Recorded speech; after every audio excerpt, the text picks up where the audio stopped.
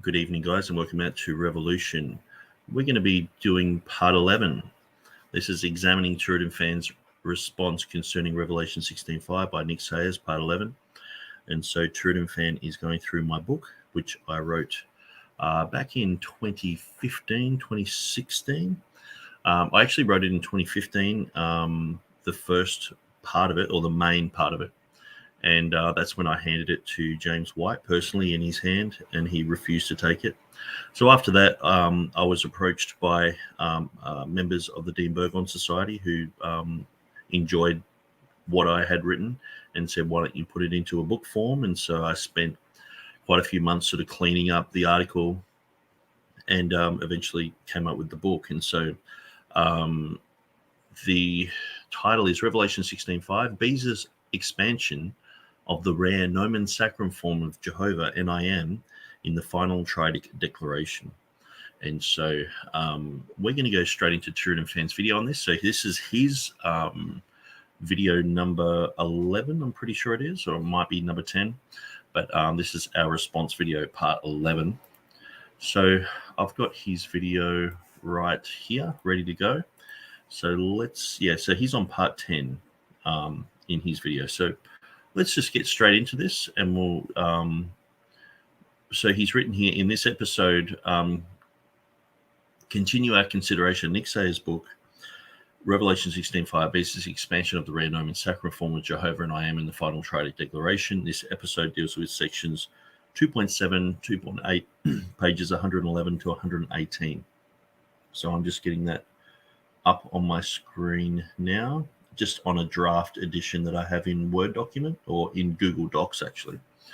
So we'll just start with TurretinFan, and I think all the levels are pretty much good. Okay, so let's just get straight into it.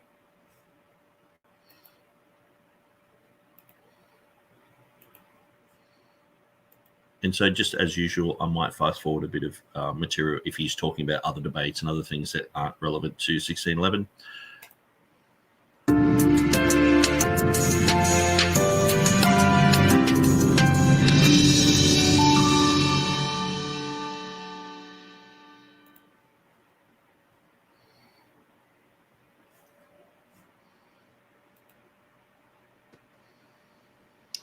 Welcome, everyone, to another episode of Responding to Nick Sayers.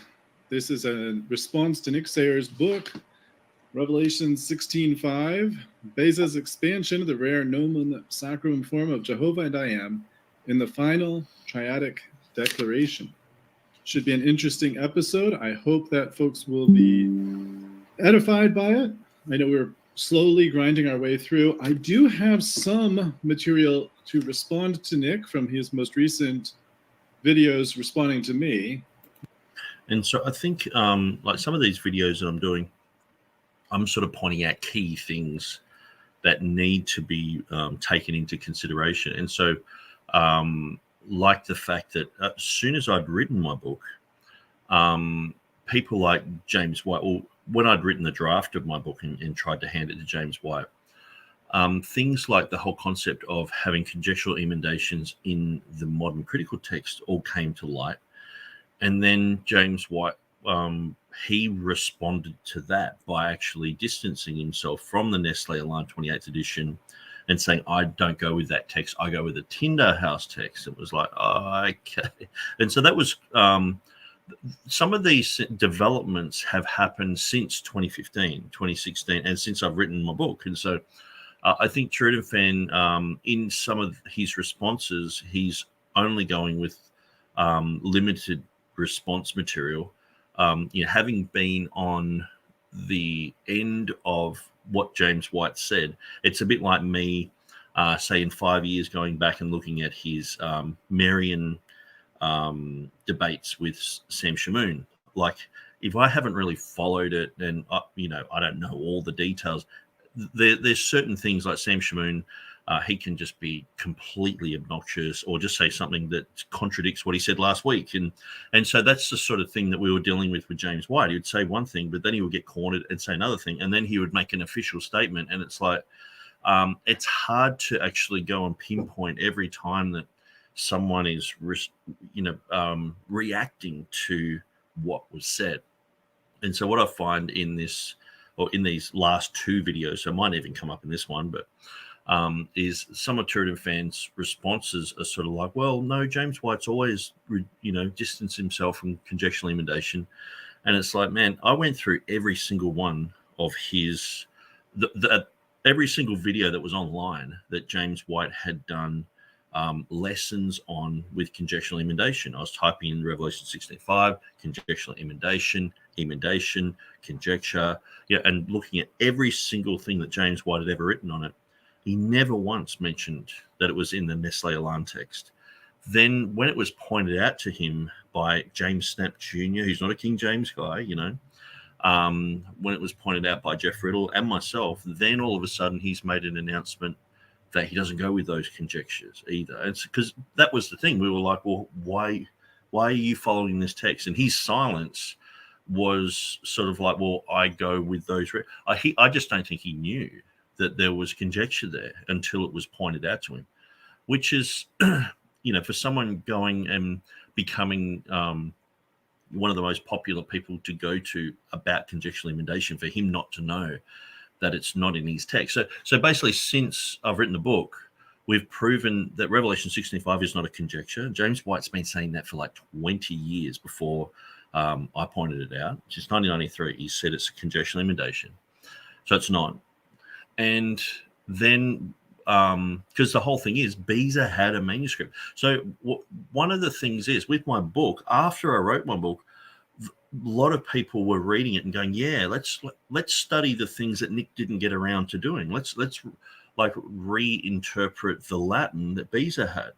And so I was actually contacting lots of people behind the scenes saying, can you double check the Latin, especially in Revelation 1:4, just to make sure that that's correct and it's a good interpretation and things like that.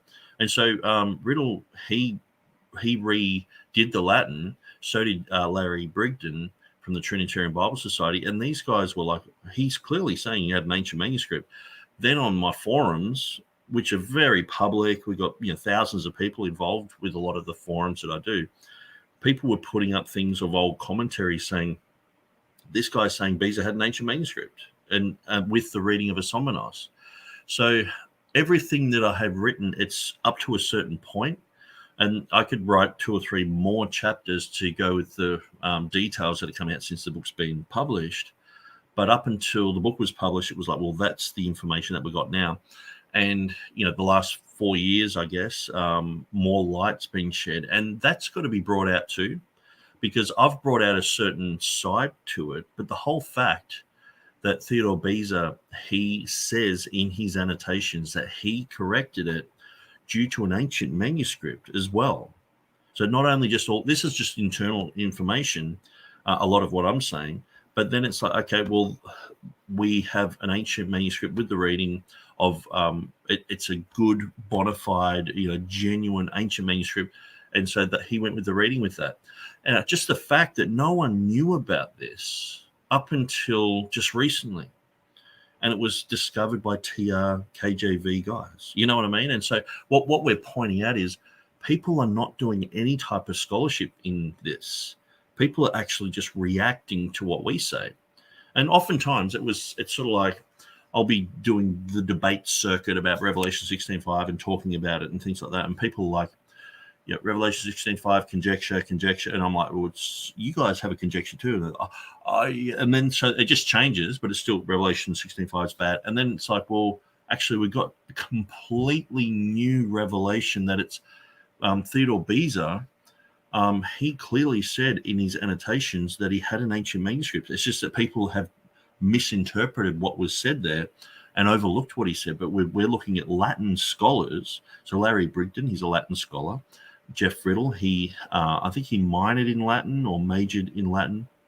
He knows Latin. He can translate it. And, excuse me. And then we look at Jan Krans, and so there's quite a lot of people who've looked at it and gone, yeah, he says he has an ancient manuscript. We've got old books going back to 1613 where people are saying he had an ancient manuscript. That's what Beza clearly said. So back then they were saying it as well. So that changes everything. It's sort of like my book goes so far, and then with the discovery of this, or with the reinterpretation of the ancient manuscript concept, this is basically saying, hey, he did have an ancient manuscript.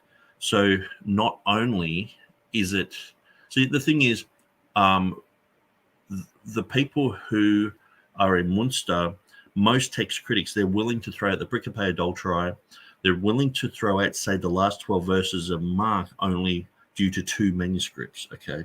So if Theodore Beza is changing like 4 letters due to all the internal evidence that I've shown you of it being a name, of it being a nominus sacra, all this sort of stuff, and he's saying he had an ancient manuscript of good report that had the reading, that's huge. And so we're pretty much getting up to the point where it's like, well, Vaticanus and Sinaiticus are 12 complete verses gone. We're talking about just a small number of letters that are different here, and he had the reading in an ancient manuscript. So what I had written was with the information that we had, but then when we found the manuscript, it was almost like, mic drop, game over, So this is one of the things, like, I would suggest that TurretinFan know this and bring this up more often, because with what he's saying, it's sort of like, well, Nick Sayers is saying this, and it's like, okay, well, that's true. But in the light of what I've already said, in the light of, what I say later, and also with this huge now, massive elephant in the room sort of thing that doesn't seem to get brought up, the manuscript issue, that's huge, because that shows that all the manuscripts that get shown, it's sort of like redundant to show that when Theodore Beza is clearly saying, I'm going with this older ancient manuscript that overrides all the Byzantine rubber stamped type of manuscripts. But not a lot of that material so far. And I may just hold it in a queue for a later episode, depending on how long this goes and how tired I am by the time. Not tired of responding to Nick, just tired in general, because it's late here. I have been enjoying the book so far. I hope, as I said, I hope this will be an edifying experience for you, the listener, and of course for Nick, who I assume will listen, and as well for myself. So with that said, where we are in the book is section 2.7. This is a section called Replacement of God's Names.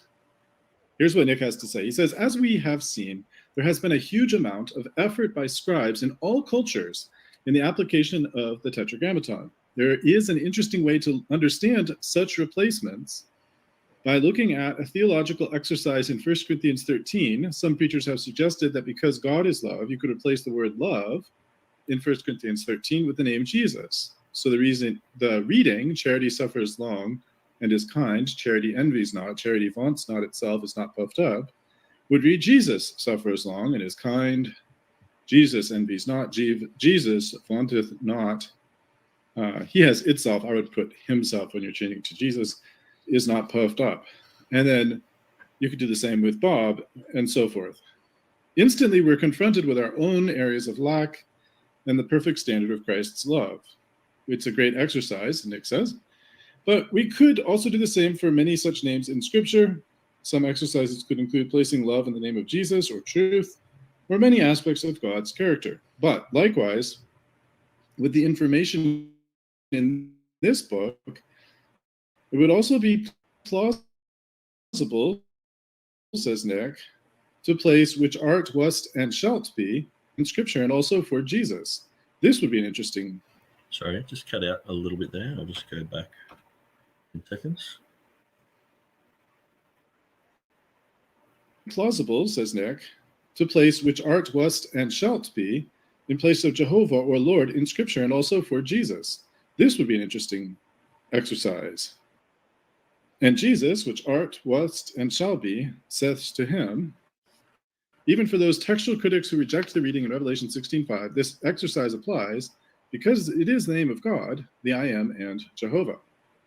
So, in any event, to some extent, I think it's fair to say, I know when he says textual critics, he means people who follow the critical text or perhaps the majority text. But in any event, everybody's performing some kind of textual criticism, I suppose, in this encounter. But in any event, that's the entire section of 2.7. The next section is called Conjectural Emendations. Now, this section is an important section. I think the last section was just kind of a curiosity. I think Nick kind of threw it in almost as a tangent. The reason I put it in there was basically because I'd heard this before, where people were doing a sermon on 1 Corinthians chapter 13, as God is love, and love keeps no record of wrongs, love this and that. And when you go, okay, God is love, or Jesus is love, you can go, Jesus keeps no record of wrongs. Jesus suffers long. Jesus is kind. Jesus, and so just that whole concept of getting the true character of God, because sometimes we have people like the Ruckmanites who just get one verse and go, God's angry with the wicked. Oh, and so people are wicked, so God just hates people. And some people, the blood of Jesus isn't strong enough to save some people, according to those heretics. And it's Jesus had to go and burn and fry in hell for their salvation. It's pretty weird. But we're seeing all sorts of misinterpretations of the scriptures. So sometimes it's very good to go through and check what we're getting out of a scripture theologically by looking at the characteristics of God. And so I'm a big fan of people going through what I call I am lists. I am a child of God. I am the son of God. I no longer have a spirit of fear, but I have power and I have love. I have a sound mind, and sort of relating those scriptures to yourself, And a lot of people don't understand dispensation, so they'll be quoting, Psalms, and I'm going to smash the babies' heads against the rocks, and all this sort of stuff. It's like, no, that's Old Covenant, it's Old Testament, and so that's why the Andersonites get so confused, because they're like, their main battle cry is against dispensationalism and against pre-tribulationism and all this sort of stuff. And so then they're just left with like battling in their mind, like, do we apply this verse to everyone? And it's like they have to adopt sort of like a loose covenant theology. But anyway, apart from all that, it's good to know the names of God, say the names also of the Holy Spirit, who is God, and the names of the Son. When you go through the book of Revelation, the Son of God, Son of Man, first, the last, the beginning, the end, the Alpha, the Omega, the living one, the firstborn from the dead, the root and offspring of David. I can remember a lot of these because there was actually a song that a guy did with all the names of God, all the names of Jesus in the book of Revelation. It was really amazing, the Lamb of God. And so sometimes you'll be reading through Isaiah and it's like, oh, hang on, the first, the last, the beginning, and the end. Isn't that Jesus? And it says, I alone am the Savior. I alone am the first and last, the beginning. And it's like, him, Jesus, and the Father both have these. And so that I actually go through that in my book with looking at the similarities between Christ and the Father. And looking at the Godhead, that them both being Jehovah the Father, Jehovah the Son, and also Jehovah the Holy Spirit. And so that's part of the book and what I look through. So that's why I sort of did that, but also to get in people's minds that there can be substitutions in the Word of God, that people can substitute things. And that's been known to happen with scribes. And so sometimes they would write Lord, or sometimes they would write Jesus, or sometimes they would write certain things which sometimes the Byzantine scribes would tend to favor what they call an expansion of deity. And so you might have Jesus, but they might have the Lord Jesus Christ, or the Lord and Savior, or Lord and God, and sometimes they're quite elaborate expansions. And so scribes, when going through Byzantine material, they have to be aware of this. And so this has come up recently in the whole concept of Revelation chapter 1, verse 8, with the Lord God there, which is a harmonization with the other triadic declarations, which is something that I know quite a bit about because I went through and looked at the Pantocrator, which appears in the triadic declarations, but also Theos. And so it does seem like people have harmonized the Theos to match in with the other triadic declarations, which is quite interesting. But that's another study that I'm in the midst of at the moment, and a bit of it. There's a bit of a chat happening on Revelation chapter 1, verse 8 on the Textus Receptus Academy at the moment. But let's just continue. Something interesting that occurred to him, and so he put it in. And it is a nice exercise to sometimes do that, to think about the name of God and our desire to be like Christ. We should see how we live up to those things, and it may spark us to, or spur us on to, good works. But 2.8 conjectural imitations goes more to the heart of some of the contentions that are had about the Textus Receptus reading at Revelation 16:5. The difference, now this is important to remind you, the difference between the Textus Receptus reading at Revelation 16:5 and the original Greek at Revelation 16:5 is that the original Greek has, which art and wast the Holy One. Okay, so this is where I'm like, the original Greek, okay? So I would love to know which edition of the original Greek TurretinFan goes with, because oftentimes he's holding up the King James saying, I go with the King James. But see, that King James, the Textus Receptus and the King James are very much akin. So usually the statistics that occur with the King James are the same statistics as the TR. People like to make out there's this huge gulf between them. And when you understand that the King James is its own edition of the Textus Receptus, all those things just completely disappear anyway.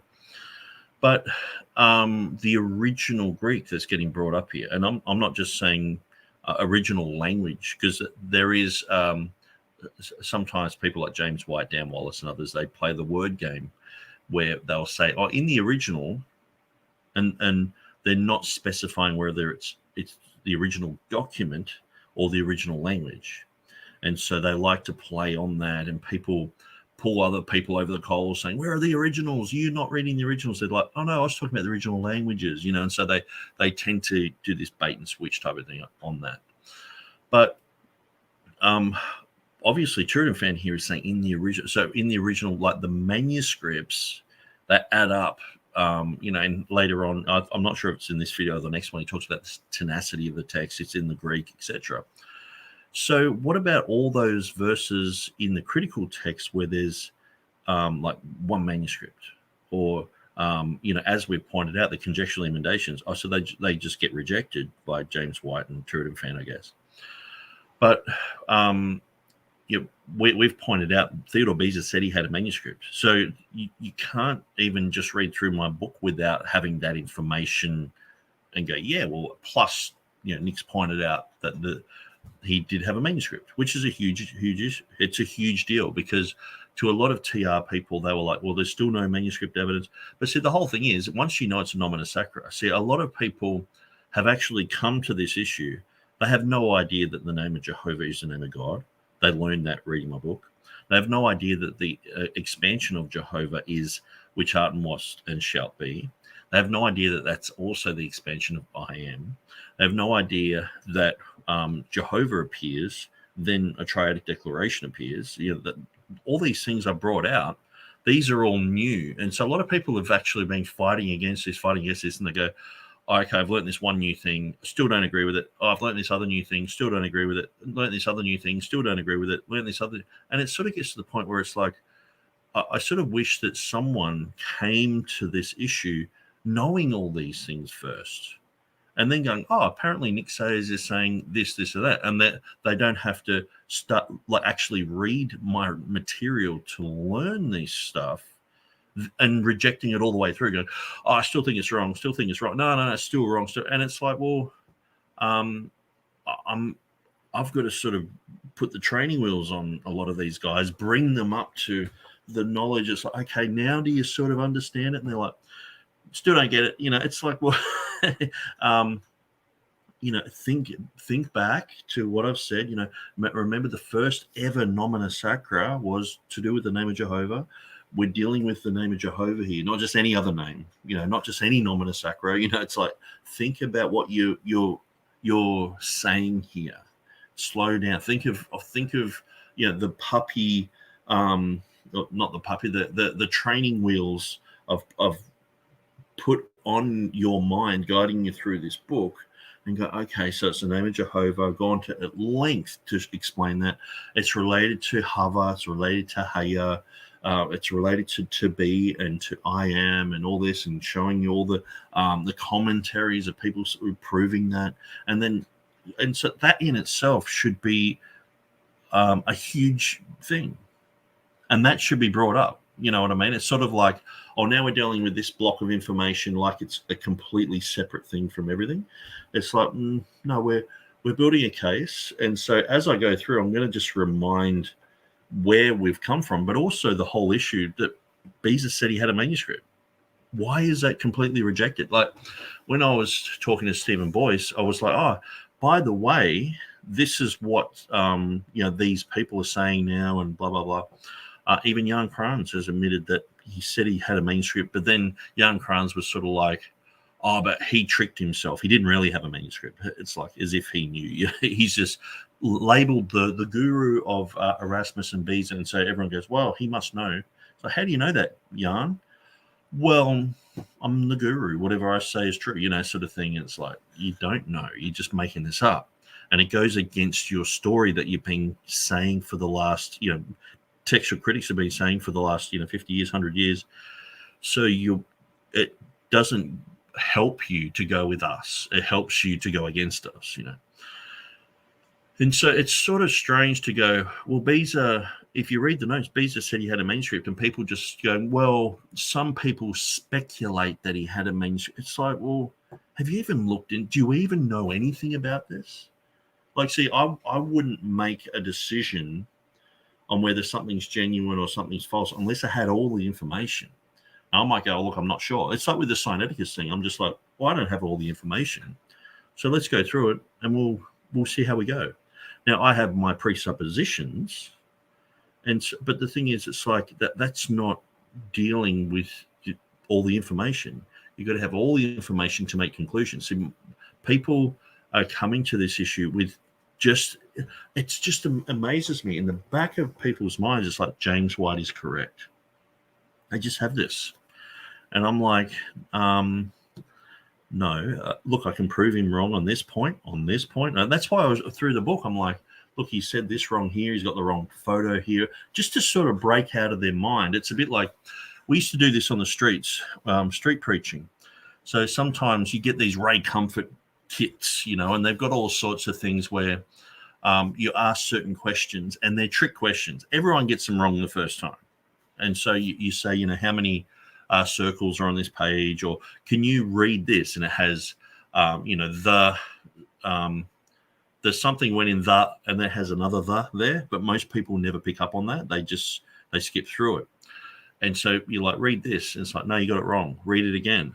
Got it wrong again. And then you read it to them, and you look like you're correct and they're wrong. And this is Ray Comfort's way of breaking down the cognitive dissonance that they're correct on everything and that Christians are always wrong, because that's what he finds. People are just like, oh, well, of course evolution's correct, and they'll just have this mindset. We're correct no matter what we say. You guys are incorrect. And so what he tries to do is bring people to the point where they've had to admit 4 or 5 times that they get things wrong.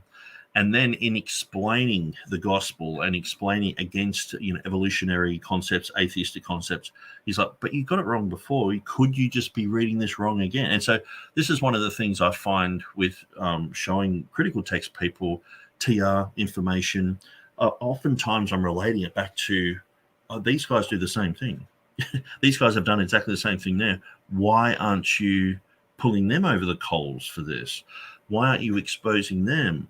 Why aren't you pointing out the inconsistency in what they're saying? Well, and I understand that a lot of people don't know about these issues until they're pointed out. And so, you have to be, pretty given over to the whole issue of textual criticism to even get to the point where we're having this type of chat online. You know what I mean? It's not like a hugely popular issue.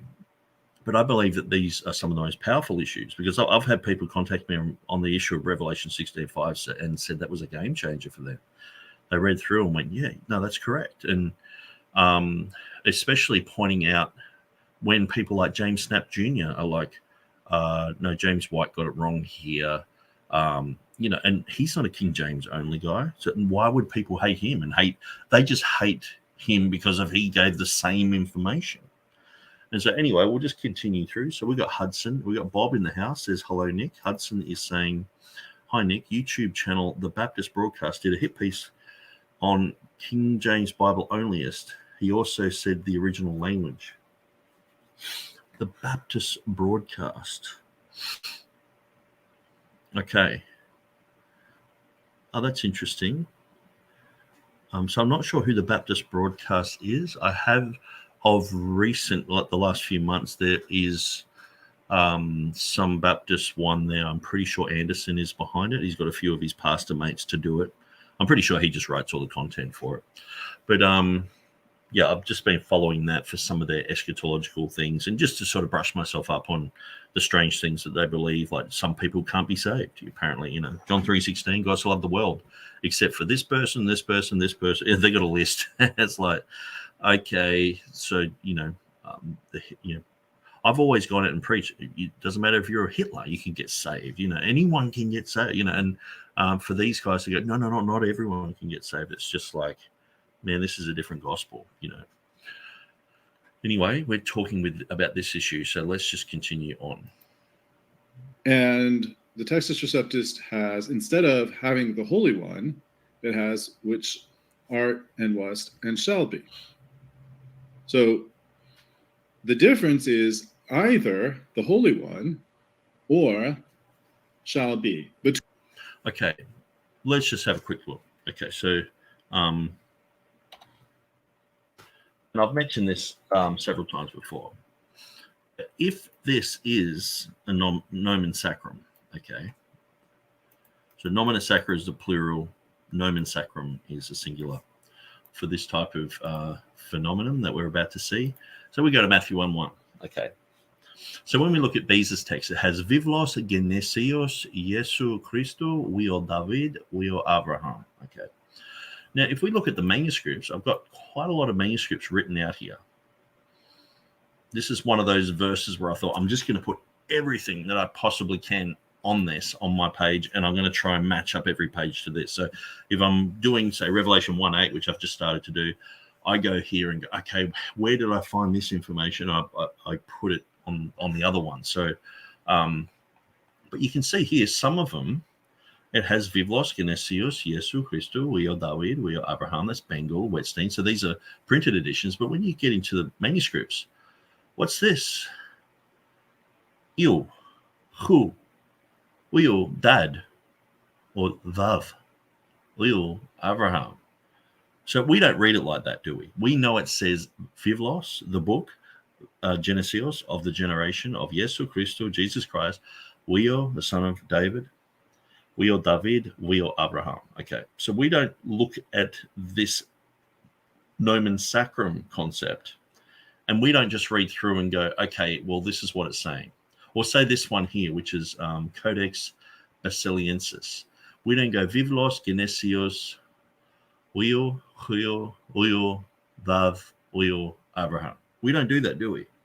Because that would just be frustration and strange. And even the Greeks would never read it like that. They would say Vivlos, Genesios, Jesu, Christo, Vio, David, Vio, Abraham. And so it's very clear that you don't leave a nomen sacrum reading contracted.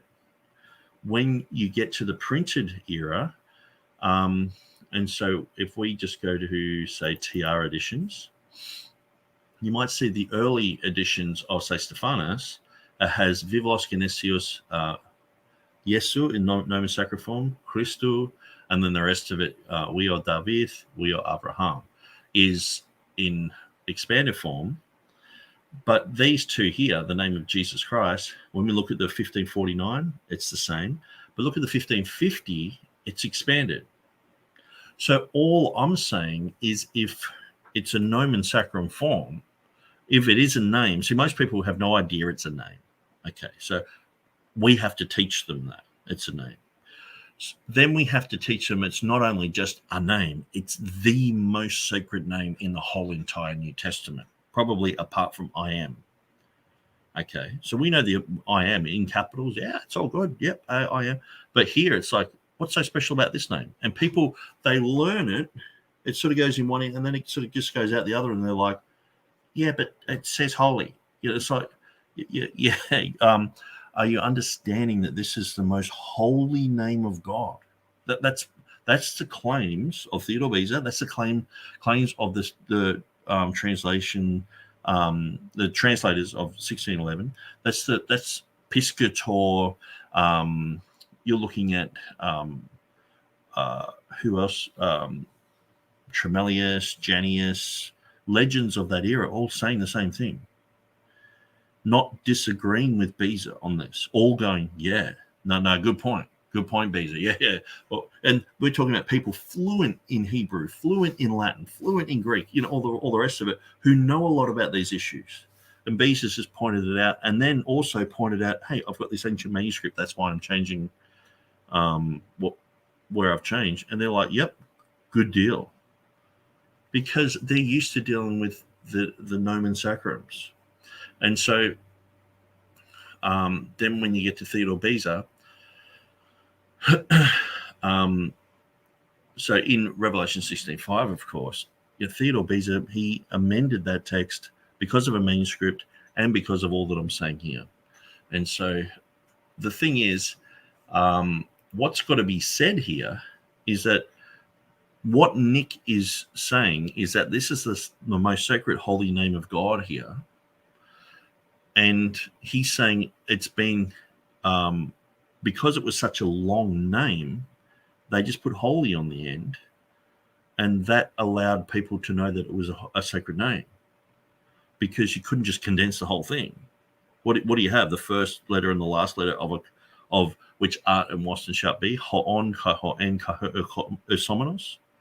Do you have that whole massive phrase? The noun phrase, all condensed into two letters with a line above it? Or do you leave it and have put holy there? You know, what do you do in those situations if you're going to make it into a nomen sacrum? And so, and the whole thing is, TurretinFan's, he hasn't explained why he's accepting this biad or dyad or whichever, you know, whether it's Greek or Latin, for the name of Jehovah, having the one which is and which was and no is to come, or is and was and is holy. It's like, why have you just got these two there? It's not making any sense. And so he's not explaining it, and he's saying the originals say this. Now, if he's going to say the originals say this here, when it's the majority text, okay, why isn't he going with the majority text in all these other places? There are so many other places where there's like, one manuscript that says the critical text way. It might be Sinaiticus or Vaticanus or whatever. And he's just willing to go, no, that's the reading. And we're like, well, what about the other, 1,000 majority text readings? No. But here, we've got all this other information that goes along with it. Like, because most of the time they don't have hardly any information. Like, you look at their reasoning for the last 12 verses, not just words. 12. If it was 12 words, I'd be like, that's a lot of words. 12 verses to be thrown into the bin. They have two manuscripts. And you go through it and it's like, man, there's obviously this is just dropped off. But no, it's put double brackets around them in the NA28 and don't have them. James White says they're Gnostic readings. Okay, let's continue. Between the two, between the original text as reflected in the current Nestle Aland text, also reflected in the majority text, it's not all of the manuscripts are exactly the same in Revelation 16:5, but all of them share this characteristic that they have the Holy One, and they don't have and shall be. But so some people have called what Beza did here, and Beza is the one that's to blame for the TR's reading in this point. What Beza did is he said that he believes that the original text was not the Holy One, but the original text was and shall be. And so he amended the text based on this idea that he had. And some people say that this was just a conjecture on his part. He just speculated that this is the case. Okay, so we've looked at James White's understanding conjecture in the book, and so we're going to go through some of this and what a conjecture really is. And so the issue is, in the book, I totally put to bed the whole concept that it is a conjectural emendation. But with the fact that Theodore Beza had a manuscript, an ancient manuscript, it's certainly not a conjectural emendation at all, according to anyone's definition. Some people, they have a definition where it's a conjectural emendation if there's no Greek evidence. Some people have a conjectural emendation definition if there's zero evidence anywhere.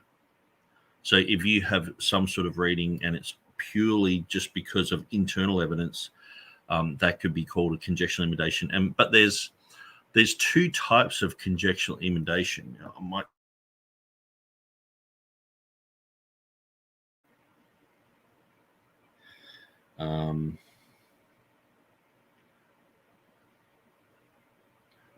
emendatio.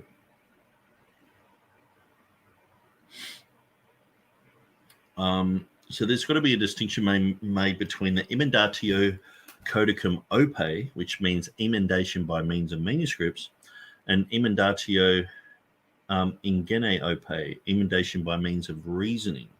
Because you can have, like, say, all the way through, we've read Dan Wallace's quote, that if we saw the Constitution of the United States and it said, we, the people of the United States, in order to form a more perfect onion, we would instinctively know that it means union. And so that's the main point that I'm pointing out here.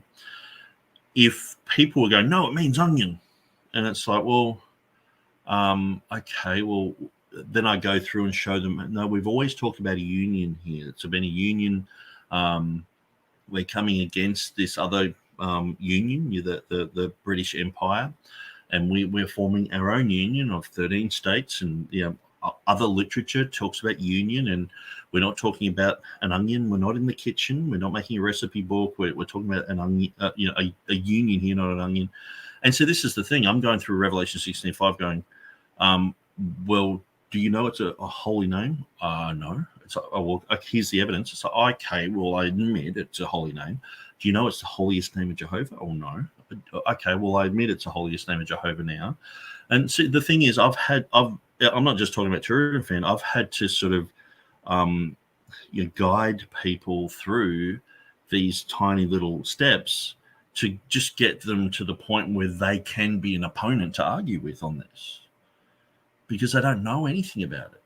And then by the time they've gone through my material, they're like, then they just go to other arguments like, oh, so the name Lord isn't there, or Revelation 11:17, and they just jump into these other things. And it's like, I think that you just have this presupposition that I've just completely destroyed, and you're realizing that James White's wrong, and which puts you in a position that you have to admit that he's wrong. And so what else can you do but just say, it's silly or whatever? But at the end of the day, I'm hoping that TurretinFan doesn't do that. I'm hoping that he, reads through this material, grows, and gets some understanding on this. And we're going to hear a little bit about this. Obviously, if you've seen previous episodes, you know that a lot of times Nick is going right after James White. In some cases, I just try to stay out of the way because... Now, the reason, TurretinFan thinks I'm going after James White because, I don't know, because I'm a nasty King James only guy. James White fully attacked me on his Dividing Line program, said a whole bunch of lies about me on his program. I'd never done anything to him. And he was just like, Nick says this, Nick says that, and then the more that I tried to sort of go, no, I didn't mean that. What I was saying was this. He was just like, look at how desperate this guy is. These are King James only, psychopathic. They're cultists. Stay away from Nick Sayers. And I'm just like, hang on, And so, like I've said, at the time, I was showing my unsaved family members like what James White was saying, and they're like, how dare he say this? Does he even know you? Or I'm like, no, I've just proven that his book is wrong because he said it wasn't an Ethiopic reading. I've proven it wrong. And so instead of dealing with that, he's attacked me and just attacked the person, which is what you don't do in debates. And what he says you should never do, he's doing it. And that's part of what he does. This is part of what most American apologists do. They're trained to do this, to attack the person. I'm like, well, just deal with the information, please, And James White just kept getting louder and louder. So I kept getting louder and louder. And then it gets to the point where it's like, then it looks like I'm the nasty guy. Because James White could never be a nasty guy, could he? He could never be the most toxic apologist on the internet. He couldn't be a Sam Shamoon type of guy to people who, when, you look at Sam Shamoon and go, oh, he's just disgusting, all the rest of it. If you've been on the other end of James White, you would go, yeah, pretty much they're on about the same level. So I might even show you a clip. Just remember this, because I just want to get this through, because it's like, oh, you're being a bit nasty and all this. Let's look at the reaction that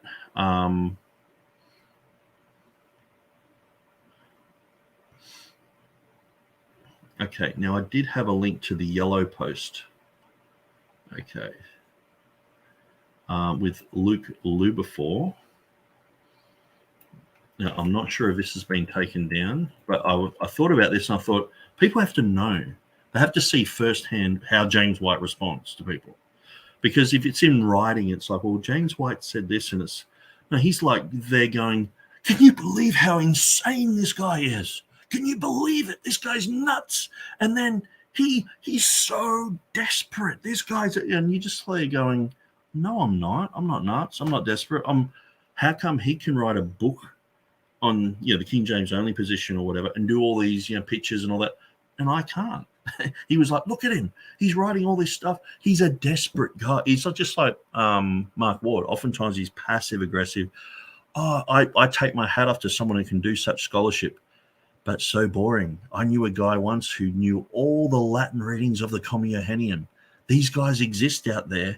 They're weirdos. They're strange. And so he's calling me a weirdo. He's calling me strange and all this. And it's like, what? I'm going to get those quotations and say, okay, he said I'm strange. He said, I'm writing them all down. That's why in the appendix, I've actually got what he originally wrote about me. Because the whole book is a defense of Revelation 16:5.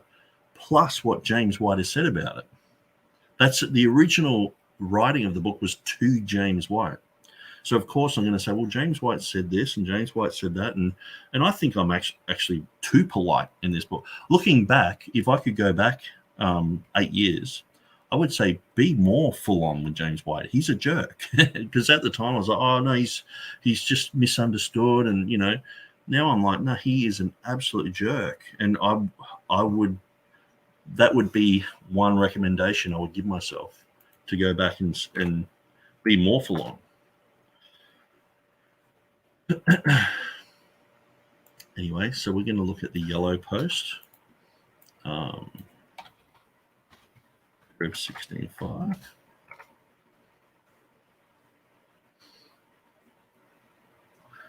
Okay. Videos.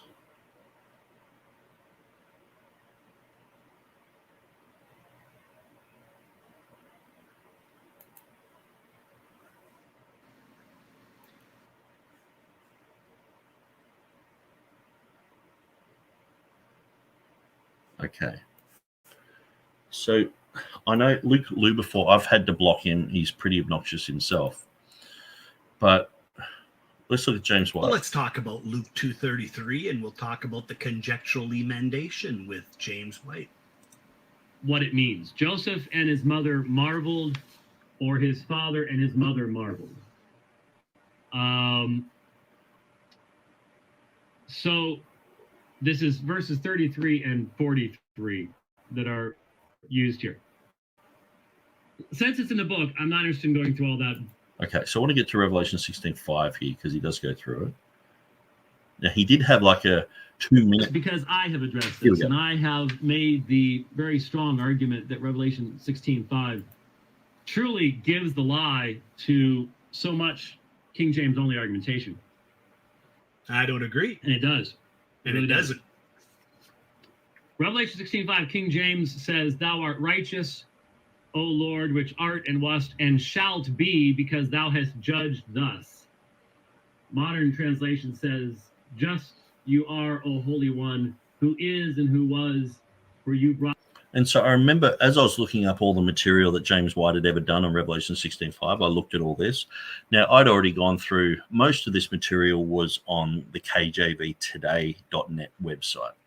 And so Luke, we oftentimes chatted, but then he had a problem with me with some issue and he just wouldn't let it go. And he kept harassing me online every day to the point where I was like, look, I'm going to have to block you. So I blocked him. And then like about 6 months later, I unblocked him. And straight away, he was on top of me again about the same issue. Didn't just want to let it go. And so I've had to let him go and block him. But what you'll see is James White just loses it here on him.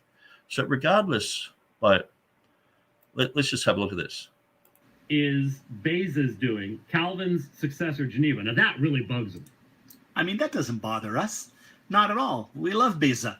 And why did Beza add "and shall be" and didn't follow the hodgepodge mess that you find with the manuscript evidence that's so limited and it doesn't even agree with each other?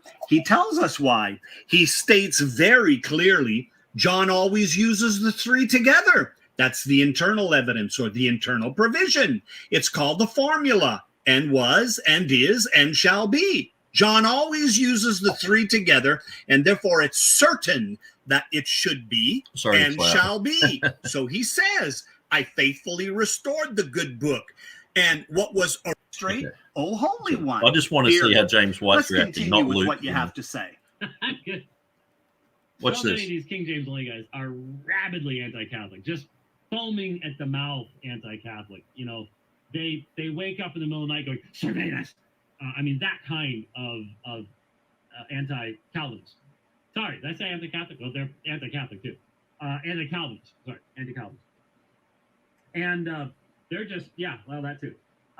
They just, ooh. So Beza, Calvin's successor, this came from a Calvinist? Oh, how can this be? But since we put it, and notice it even says, it's sort of hard to see because of the background, but James White and Revelation 16:5. It's right, where'd it go? Oh, there it is. Yeah, right there. There's James White and Revelation 16:5. Again, Micah just wishes he could do graphics like this.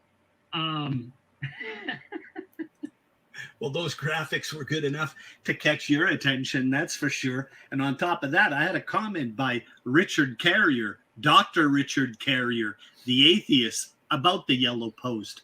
I'm kind of proud about it. I hope that when I'm dead, the Yellow Post will still speak and help the world bring healing to the church.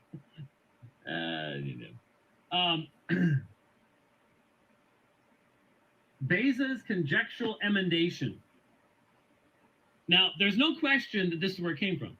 The 1598 Beza was one of the texts. They had the 5 Erasmus, the 1550 Stephanos, and the 1598 Beza. This is the text that they use. This is acknowledged. This is history. So which one had this reading? Beza did. They went with that.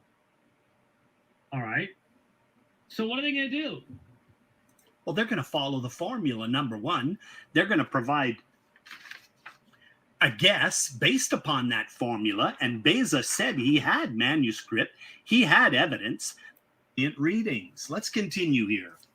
Well, This is one of the most amazing examples of straining at the gnat.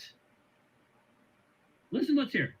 Beza's conjectural emendations. There are 2 Latin commentaries with readings of Revelation 16:5 which agree with Beza in referring to the future aspect of God and shall...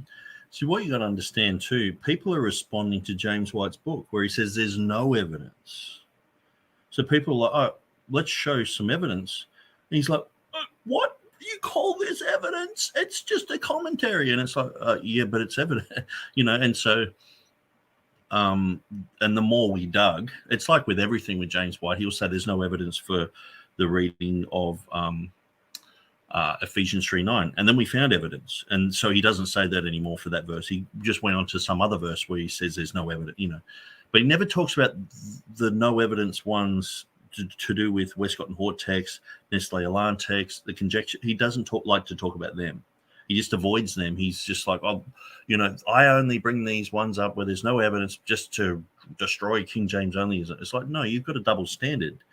You're saying that it's wrong for us to do it, even though half the time we do the big studies on that. We take the time out to go through and do Google searches and look at late night, looking at manuscripts and reading them.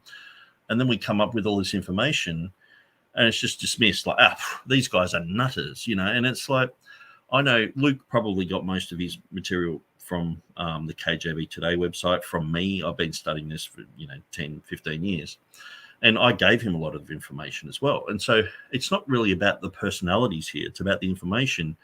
But the whole thing is some people just don't accept that James White is toxic. So let's just see how he reacts. B. Beatus of Libana and Heimo Halberstatensis, a German bishop in the 9th century, wrote a commentary on the book of Revelation titled Commentaria in Apocalypsen.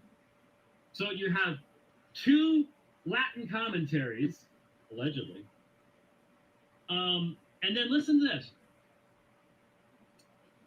There are at least 2 Greek fathers who used the phrase to a person of the Godhead. Christ in Revelation is also referred to as ha erkomenos, Revelation 1:4. Yeah, so you can see down the bottom it has KJV Today as his reference. 1:8, 4:8, 11, 17. What does any of this have to do with what the original reading of Revelation 16:5 was? So I just want to put yourself at the end of James White here, okay? I don't think he's even talked to Luke ever. He's just found his, yellow post. Now, he doesn't know Luke can be quite aggressive and quite toxic and all the rest of it. But he's just going, look, this guy's found this information, because this is exactly how he reacted to me with finding it in the Ethiopic. It was like, oh, okay, another bit of information. And he just lost it. And he was like, this guy, stay away from this guy. He's dangerous because I found it in an Ethiopic. I'm dangerous. You know what I mean? So let's just watch how James White reacts. And let's see how you would react to this type of behavior from America's greatest apologist.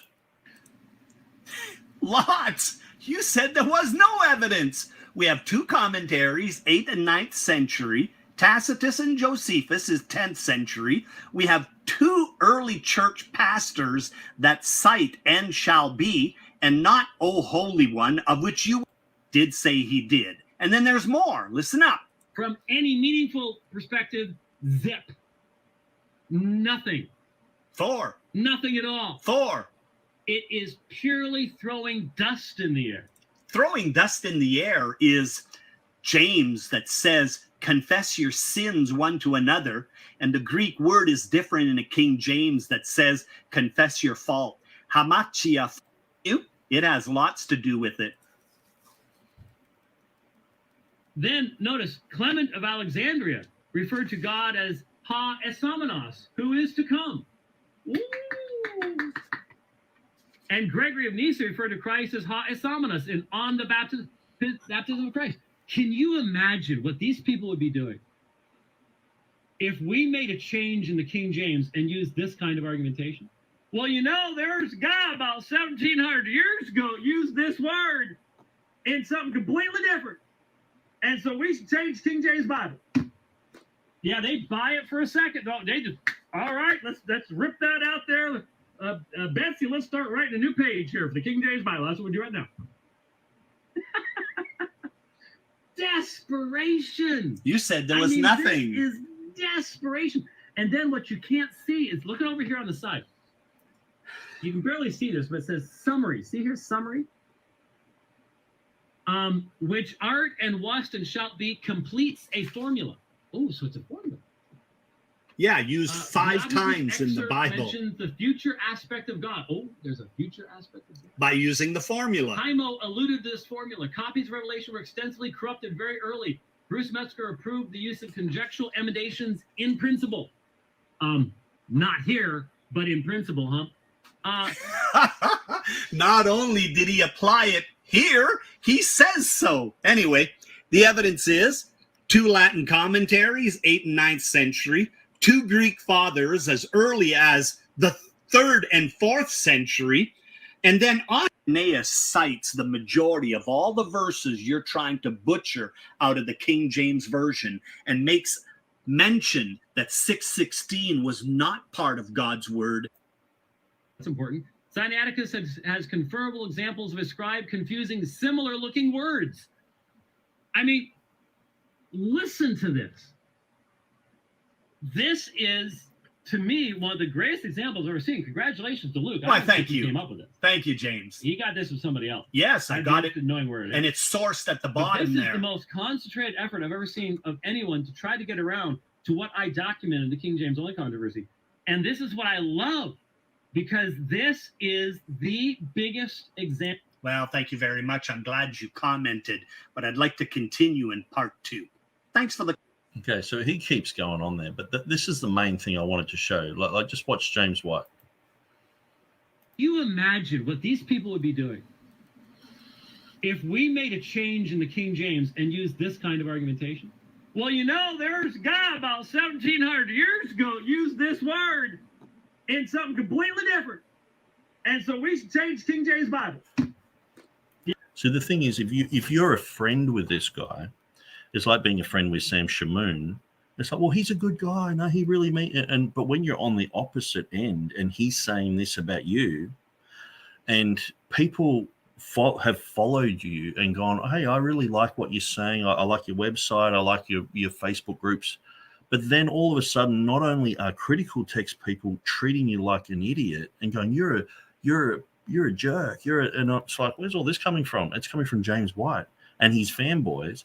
And not only that, TR people start questioning what you're saying and saying, yeah, well, you know, James White said that you're desperate. And it's like, well, are you realizing that James White's a liar? You know, and so you just get to the point where it's like, okay, well, I have to defend myself against what I would consider to be a wolf, to a guy who, if you just show information that proves him wrong, he attacks the person who's shown that information, which to me is, you know, I invite people to point out where I'm wrong. I really enjoy it. If people can show me where I'm wrong, it saves me going down the wrong avenue. That's why I actually invite criticism. Sometimes I beg for it. When I was doing the book on Revelation 16:5, because I was sort of pioneering a work, I contacted so many people saying, can you read through this and just show me where I'm wrong? But what I found was, say someone like James Snap Jr., he just kept saying, it's stupid. You know, it's like, okay, but can you show me, you know, where I'm wrong here, you know? And he had gotten up to page like 90, like halfway through my book. It was just like, it's stupid. And it's like, well, can you show me why? And then after he read the rest of the book, he didn't. And it was just, he's gone quiet on that. Because I think he realizes, it's like, yeah, the penny dropped because there was a lot of things that he didn't understand and know until he'd read my book on it. So, anyway, we're going to drop this part. I know he has a part 2, but I just wanted to show you that obnoxious. Yeah, they buy it for a second. Don't they? Just all right. Let's rip that out there. Betsy, let's start writing a new page here for the King. Betsy, let's just start. Just the mocking and just instead of him going, okay, let's go through this information, let's weigh it up, and let's just see what's going on here. James White is he bullies people so that they lose heart and don't continue going down the track. Where see someone like me, if someone bullies me, I'll just go, okay, well, I'll put that on the back burner, but it's going to be a project that I'll work through. Doesn't matter how long it takes. I'm going to figure that one out, and that's what I've done. Revelation 16:5. I just went, okay, well, and I had a month off. I could have been doing other things, and I just went, I'm going to spend a whole month on this. Went through the whole thing, came out the other end going, wow, we discovered it's the name of Jehovah. We discovered that the one who was and is to come is the full expanded name of Jehovah. It's got its own one Strong's number for the whole noun phrase. It's a nomen sacrum and all this other stuff. And just went through James White's book, like he never mentions this. And in fact, what he does mention is wrong. He said it's not in the Ethiopic. We found it in the Ethiopic. And so what else can he do but just go, Nick Sayers is crazy. Nick Sayers, and so but in his book, when you read through the comments that I've made in the book, he's like, these people, the Christians are people of truth. Anyone who doesn't see this is flying in the face of truth. So in other words, they're not Christians. He's saying we're non-Christians because we follow Revelation 16:5, the Beza reading. And then a lot of guys like James White will turn around and say, oh, these King James only guys, they say you're not saved if you don't read the King James. He's saying we're not saved if we think it's a genuine reading. That's why half the time in my book, I'm like, well, James White said this, but I think, and that's why I'm saying, well, TurretinFan really has to deal with this. I understand he's got friends. You've got to put truth over relationship. If someone is lying, it doesn't matter if they're lying about your worst enemy or your best friend or your mom, or you've got to go, okay, they're lying. Just call a spade a spade. And if you can't discern what James White's saying, like I would say, do a whole separate video on the accusations that James White has made about King James people. But I would say if TurretinFan actually started doing that, on, say, someone like Robert Truelove, say someone like Jeff Riddle, someone like myself, he would go at the end, he'd be like, yeah, actually, no, he has said probably, 500 false things about these people. And that's no exaggeration. He just continually says false things. When we prove, no, we didn't do this. No, we're not the creepy pervert guy that you're saying we are. No, we're not a stalker. No, we're not. And you sort of get to the point where you're like, how many more lies can he make up about me? And he doesn't even know me. Has no idea who I am. And so I went face to face, visited him when he was preaching in Brisbane at a friend of mine's church, gave him the document, and announced that he would never read it. It's like, you guys completely unteachable. Anyway.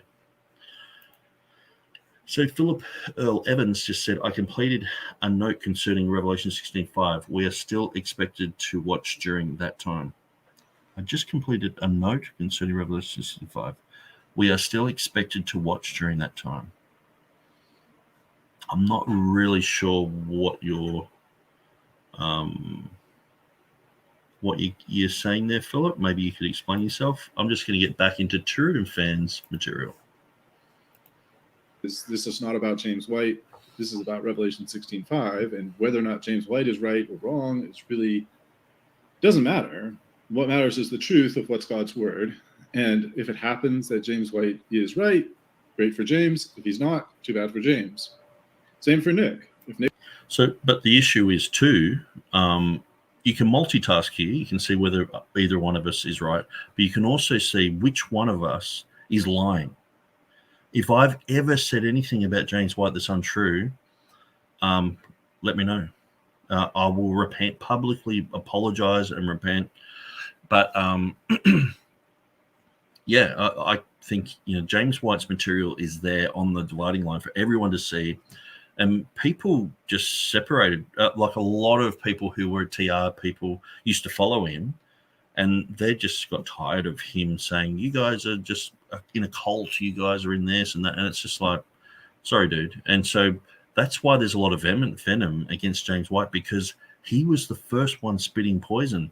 I actually offered to help James White do his website back in I think it was 2008 or something. He had this dodgy website, and I was like, I can help, because as far as I knew back then, they were just fighting against, corruption in the churches, and sort of like a bit of a Dave Hunt type of ministry. And if Dave Hunt's website was like that, it'd be like, oh, maybe I can help. And he called me first time I ever talked to James White, he called me a Ruckmanite straight out, which is a lie.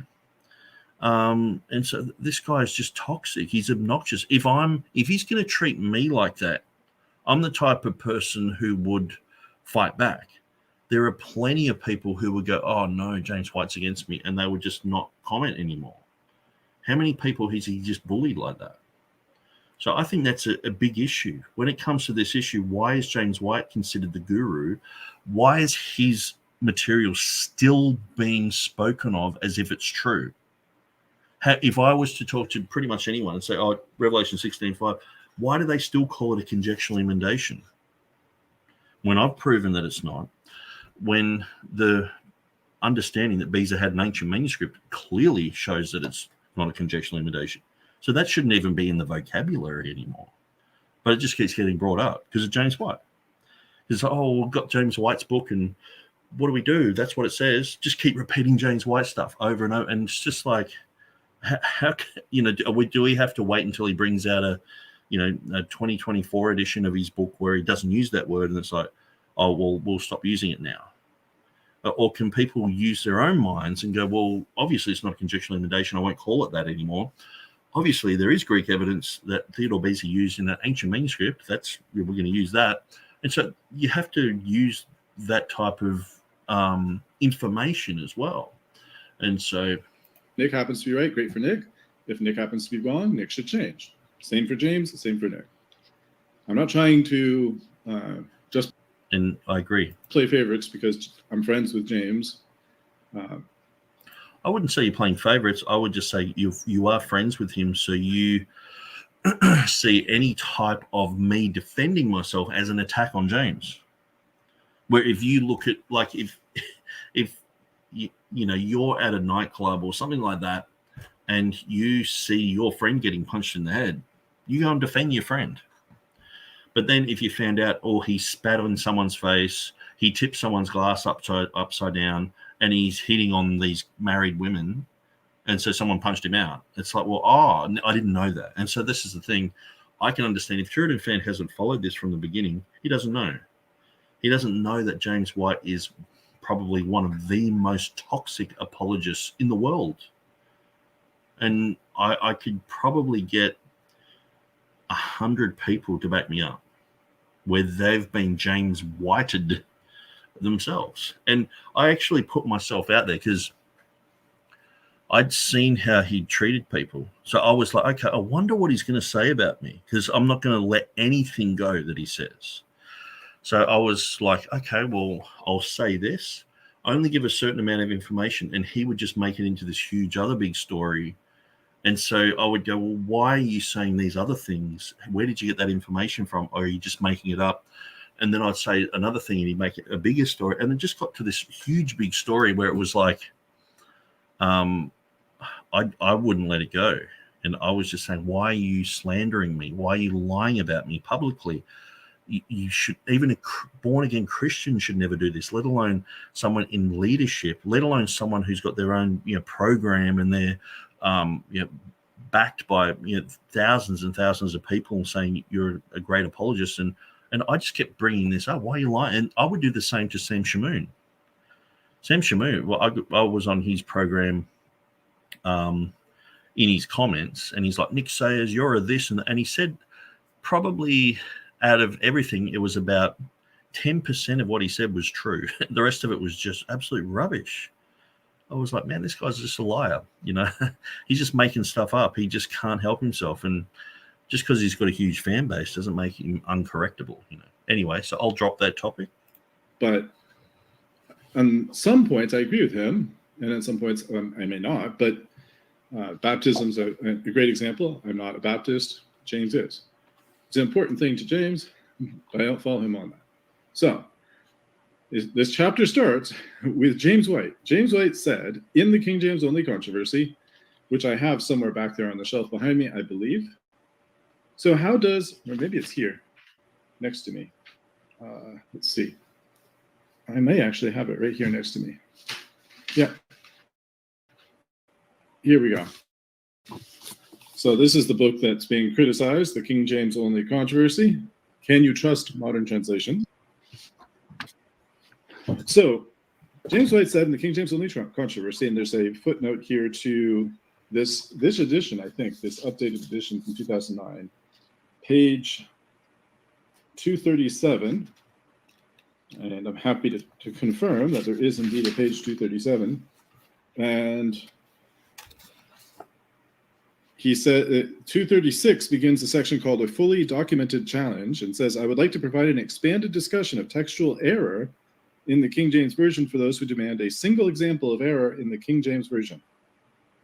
I have taken time to obtain photographic evidence of my argument in fulfillment of the old adage, a picture's worth 1,000 words. So for the King James only advocate who wishes to make his case, here is a text I would present as an irrefutable example of error in the King James Version. Earlier, I noted, this is still James speaking, not Nick. So James, not Nick. James says, earlier, I noted the presence of what is called a conjectural emendation in the King James Version text at Revelation 16:5. And to give a comparison, he gives the King James Version on the left and the NASB on the right. King James Version says, and I heard the angel of the waters say, thou art righteous, O Lord, which art and wast, and shalt be, because thou hast judged thus. Whereas the NASB says, and I heard the angel of the waters saying, righteous are you, who are and were, O Holy One, because you judge these things.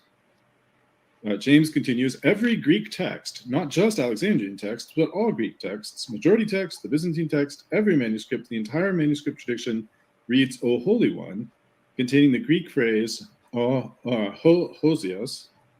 So why does the King James Version read, and shalt be? Because John Calvin's successor at Geneva, Theodore Beza, conjectured that the original read differently. To use his words. And so that's been proven completely wrong. He didn't conjecture that it reads differently. And when he says in these words, ex vetusto bona fide manuscripto codice restitui, he's saying, I amended the reading from an old and good, reliable manuscript. And so James White actually says it there in a Latin, but I don't think he can even read Latin, because or else he would have come up with that conclusion. Ex vetusto bonae fidei manuscripto codici restituti. Beza believed there was sufficient similarity between the Greek terms hosios and hesomos, which is another lie. Beza believed there was sufficient similarity between the Greek terms hosios and esomenos. So he's saying, they looked the same, so we sort of just amended a couple of letters here and there, and it created this other word, and we went, see, there we go. And so that's just not proven anywhere, and he doesn't prove it. This is just James White in his imagination. The future form shall be to allow him to make the change to harmonize the text with other such language in Revelation. If he was going to harmonize the text, why didn't he go with echomenos? But he went with esomenos because that was the reading in the manuscript. But he had no manuscript evidence in support of his conjecture. But he had manuscript. So this is the thing. You go through James White and everything he says is wrong. Everything he says is wrong. So I just thought, because just then I thought, I'll just let TurretinFan just continue reading through it. And I was like, actually, some people would probably be listening and going, well, that's true, or that's true. It's like, well, all I've done is question everything that James White said here. Absolutely everything. I've gone through and gone, okay, it's a well-documented challenge, he says, fully documented challenge. It's pictures paints 1,000. So I went through the pictures, and that's why I was like, well, he doesn't even show the reading, in the pictures. And I was like, this is an irrefutable example of error. Okay, we'll look at that. And then going through the manuscripts. And so he's saying, okay, they're all saying the same thing. So that's why you can see the structure of the book. I'm like, okay, James White says they're all saying the same thing, but I'm like, no, they're not. Look at Revelation 16:5, the first 1,000 years. There's 3 manuscripts with 3 different readings. There's only 4 manuscripts before the 10th century. And so, and then it's like, okay, well, Beza said this, which means this. It's like, no. Beza said he had an ancient manuscript. It doesn't ever say he had a conjectural emendation. And so two things, massive things wrong. But what do you hear people parroting? James White, blah, blah, blah, conjectural emendation, blah, blah, blah, conjectural. It's like you either believe the truth or you believe James White here. And then he's like, oh, he amended Osios to be Isomenos because of the similarities in the letters. No, it's just, where do you get that from, James? I guess, you know, and then he's like, he had no manuscript evidence. It's like, no, he did. And so even though I don't mention that in my book, it's evidence that came out after my book was written, which is very clearly documented. For the King James Version only advocate, there is simply no way out of this problem. No, there's plenty of ways out of this problem. It's just a James White nothing. Those who appeal to the Byzantine text type are refuted, for it reads Hohosios. Reads Hohosios. If you know that it means the name of Jehovah, then you know that it's a type of nomina sacra. Those who appeal to the majority text, founder on the same reality. They founder on the same reality where people know that there's sometimes homoioteiton, parablepsis, architeiton, which affects the readings. And so there are places which you understand that the internal evidence screams out for a certain type of reading, and you can see why there is this error there, or why people would perceive it to be an error, or they would see a reading in a certain way, and you know that it should be amended. And so majority text people, so usually critical text people, they understand that and they teach it, and they say, yes, we understand that there's homoioteiton. They teach all about that. But the thing is, with majority text people, they talk about that too, but they never seem to do it. Why? Because a lot of the time, where homoioteiton, architeiton, and parablepsis, and where these type of things have been spotted, you get the TR readings. So this is the thing. The TR is just the manuscript evidence from everywhere tidied up, where they just get the manuscript evidence and they don't tidy it up. They leave these mistakes and errors in there, which cause contradictions in the text. They cause geographical errors. They cause the wrong numbers, cause solecisms in the Greek. And so, how about Erasmus? And he continues on by appealing to Erasmus and so forth. Now I pause there because it's the end of the page, and this footnote is only to the page 237. Now the reading here of what he says seems to be slightly different. So maybe I'm actually working from a different edition. But let's just see. He says, so how does the AV defender respond? Apologies. I think I'm hitting the mic there. Let me bring this back. He says, how does the AV defender? That doesn't seem like something I just read, but maybe it is. I don't know. I don't know what's the reason for the disconnect here, but maybe this was a different edition. Maybe the footnote is.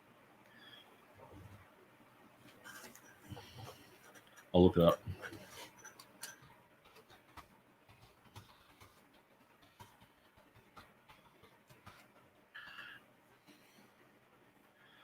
Okay, so it's in his first edition. So how does the AV defender respond to the documentation? So all I've done, I've looked this up here. They've got this picture, which is the recent one.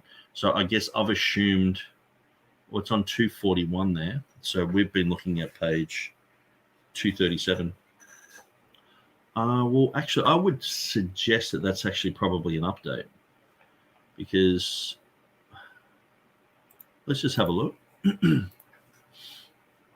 See which edition it is. Yeah, this is the latest edition, 2009. So you can clearly see that that's a different reading.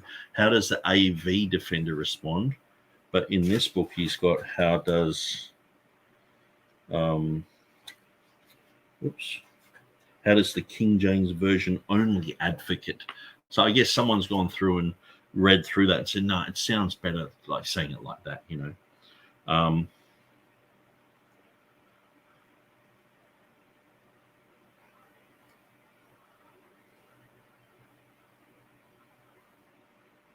Actually, that's a different line. I'm reading, that is page 241. So it does say 241. How does the AV defender? So it's exactly the same as that. So I guess maybe I've just gone. So for the KJV advocate, there's simply no way around it.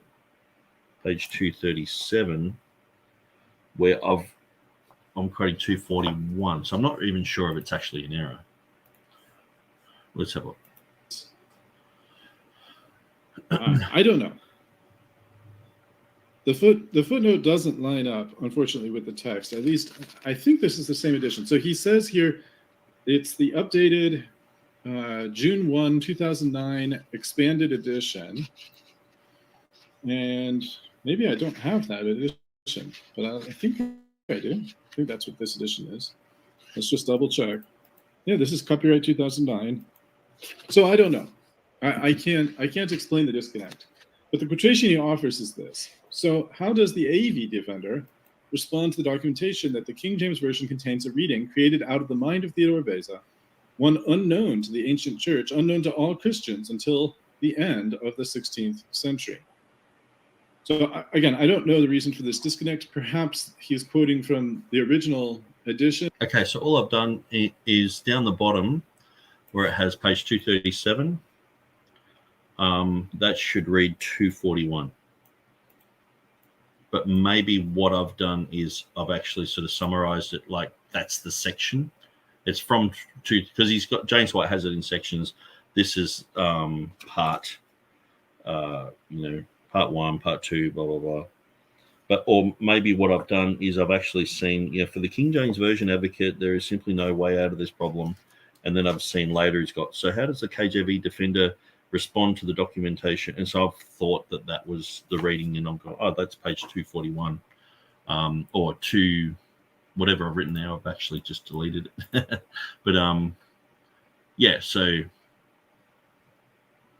I guess it's just usually I've written these things down. It's like, where is that? Put it down in a footnote, which is just it's the most painful thing going through and making a book. I would have much preferred to have had someone do the book for me and double check all these things, but it was just sort of, it is pretty hard to do a book like this and to keep all these type of footnoting errors out, but it's just the way it is. Anyway. It's only just a matter of, it's in the same section. It's just a different way of saying. And accidentally had his publisher tried to update it to be the current edition of the book or something. I don't know. I'm not sure why there's a disconnect. Nick can feel free to explain why there's a disconnect.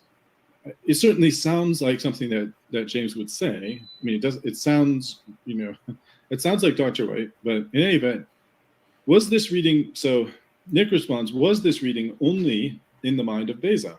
Was the reading unknown to all Christians until 1598, as White claims? First, he says firstly, but anyway, first, the definition of a conjectural emendation seems to range from having no Greek evidence to having no evidence whatsoever. And he goes on. Now, before we get to this, I would just say there may be a range of how people use the term conjecture in a conjectural emendation. So if you have the manuscripts in the original language, and you have a variety of readings, and you select one of those variety of readings, that's not considered. And I think usually, if you have a reading in most areas of textual criticism, not necessarily New Testament textual criticism, but in most areas, if you have a translation of the work, let's say we've been recently spending a lot of time with Stephen Shoemaker going through these ancient traditions of the Virgin Mary's Dormition and Assumption, and there's a book called The Six Books. That's the name of the book, is called The Six Books. And there's an Arabic version, a Syriac version, an Ethiopic version. Hypothetically, there's a Greek version that was original. That's the speculation. The speculation is there was a Greek original. but we don't actually have a Greek original for that particular work. We have these 3 other language versions. Maybe there was no Greek original. Maybe originally it was Syriac. That's also possible. But the Syriac seems to suggest that there was a Greek original, and maybe there was. In any event, so in that case, the entire text, if it's really a Greek original, the entire text is based on these language editions because they don't have a Greek original to work from. Now, in a case where they had some Greek originals, but then they had let's say it was incomplete, or there's some gaps, or maybe a page was missing, they might supplement that with one of the other language editions. So we see that in the case of, I'm trying to remember which one it was. It may be that, maybe it was the Book of Marius Repose, one of the other books that we were reading for the Assumption debate discussion. There was at least one of those books where there's part of the book was available. Maybe it was even in this six books tradition. The Syriac version, which might be the oldest version, is missing some parts. So in some cases, they supplement it from another version. Or in another case, there was, I want to say it was in the, one of the early Dormition homilies, there is some missing pieces in the one original Greek copy of the homily, and so they supplement it with the Arabic. Now, ideally, you'd just like to have the Greek original everywhere, and in the New Testament, we do have the Greek original everywhere, so we don't have to rely on bringing in something from another language. Although, some TR advocates will do that at places like 1 John 5:7. Although, in fairness, there might be a little bit more than absolutely zero support for that in Greek. But in any event, they're willing to sometimes bring in something from the Latin in order to supplement the Greek in certain cases. Now, is that a conjecture? I guess Nick is saying that it depends who you ask. Sometimes it would be considered a conjecture, sometimes it wouldn't. I don't know. But in any event, the usual meaning of a conjecture is not that. Usually the conjecture is a place where the textual critic of whatever work it is, it could be of the New Testament, it could be of a sermon by Jacob of Serouge, or it could be somebody trying to reconstruct the original of the 6 books. But whatever it is they're trying to reconstruct, they are sometimes encountering a situation where there's something that looks like a typo, it looks like nonsense, it looks like this can't be original, this doesn't look original, there seems to be something wrong here. And so what do? Well, if there's no other manuscripts of that text, or if there are other manuscripts but they have the same mistake, because let's say there's some close relationship, one is a copy of the other, and so they maintain the same mistake. So what do you do in that situation? Well, you conjecturally amend the text. And you do see that from time to time. I don't recall how many times we saw it in these Dormition homilies, but it does happen. And there are cases where the translator will put, basically a little bracketed word, and then at the bottom he'll say, replacing this with this. And the reason for that replacement is because in the translator's view, in that case, the original word just doesn't seem to make sense in context. And unfortunately, that has happened sometimes in the transmission of the New Testament. Sometimes scribes ran into something, to them it didn't seem to make a lot of sense, and so rather than just copying what they had, which to them didn't make sense, they tried to improve it. And the way that they improved it was by amending the text based on their own conjectures. And if we saw a text that was supposed to be about the formation of the United States, and it said, in order to form a more perfect onion, we would conjecturally amend that onion into union based on the fact that we know that there's a famous saying about that, and also because this isn't a book of recipes, it's not a cookbook, it is a political science book, so union is much more likely the right word than onion in that context. So those are conjectural emendations. They can have the support of the internal evidence, but they can still be conjectural emendations. Now, what do you do with conjectural emendations, something that's sort of in the gray area, where there's not an original language witness to something, and there's not exactly a foreign language witness to something, but you are trying to figure out the meaning of the original. What do you do in that situation? In that situation, what you need to do is you need to dig in and, sorry, I got a bit distracted there. So if you don't have the original, if you don't think that the original language text is correct, and apparently that's what Beza thought. So he thought he has Greek texts that say, which art and wast, O Holy One, and he didn't think that's correct. He could look to the other versions, but if he looks to Latin, he's going to find. So it's not so much he didn't think that was correct. He knew through the usage of I am, Jehovah, etc., that this expanded meant the one which art and wast and shall be. He saw the reading of holy and holy there as divisional and nonsensical. And he had an ancient manuscript that showed that it says esomenos. So there are many reasons for it. And so this is one of the things that I've found is people just tend to grab on to one reason. I say Stephen Boyce was like, the Ethiopic. And just focused in on that. And I was just like, look, that's just one evidence. You know, there's why aren't you going with Hamo, Halberstadensis, or Beatus of Libana, or, you know, you can go to these other guys and look at their stuff as well. But at the end of the day, we're just showing a list of people who before Theodore Beza have seen that this is the reading and have written it down in their commentaries, in their main texts of the Vulgate, and in the Ethiopic version. So it was in there. And so the thing was, James White was saying it's not in there. So we're saying no, it is in there. And that's what I find with James White's material. If you examine it, you go, oh, he's wrong again. No, there is evidence for it. He'll say there's none. It's like, oh, here's some evidence. So this one's just taken a long time to gather the evidence because most people just haven't bothered to go through this. But what we see is just constantly people like James White and Dan Wallace and others just constantly chipping away with a little error here, a little error there, and then next thing you know, you've got this whole case and no one's really bothered to go, well, let's look at Revelation 16:5 and examine the whole thing. So I thought, well, I'll do it. Did it, found all this other evidence, and I'm like putting it on the table. And James White's completely rejected it. Most people from the critical text side have not even really looked into it. So I'm glad TurretinFan is. Find the same. If he looks to Coptic, perhaps he'd find the same, and so forth. Maybe he looks in a lot of languages, he finds the same.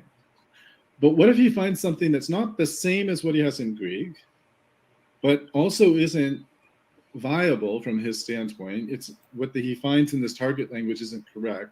But what if it's in such a way that it kind of bridges the gap, or it's on the other side of the same error? And in this case, maybe Beza thinks that he has some kind of manuscript that supports the reading that he ultimately chooses. How exactly it supports it? See, this is the thing. Like, instead of just going, oh, well, it says that Beza has an ancient manuscript. Cool. It's just now that's become, well, you know, we're not really sure if Beza, you know, perhaps he thought that he had an ancient manuscript, and it's just like, okay, well, where are you getting this from now? Okay, I'll show you exactly where he's getting it from, because Jan Kranz was asking questions when it was Hixson on the Ethiopic. He wrote a thing. It doesn't mention me at all. It's like, who else has been talking about Ethiopic? I did a debate on it and all the rest of it. And so the Coptic and ECM, so that what they want to do now is like tone down the whole, well, we've got conjectures too thing, because we pointed out the hypocrisy of people like James White pointing out these things. So he goes on about Revelation 16:5, the Textus Receptus in the Ethiopic.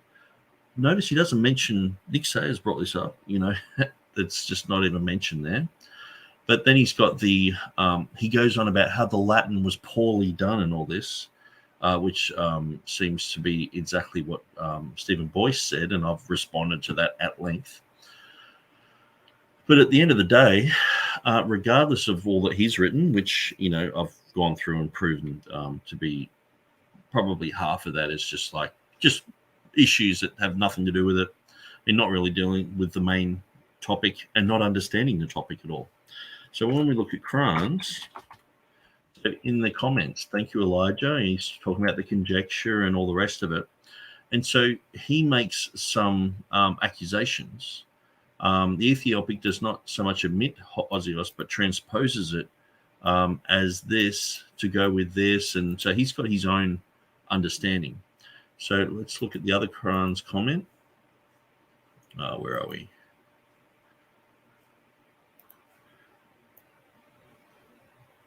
Maybe it's maybe it was a different thread, but Jan Kranz was talking about Revelation 16:5. Maybe I'll bring that up. Might be another one. Okay, so we've got the fact-checking one in the ECM. No, that's the only one on Revelation 16:5 at the moment. But I do remember seeing that the whole reason I actually went here was because in one of the evangelical textual criticism .blogspot.com articles, so this is one of the most common blog spots that people go to for the promotion of the critical text and talking about these type of issues and all the rest of it. But there was one where Jan Kranz was sort of asking for people to talk about Theodore Beza and Revelation 16:5. So maybe it's conjectural emendations or something like that.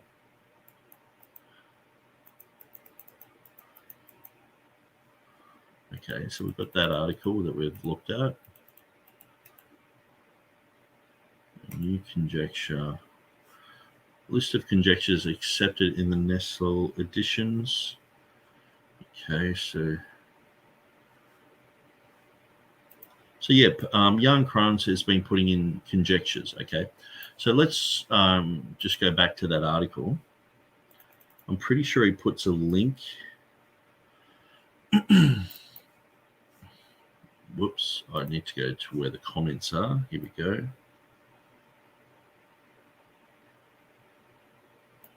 Yeah, so we had people talking about, you know, does it have who is or who will be? So maybe it wasn't Jan Kranz. It looks like it was this Jacob Rodriguez guy.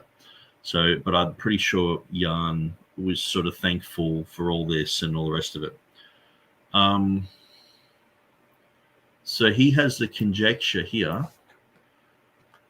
He doesn't have a link, but we'll go there and it should come up. Here we are. But notice they're still calling it a conjecture. Why is that? We're about to see. So actually, let's go to this page.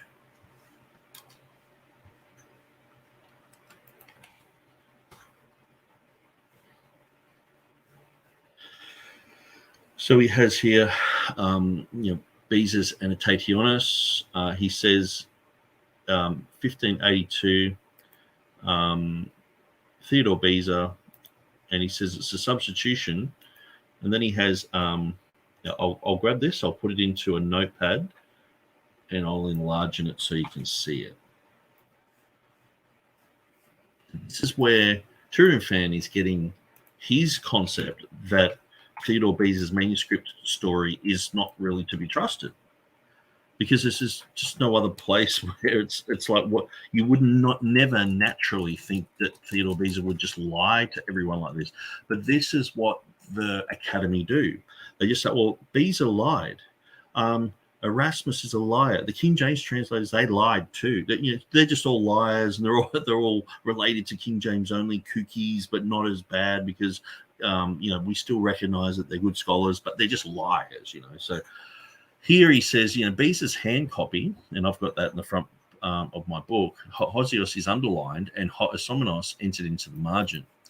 Though Beza's annotation states that the reading is ex Fetuso Bonafide Manuscripto Codice, so that's in White's book, from an old and reliable manuscript.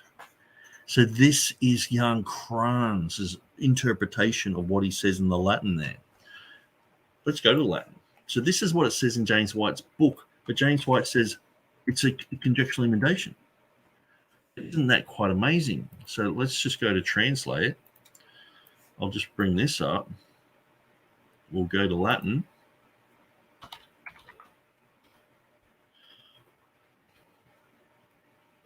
From an ancient manuscript codex of good faith. So that's what James White has in his book here. He says that this is what Beza wrote. It just makes me think White didn't understand the Latin. He says, because John Calvin's successor at Geneva, Theodore Beza, conjectured that the original read differently. To use his words, ex virtuoso bona fide modus manuscripto codice restitui. Beza believed there was sufficient similarity between the Greek terms osios and esomenos to allow him to make the change, but there was no manuscript evidence for. Look at this. It says from an ancient manuscript of good faith. So obviously White can't read the Latin. People who have been reading White's book for years and years and years can't read the Latin. So this is completely damning. This is not information in my book. This has come later with other scholars reading through my book and going, yeah, that's interesting. I might look up things myself. And then they're like, yeah, even what he says about the manuscript. So I actually believed he had an ancient manuscript probably 10 years ago. When I first studied into it, I just went, oh, he hasn't, I must have done this, Google Translate or whatever, and gone, oh, he's got an ancient manuscript. But then the more that I kept hearing people talk about, oh, no, it's a conjecture, I was like, no, it's a conjecture. There's too many scholars saying it's a conjecture. You know, I'm not a scholar, so I should be wrong, you know. And so I just sort of dropped that whole idea because that was Jeffrey Koo believed the same thing. But then after I wrote the book, then it came full circle that it's like he did have an ancient manuscript. It's like, and he had an ancient manuscript. So let's just read through this. So this is Jan Kranz. So from an old and reliable manuscript, okay. There is no such Greek manuscript here. Where does Kranz get this information from? Look at this. Beza probably made an error, mistaking his own conjecture. So he's still saying it's a conjecture, even though these guys have misinterpreted the Latin for years and years and years. There's no, mistaking his own conjecture reading for an attested one. So in other words, he slipped on a banana peel. He tricked himself like Erasmus did because these guys are like brain dead. You know, these guys are like the Three Stooges, you know, that they, you know, the world-leading scholars in textual issues just make massive blunders like this all the time, don't they, Jan? And I've pointed out so many times where Jan Kranz in his book is so biased and just makes, yeah, he just reinterprets words and says, I think the Latin should read this way, you know, just to make it out like Erasmus didn't believe that John wrote Revelation. It's like, no, he's talking about the Greeks were not sure of the authenticity of Revelation, or who wrote Revelation, I should say. And then he says here, there is no versional evidence for the conjecture. No versional evidence for the conjecture. So even in my book, I point out it's in the Latin. I point out it's in Homo Halberstadensis. It's in the Beatus of Libana, not just in the commentary, but in the actual reading, the Vulgate reading. So it's in the Vulgate. And also, it's in the Ethiopic. So then he goes, okay, the Ethiopic simply omits Hoosios, at least in most manuscripts, and has only the two elements. And so we've been through this. I went through this like so long ago, like coming against Stephen Boyce. The Ethiopic omits the equivalent of Hosomenos in Revelation 4:8 and 11:17, but it does not do so in Revelation 1:4 and 1:8. Now, let's see. I'll just show you how wrong Kranz is. Okay, so let's have a look at this. Revelation 16:5. Most people would just never even question it. They just go, oh, Jan Kranz, he's a scholar. He knows what he's saying. What I'm finding is these guys are a law unto themselves. And it doesn't matter how much you point out that they're wrong, people still follow them. They're the gurus. They can never be wrong. They're the new high priests. that they can't be wrong. James White can't be wrong. He's a guru. How dare you question and touch God's anointed, you know? So let's look at the Ethiopic. These guys were never even bothered about looking into until I started looking into it. Okay, so here we have photographic evidence. I put them all conveniently on top of each other. And also, for your convenience, I wrote them out. Now, just because it has two words here, people think, oh, it's only two aspects. But when you go through and you look at other places where there are these type of concepts, I'd say it's interesting in Ethiopic, modern Ethiopic translation, it uses Zahalo here for I am, which is Zahalo here, so which is quite interesting. And so it can be translated as I was. But he's saying this here, these two words here are different.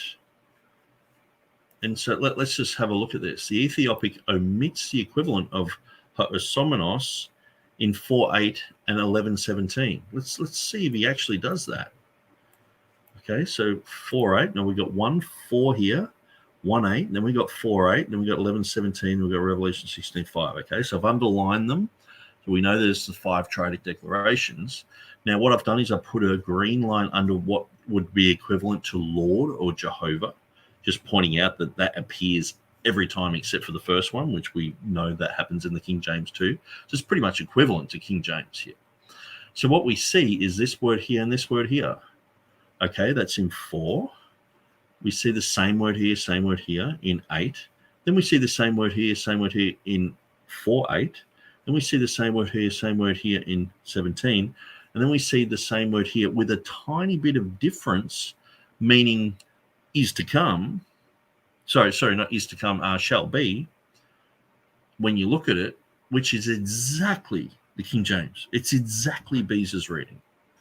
Okay, so what does he say? The Ethiopic omits the equivalent of Hosomenos in 4.8 and 11.17, but it does not do so in 4.8 and 1.8. Why? Where? You know what I mean? Like, where's he getting this concept? It has the same reading in each one of them, except for the last one, exactly how the TR has it. It's like, and so this is the thing. People just assume that these guys are correct. All you have to do is just do a little bit of homework on it. Now, obviously, it takes time to go through the Ethiopic and go through all this sort of stuff, but it's not impossible. And then he says, Wettstein mentions Codex Stephani, but this merely reflects his incorrect reference from Beza's annotation. This inference is followed by others such as Hershey for references to Erasmus. See these. Now, obviously, young Kranz just needs to be shown this. I've shown him this. I've pulled him up on other groups and said, hey, Jan, look, regardless of what you think of me, if you think I'm a King James kooky idiot, I just want to show you this information. And I've linked to this and shown it, and I just don't hear from him. He just couldn't care less. He's got his own, just like James White, he's got his own little story that he wants to tell. And it's like, well, okay, where are you getting that from? Okay, but the thing is, he says this is from a ex Vetusto bona fide manuscript Codice, and he interprets it from a faithful and old reliable manuscript, sorry. Where that's exactly the opposite of what James White says. He says he doesn't say it's from a manuscript. So can't you see holes in what these guys are saying? Who's right and who's wrong? But here in this instance, James White's wrong. But then you go to these other things and it's like, well, oh, okay, but they've only got these two elements. Where is this word? Okay, well, that appears in Revelation 16:5. And he's saying, oh, because there's only two words and it's only two elements. So that would mean that the Ethiopic Bible only just says who was and is, who wasn't in all of them. But then he's saying, oh, no, in 4-8 and this other one, it's changed. It doesn't have is to come. It's like, no, it's the same all the way through. That's because it's a foreign language. Sometimes foreign languages have one word that can mean two things. It can mean the past and the present. It can mean the present and the future. And so I've gone through this and looked these things up, and I'm pretty sure I've even got all this information on my website because I've gone through this. How many times have I gone through this? I'm just going to shut some of these pages down. We don't need that one open, but I do want to go, yeah, we're here, Revelation 16:5.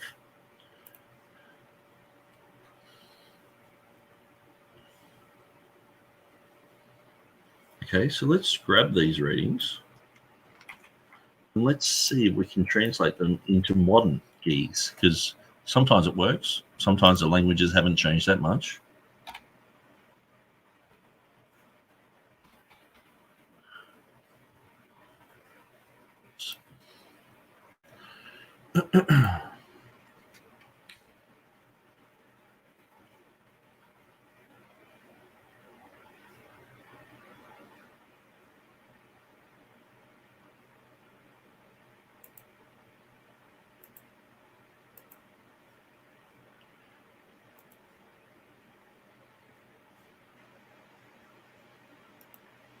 I was sure that they had geese here.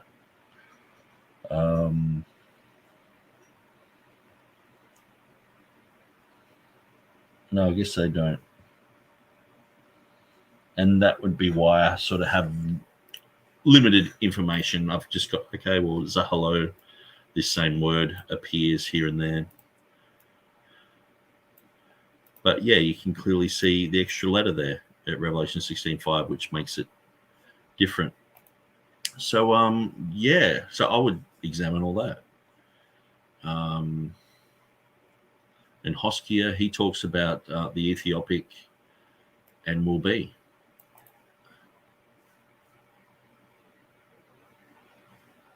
And so anyway, we'll move on.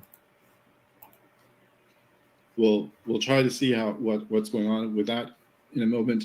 But in the meantime, the question is, what about this case where there's some other language version out there that's not exactly what we're looking for, but it's kind of similar to it? Well, in that case, you would still be making a conjecture, just be a more well-supported conjecture.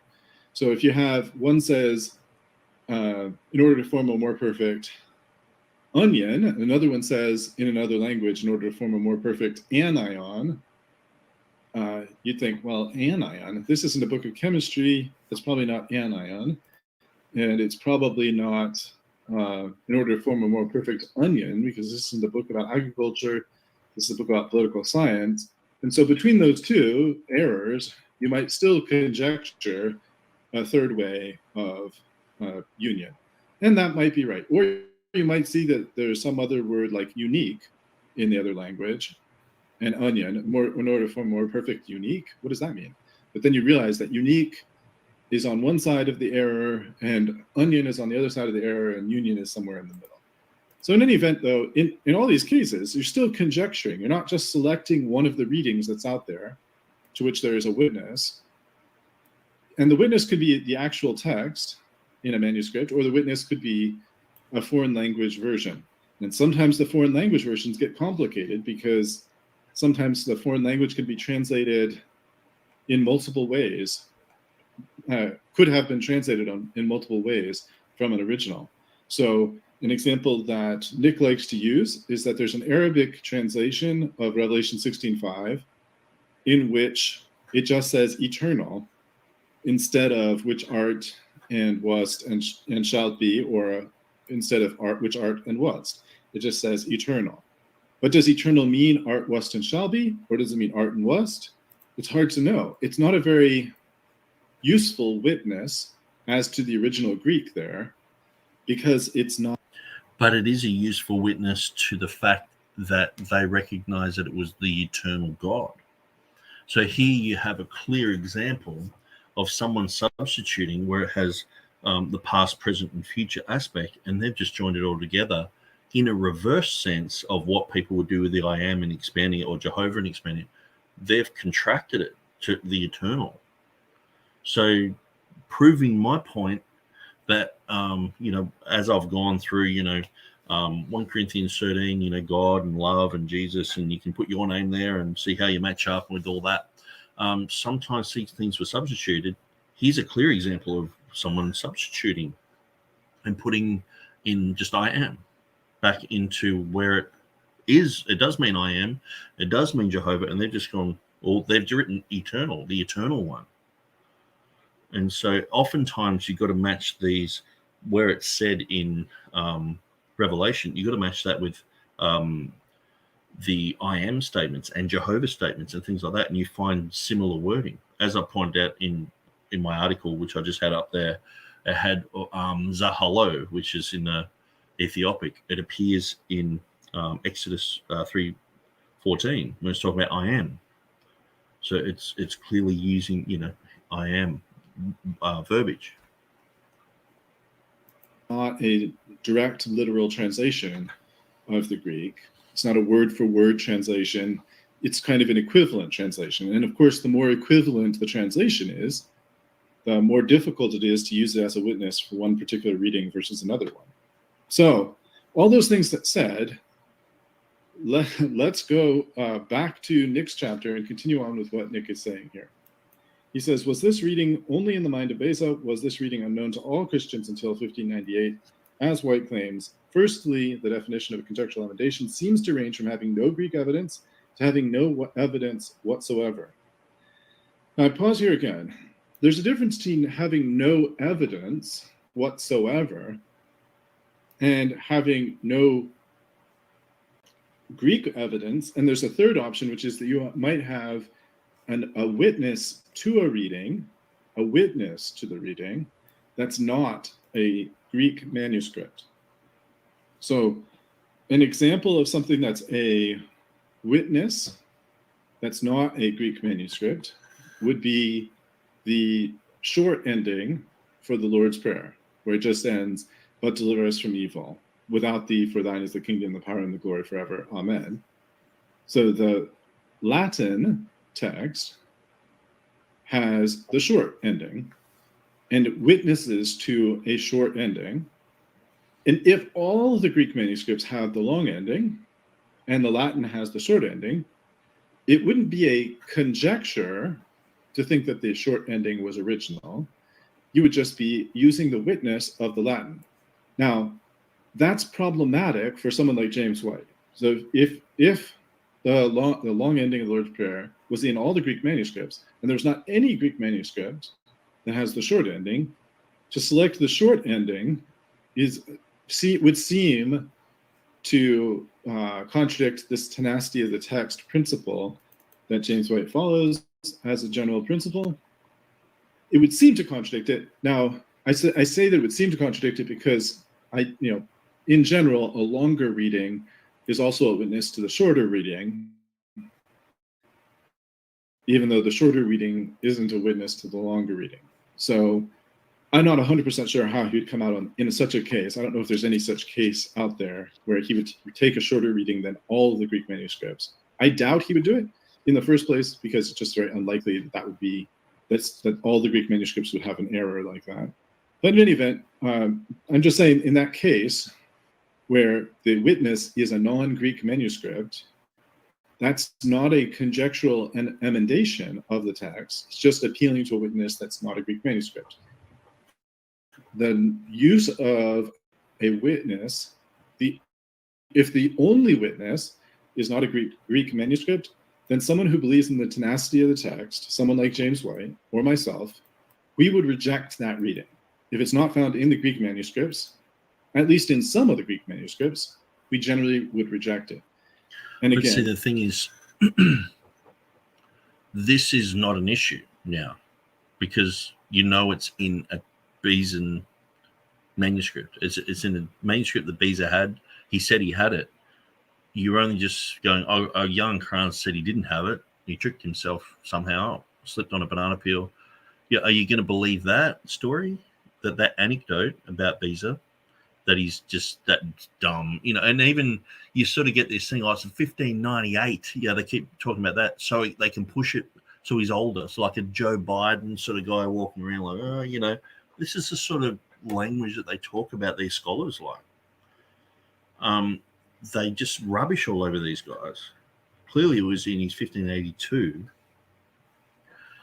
And he has annotations all about why he did it. And it's just not believed. The annotations of Erasmus show why he did certain things in the end of the book of Revelation. But don't believe that. Let's go with what Delitzsch says, that there were 6 verses missing. You know what I mean? It's like, who are you going to believe? You're going to believe Erasmus, who was able to spot homoioteliton in Revelation 22:19 in the Greek, but apparently they didn't have the Greek for the last 6 verses, so he's just got to be lying. Another lie, another scholar, TR guy, well, he's a lie. Can't you see that this is just getting ridiculous? And it's like, we're doing all this study, and then it's like someone goes through and goes, hang on, Beza's saying he had an ancient manuscript. Then we find this other information. And as I'll show you, I'll put it up on the screen here. We've had, people of Erasmus's era, Beza's era. Here, this was written in 1613, I think it was. And it was translated in English later on, but this is what it said. So it was like, 30 years later it was translated, but it was in the era of the 1611 translators, and it has save in that stead hot osomenos, which is to come before used. Here it is, hot osomenos, who shall be, as Beza hath brought to light out of an ancient manuscript, although it is commonly read hot osios and holy. And so Beza brought it to light from an ancient manuscript. Doesn't that mean that all the scholarship of that era believed that Beza had? So why would you think that Beza's lying? Why would you, because you have a presupposition that James White is correct, that Jan Kranz is a guru, what they're saying must be correct. Half the time they don't even know about these things. We're finding this stuff out because we're studying this stuff all the time. Then we're like, okay, what about this? No, reject it. Why? Well, Jan Kranz said it's stupid. Why? Well, because he's the guru. Oh, okay. And then people just later on just speak like that. That's concrete evidence. What about this guy? This is clear proof that people in the generation of the 1611 translators saw that the whole reason that Beza changed it was because of an ancient manuscript. So not only have you got the evidence of my book saying it's to do with the nomen sacrum, then you've got this evidence that you have to do with. And so you don't have to just go with the evidence of my book. You can look at other things that have come to light afterwards. I'm not, I don't have an unlimited budget and unlimited time to go through and show everyone, put the breadcrumbs in front of everyone to guide them to all this information. But it's all on my website. If people just went through my website, read my book, they come to all this information. It's all there, documented. But so the whole issue of conjecture is just gone. Like, not only from my book showing that it does have versional evidence, so that according to proper textual critics, see, James White is an apologist. He's not really a text critic. I know he wants to be, and he's studying to be. Apparently he's getting a PhD from some school in South Africa. But at the end of the day, people like Ehrman and Metzger are, and when I said that they're his gurus or teachers, I think I said, it's true. He reveres these people as way above him. Now, he might point out inconsistencies in Ehrman, but the thing is, like with Metzger, he's like, the whole reason he's doing his PhD under this guy in South Africa is because he was one of Metzger's, he was like his second last student. So it's like Bart Ehrman, but a believing Bart Ehrman. You know what I mean? That's the reason he's doing it, because of this relationship to Metzger. So they see them as gurus. And maybe there's some case where it could somehow be reflected in the Greek texts in a way that the exact reading isn't there, and yet it's recoverable from the Greek text. I'm not going to try to rule that out, but we would say you don't need to go to some other language version, that God is going to preserve his word in the original language, in Hebrew and in Greek. That's the position that James and I have. He and I don't share the points about everything, and I can't speak for him. I just happen to know that that's his position on the tenacity of the text. So moving on. In his review of David Trowbridge's article in the Nestle-Aland 28 edition, Dan Wallace makes specific reference to the definition of conjecture and why the Nestle-Aland 28 edition has eliminated references to them. Gone are any explicit conjectural emendations, whereas the Nestle-Aland 27 listed over 100 of them, one of which was followed, Acts 16:12, though both Bruce Metzger and Kurt Aland disagreed with the rest of the committee, and Nestle-Aland 28 adds one more to the text, 2 Peter 3:10. At the same time, neither of the variants in these two passages is a true conjecture, since there are versions that have these readings. Bruce Metzger and Bart Ehrman, the text of the New Testament, 4th edition, Oxford, OUP, 2005, page 230, implicitly define a conjecture as having no support in Greek manuscripts, versions, or fathers.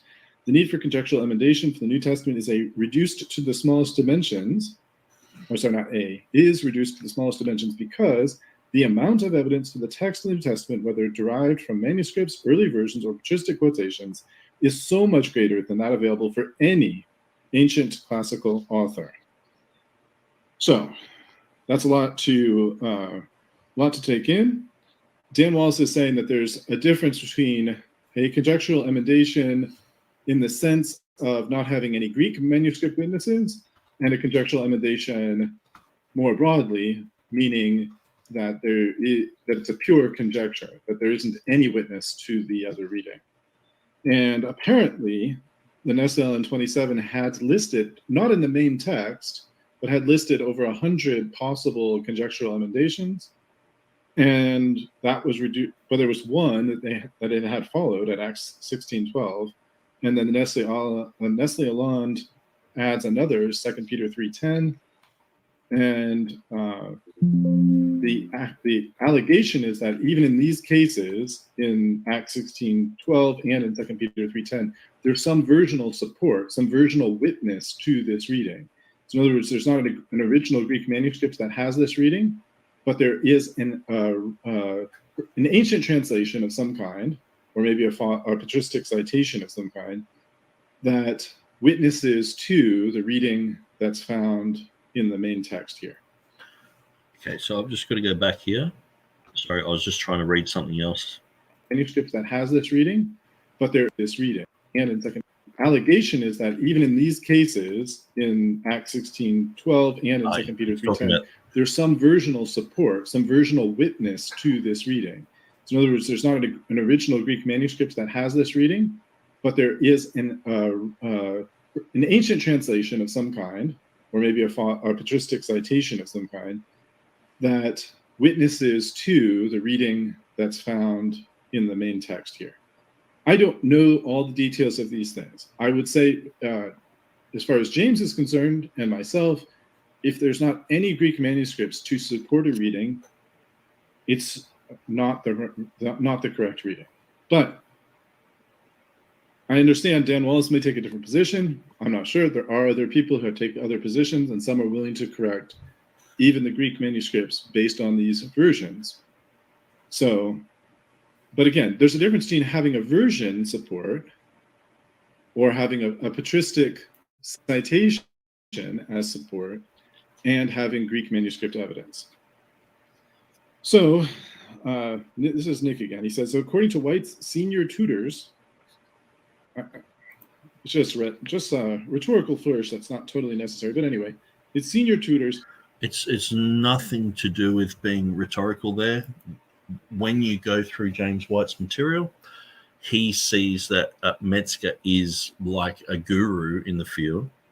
He sees that Ehrman, being the final student of Metzger, was like that. If Ehrman was still believing and not coming out with all this atheistic rubbish, he would see him as like Jan Kranz or something, someone who you would point to and go, see, read his book. Because he, all the way through this, he's like, read Jan Kranz's book, and I'd already read it. So I reread it, and it had a whole bunch of information that came against the way that James White spoke about conjectural limitations, where he was saying it's only with the Greek, as you're saying that's the tenacity of the text and all the rest of it.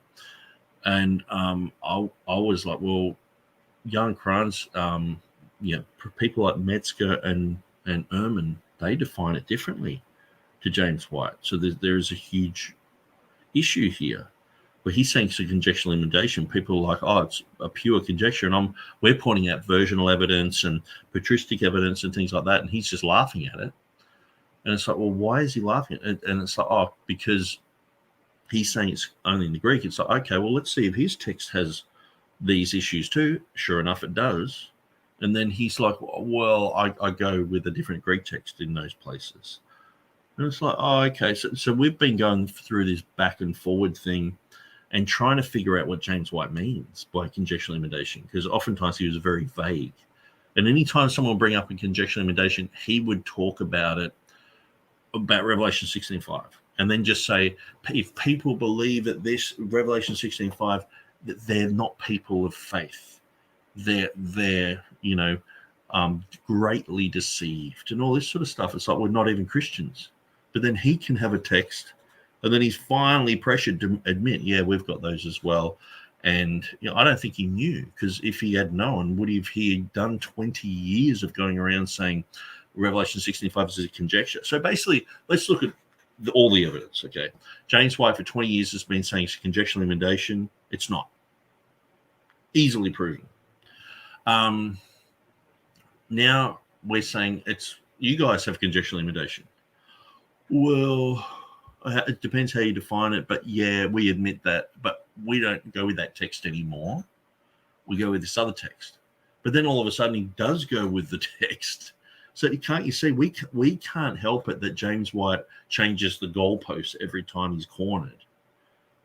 It's not up to us, because later on, I think TurretinFan gets a little bit frustrated with us and sort of saying, oh, no, he's always had this position. No, he hasn't. And I point out to James, some quotations from James Snap and from Jeff Riddle that clearly show that he hasn't always had this position. But he's been cornered by all these other people. And he's had to admit it because so many people pointing it out. It's like the whole Sinaiticus thing.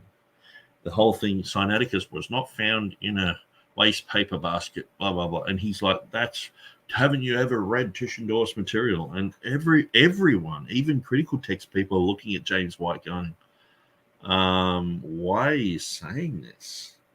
And I think he knows he's gone so far with it.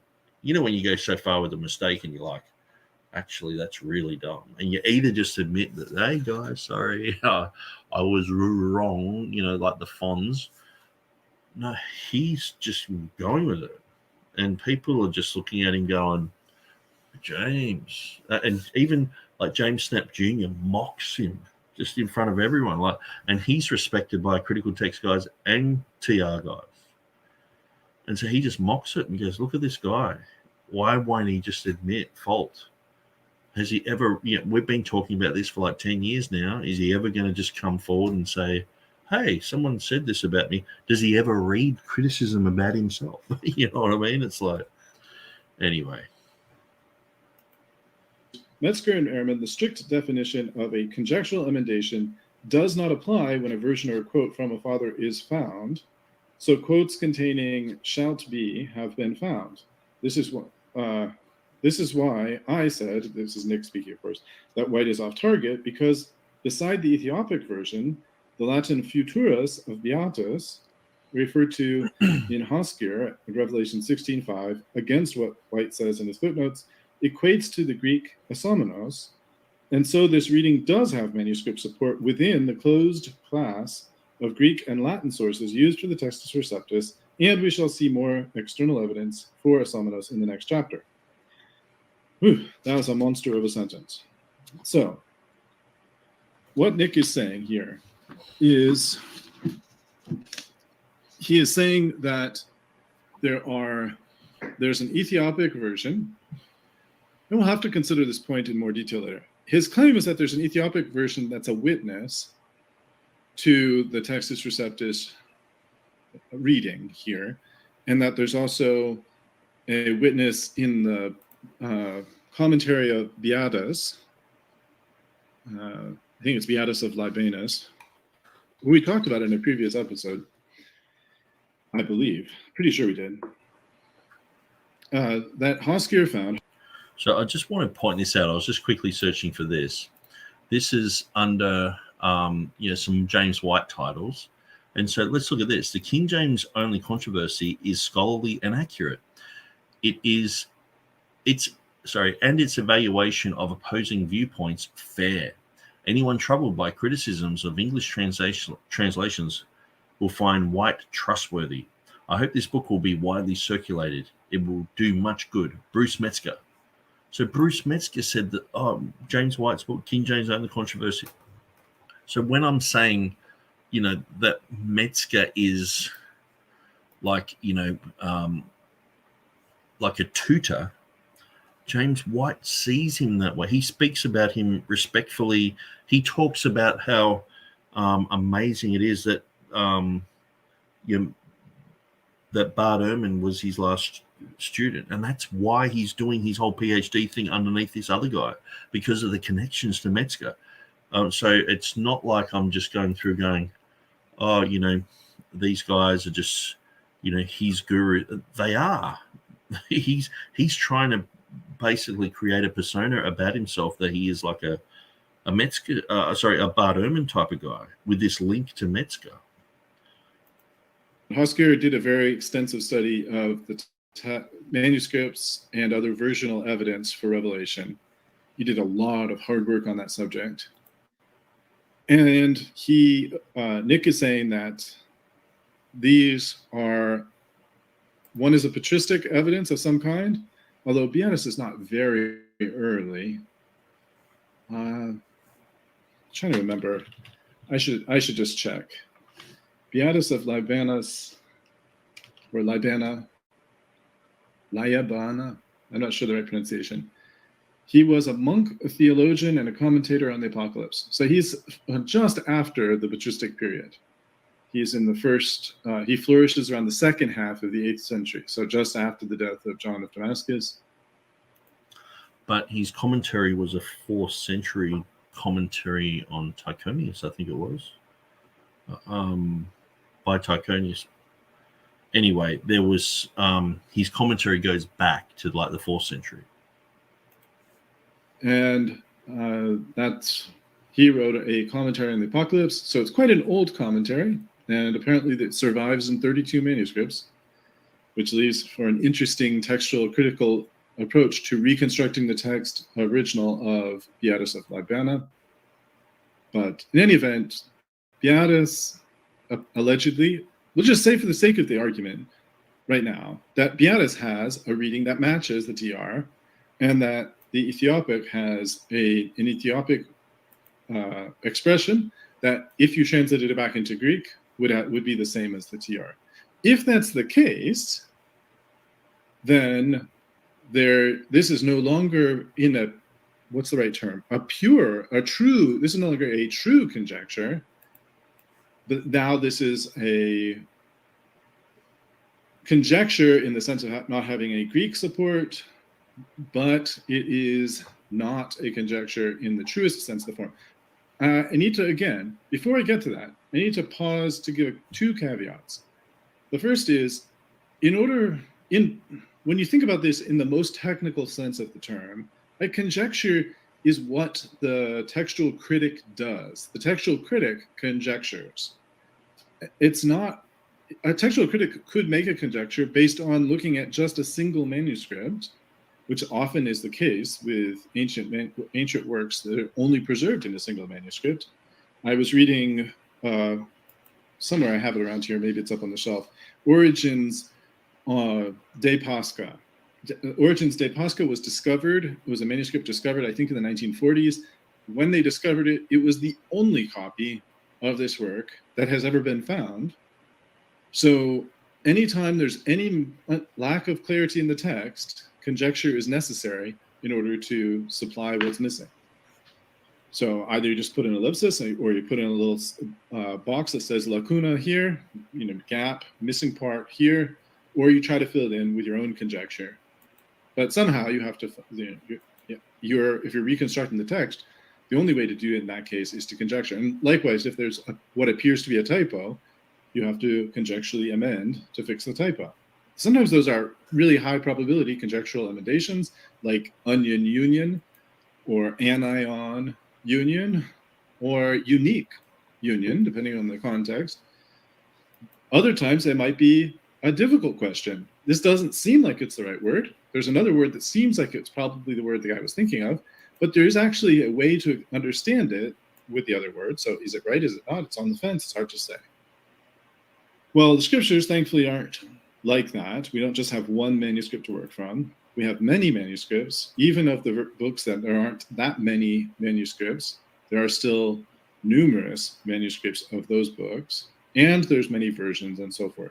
So in any event, if the Ethiopic and if Beatus were actually witnesses to the TR reading at Revelation 16:5, then today a TR advocate wouldn't be using a conjecture to amend the text here. Now, today the TR advocate would just be relying on those witnesses over against all the Greek witnesses. But what about Beza? Beza is the one who came up with this. Now, in theory, Beza may have come up with this in that same way. He had a copy of the Ethiopic and understood it, or had some assistance in understanding it, figured it out, and said. Well, see, the thing is, when I wrote my book, we didn't know that Beza in his annotations really said that he got the reading from an old ancient manuscript. Because it was in Latin, we had an English edition of that, which people were using and getting the wrong understanding of it. But then when Latin experts stepped in and retranslated it, was clearly saying that he had an old and ancient manuscript, as we just saw Jan Kranz, he admits that. And so clearly, now I had thought that he had an ancient manuscript. I went with that idea for quite a few years until reading James White's material. I was like, I don't think he did. But then I wrote the book, and then people elaborated on it. I was like, see, I was correct in thinking that, as Jeffrey Koo was as well. So I've gone through and proven that. I think it was in 2011 that I believe that he had an ancient manuscript. And for me, I was just like, see, there's another one that James White's wrong on, and I just moved on, But then he kept bringing up Revelation 16:5 all the time, and it was the Jack Mormon debate that really did it for me. I was just like, man, he just keeps bringing this up. And I just started compiling information on my website. But so the Ethiopic, the whole thing was James White was like, Beza never knew about the Ethiopic. So I was like, okay, I'll examine this. So there was three guys, Theodore Beza, Janius, and Tremellius. Now these three guys, they did the Latin edition for Europe for the Protestants. Basically, it was like the King James version, but in Latin. And that lasted, it was the premier Latin edition for like 300 years until that also was overthrown, like by a Westcott and Hort type of text, So, but that was the main text. And scholars were like, that's the main Latin text. Beside the Roman Catholic edition, which eventually became, the Clementine, I think it was 1592, that came along. But this was the Protestants' Latin text. So Tremellius, he was a Jewish guy, fluent in Hebrew, also knew the Syriac language. And so Janius, who was related to him, I think it was like his son-in-law, he was an expert in Arabic. And then you had Theodore Beza, expert in Greek, expert in Latin, expert in French, expert in many different languages. So you had these guys all together creating the Latin. But what you had is Tremellius. So he knew the Syriac language, which was first translated in 1555. Now, it was supposed to be done about 5 years earlier, but they were too busy doing the Ethiopic translation, the same translators. So they did it in 1555. The second Syriac edition to have been done was by Tremellius. So he did it in 1569, and he did it all in Hebrew characters. Because a lot of people could read the Hebrew characters, they couldn't read the Syriac. So he did it in all Hebrew characters. And this was a definitive work. This, was this helped Elijah Hutter in his 1599 polyglot. Now, he had done his own Hebrew as well, but he was using the Syriac of Tremellius. And so what you see is basically these three guys hanging around each other. It would be like, oh, so what are you working on? Well, I'm working on the Syriac language. Okay, what are your sources? Well, I'm using the 1555. Okay, well, all the guys, they did that. They also did the Ethiopic Bible. They did this. So it was well known. So James White was just making out on the dividing line for a long time, and I don't think he's ever recanted it or anything, that Theodore Beza never knew of an Ethiopic. How could have he known of the Ethiopic? Nowhere does he say Ethiopic, blah, blah, blah. And so I was just like, okay, let's look at this picture. Let's see if he did or not. If he hadn't have, I never would have said anything.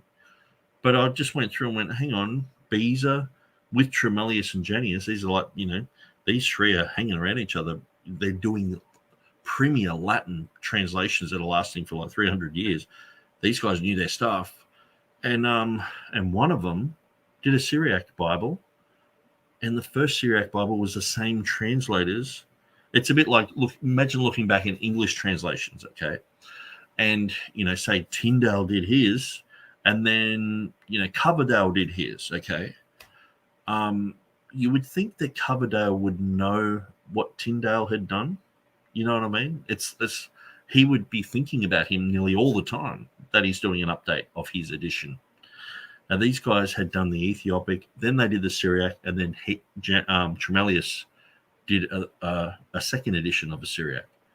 So he would have known the works that these guys had done. And so what you think Theodore Beza was just this dumb guy just sitting in an office somewhere, and most people have no idea who this guy is. They don't even the information that I'm sharing now, they've never even heard of it. They don't even know where to start with that. They don't know anything about Tremellius, don't know anything about Jenius, they don't know anything about Piscator. They have no idea about these guys, but they already know that they're wrong. They already have a presupposition that these guys are idiots, they're wrong, they didn't know about the Ethiopic. James White just says things like this. And then when you corner him on it, he'll just never mention it on the dividing line. But if you make a big deal about it and it goes public, he's like, oh, here we are, this desperate guy again. TR people, look, here's a picture of Stephen Anderson going off on the pulpit. Ha, ha, ha. Here's a picture of Ruckman. Ha, ha, ha. It's like we've been dealing with gooses like that for years. And I'm not afraid or ashamed to say that this guy's a twit and a toxic jerk. He's a Sam Shamoon with a Calvinist persona. Oh, okay. The Ethiopic says this. I'm going to adopt that reading. Now, looking at Beza's notes, we have no reason to think that's what he did. Likewise, Beatus of Libana, he may well have had access to. So, looking at Beza's notes, we've got no reason to think. If you knew that Beza had, in his 1882 edition, that he had not long before done the Premier Latin edition with Tremellius and Jenius, you would go, okay, you would connect those dots, which I do connect later on in the book. So that's why I'm bringing it up now, because it's like when you get to those places, you're like, why is he bringing up Tremellius and Jenius? Well, for these reasons. Because people are saying that there's no connection to this and to that, and it's like, clearly people just don't know. They're just ignorant of these issues. Beatus writings, whether or not he thought that Beatus's comments were significant, I don't recall right now from my previous reading on the subject. But if he did look at Beatus and said, well, Beatus has it this way, and I think he must have had a copy of Beatus is a Latin writer, which makes it more complicated, but he must have had a Latin edition of the Bible, and that Latin edition that he had must have had a reading that's a witness to the Greek that underlies the King James Version, namely the Textus Receptus here. So maybe Beza could have come up with this based on accepting a version reading over all the Greek that was available. Okay, so let's just have a quick look at the information I've got on Beatus of Libanus. I know he'll eventually get there, but I do have quite a bit of information here.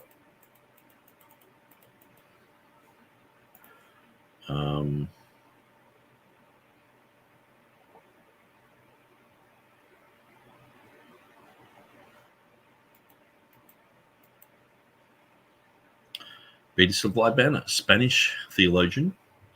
So he had the commentary in Apocalypsin. The date of Beatus's readings go as far back as 360 AD, as Beatus relied on Tychonius's commentary on Revelation. It was hugely widespread in Europe, and 31 manuscripts have survived. So it was a well-known commentary.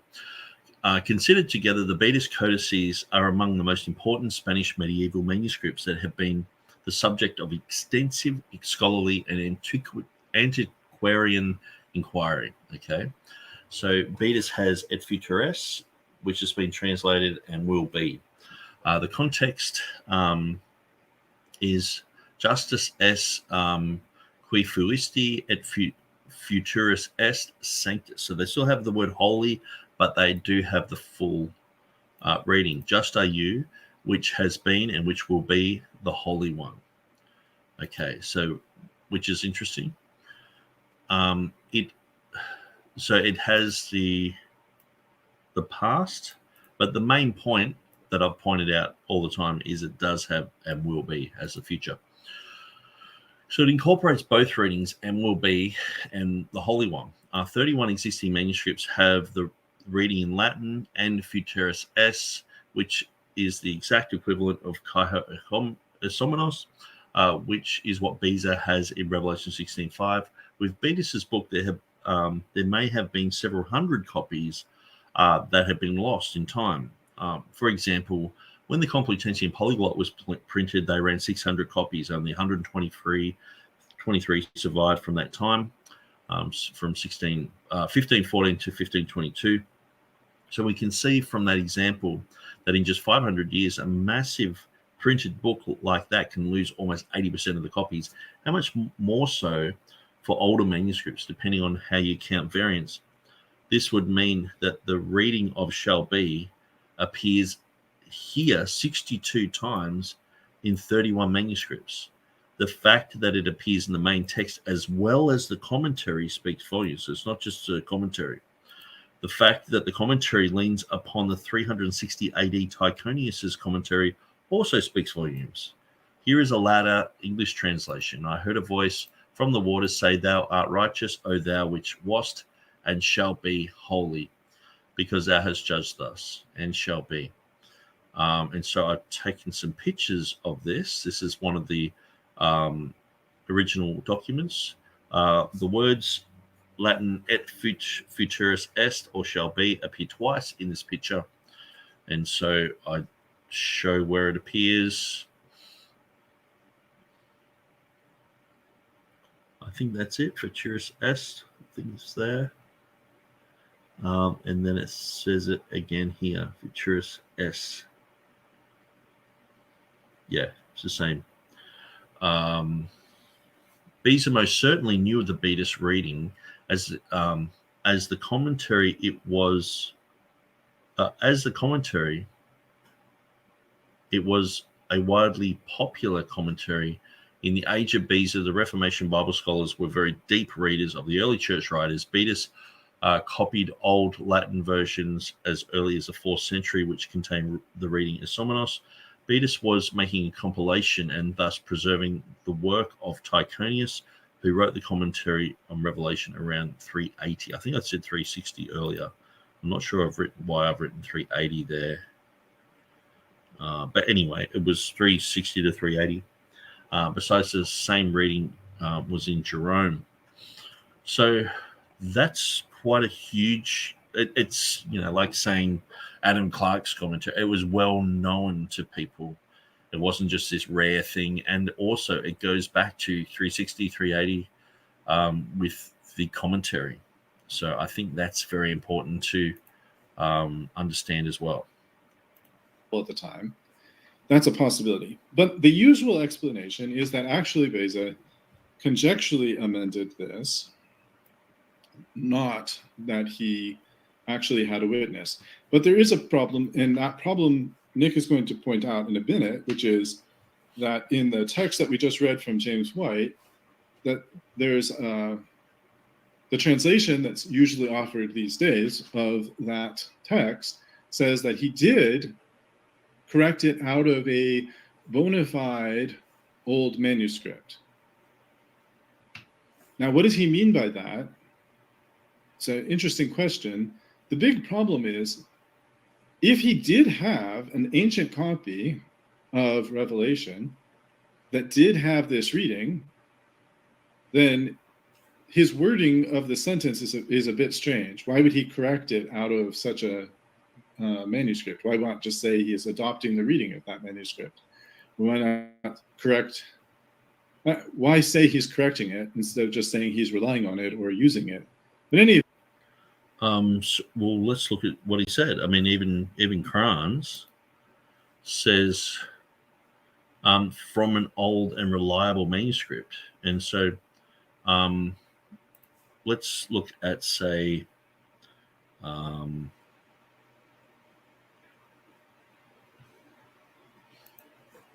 Revelation 16:5. Now I'll just shut that down.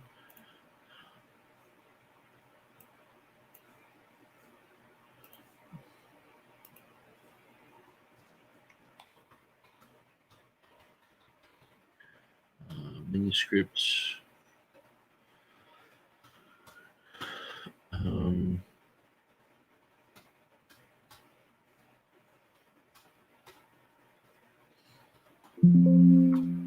Oops.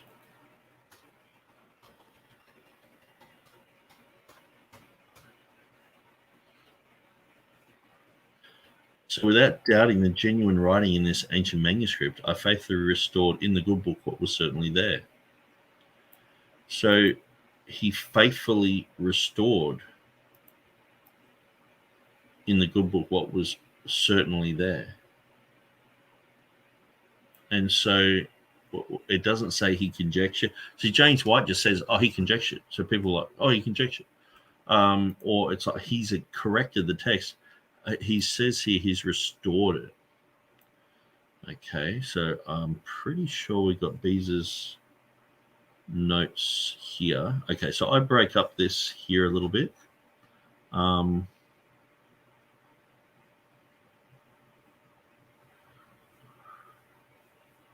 Maybe I should type in restored. Without doubting the genuine writing in this ancient manuscript, I faithfully restored in the good book what was certainly there.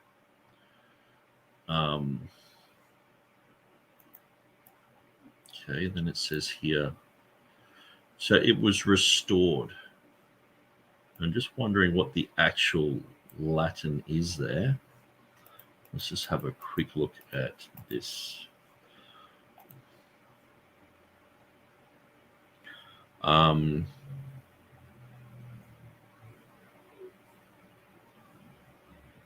Restitui.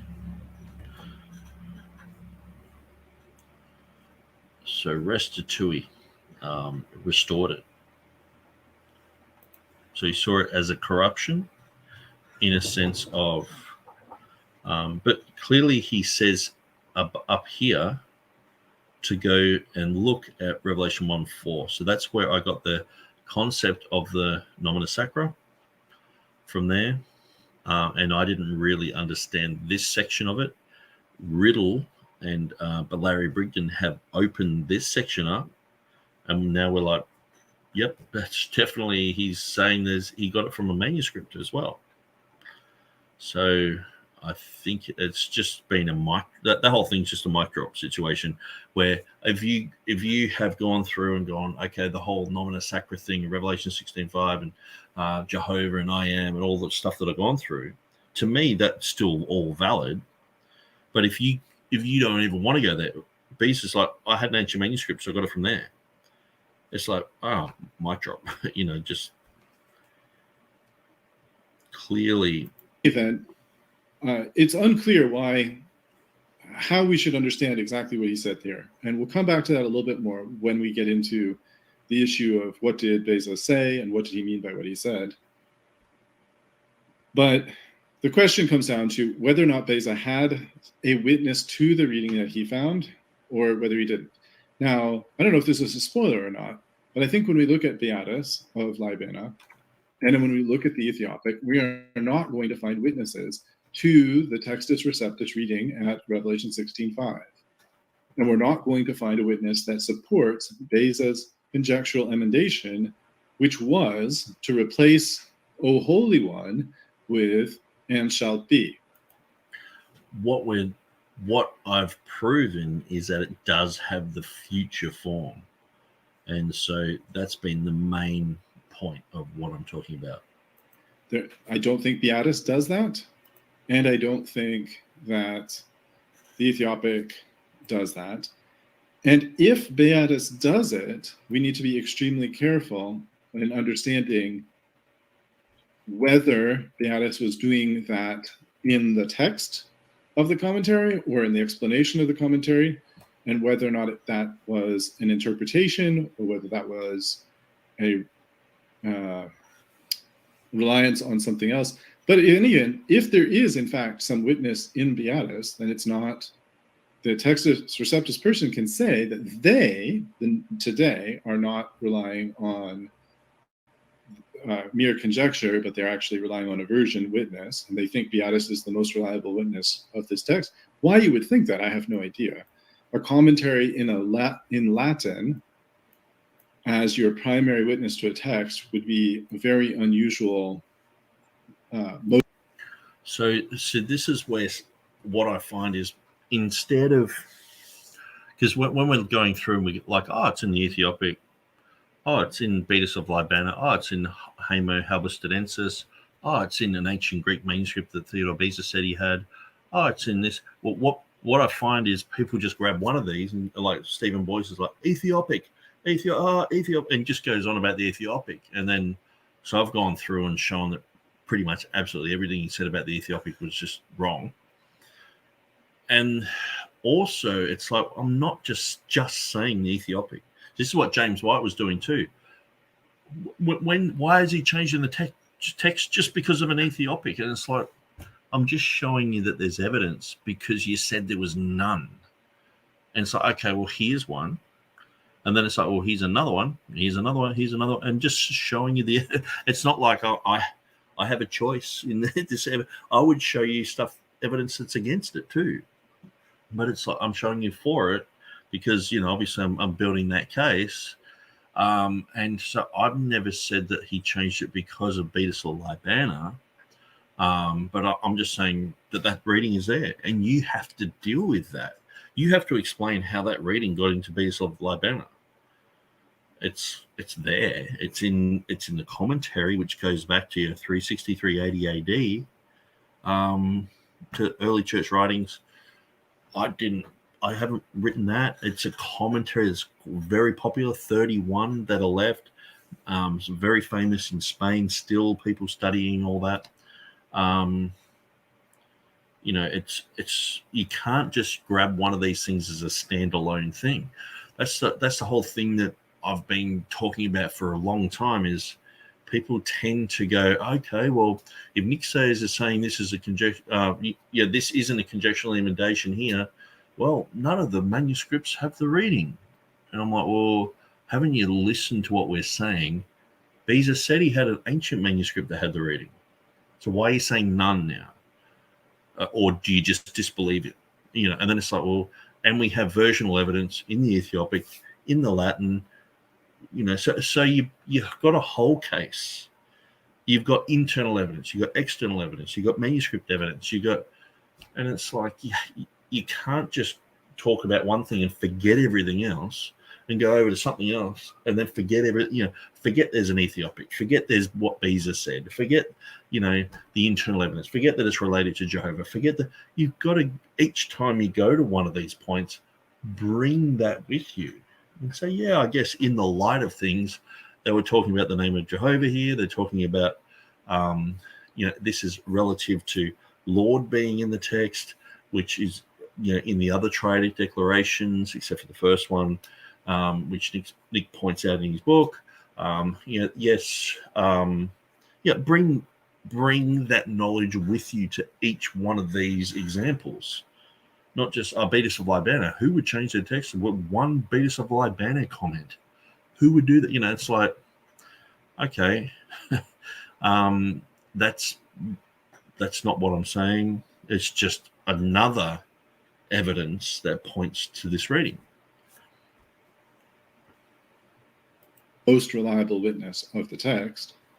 Same thing for the Ethiopic being the most reliable. Now, if they independently, the Ethiopic and Beatus, have the same reading, that would be quite curious as well. But I think we will find that they don't have the same reading of Revelation 16:5 on this issue that we're considering. So, that was a long explanation in response to a long sentence, but I'll continue with Nick. Nick says, White is trying to claim that he has always meant that a conjectural emendation is when it is a Greek manuscript, but most other text critics differ with him. James White said in his book, The King James Only Controversy, Beza did introduce conjectural emendations, that is, changes made to the text without any evidence. His footnote for this, I don't think he has a footnote for this. There's something to add, I suppose. He just says it's somewhere in the book. Without any evidence from the manuscripts, a few of these changes made it into the King James Version, the most famous being Revelation 16:5, O Lord, which art and wast and shalt be, rather than the actual reading, which art and wast, O Holy One. So that's the end of a block quotation, apparently from James White. Nick continues, but the NE 28 edition has several conjectural emendations that don't seem to worry James White, who howls at those who defend the reading of shalt be. I pause here to just say, from my recollection of what James White has says, they do bother him, and he doesn't accept them. In fact, he rejects them. I don't recall if it came up in his debate with Thomas Ross, I think he recently debated. It may have come up there, but no, he rejects the conjectural emendations. All of the ones that the Nestle Aland 28 offers, he rejects. If the Tyndale House comes out with an edition that has conjectural emendations, he's going to reject those too. And the reason he rejects them is quite simple. He believes in the tenacity of the text. He believes it's impossible that the Greek manuscript tradition lost any of the original readings. That the entire Greek manuscript tradition lost them is unfathomable based on his theological principles, because God preserves his word, because James White believes in the preservation of the text, contrary to what some of his accusers will say. Nevertheless, when you say he doesn't see a big deal with those, I think the reason why he doesn't see as big a deal with those as with Revelation 16:5 is because not many people go around suggesting that the Nestle Aland 28 is so perfect that it cannot possibly be improved. Whereas I think some King James Version folks won't like the idea, the suggestion in my opening credits, or whatever you call it, the opening 233 video, we'll talk about where I say, can we improve the King James Version? Some people say, no, you can't. And how dare you? Or some people say, you can, but just in terms of the wording, like, modernizing the wording or something like that.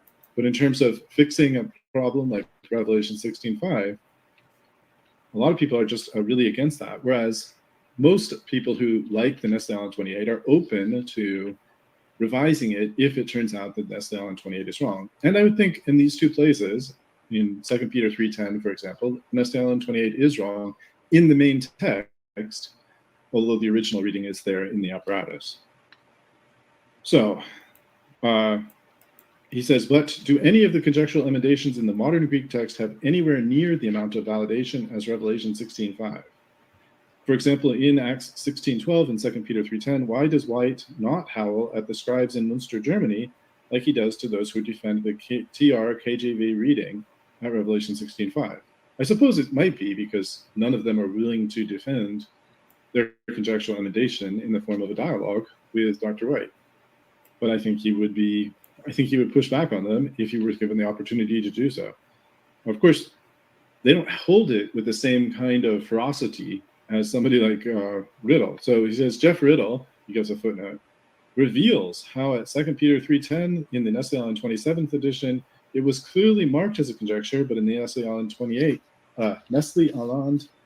it is no longer marked. He also shared how White rebukes TR-KJV supporters for adopting 1 John 5:7 for not having the majority reading, but then White adopts readings with absolutely no evidence whatsoever and staunchly defends them. I just think that's not true. And I don't know if Jeff Riddle said that or not. If he did, he should repent of saying that, because he will. And so this is, it's sort of a little bit of a time loop, I guess. See, the thing is, when I wrote this book, this book's in 2019. When I originally wrote it, James White people would be like, "Oh, where's your Bible?" And he's like, "The Nestle-Aland text," And so he was always pointing to Nestle-Aland. And then it wasn't until me, Riddle, and Snap, and a few others were holding him to task about these conjectural emendations. Then he did a whole dividing line program against me. And in amongst that, he admitted that he doesn't go with the Nestle-Aland readings there. He goes with the Tyndale House text.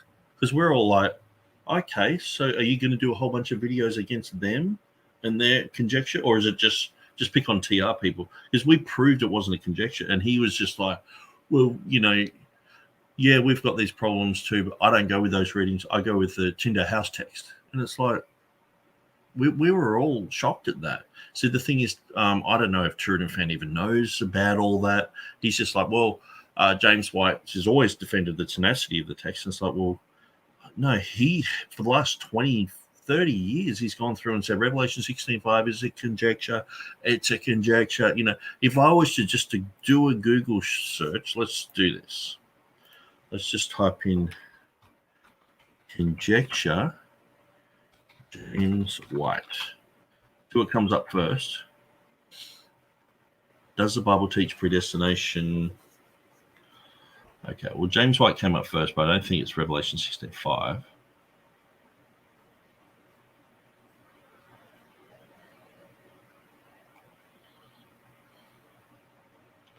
Let's type in conjectural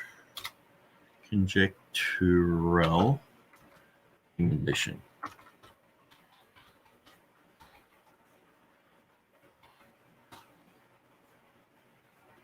Jeff Riddle, James White, and Revelation 16:5 CloudFront.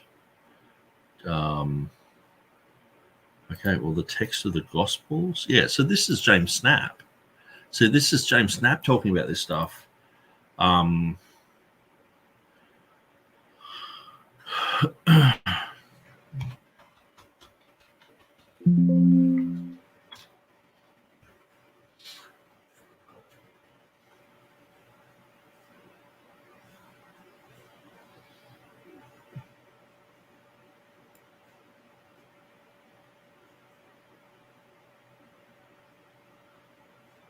So he just points out that there's so many issues that come up with James White talking about this.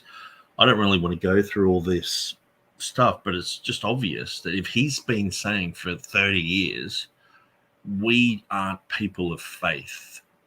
We are, let me just read from his own book. Okay, so let's just go to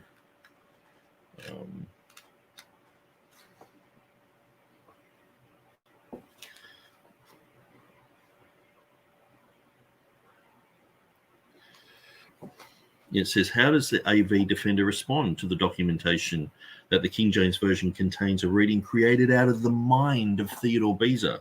So not from a manuscript, not from, internal investigation, not from, it's just his mind made it. He made it up. It's not in the Ethiopia. It's not in just his mind just made it up.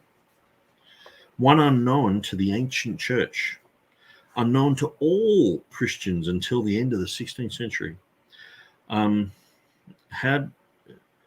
John did not write "and shall be." He wrote "O Holy One."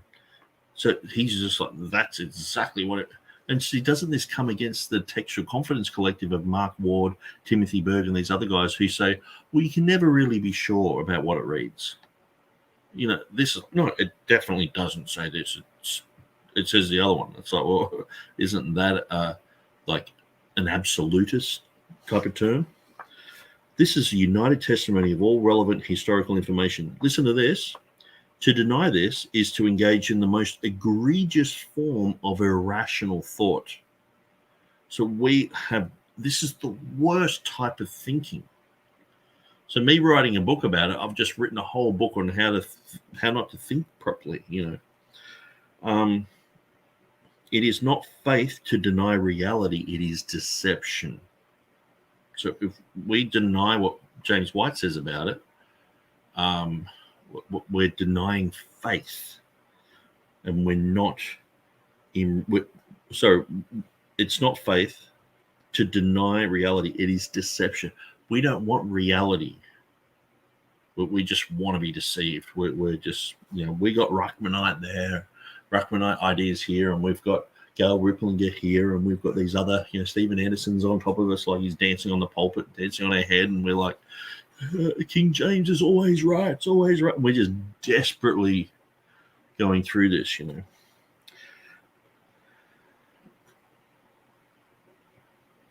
he says, thankfully, there isn't the slightest doubt as to what John wrote here. Listen, only misguided dedication to a human tradition would cause anyone to believe otherwise. Not that you can study these things and go, well, Beza had a manuscript.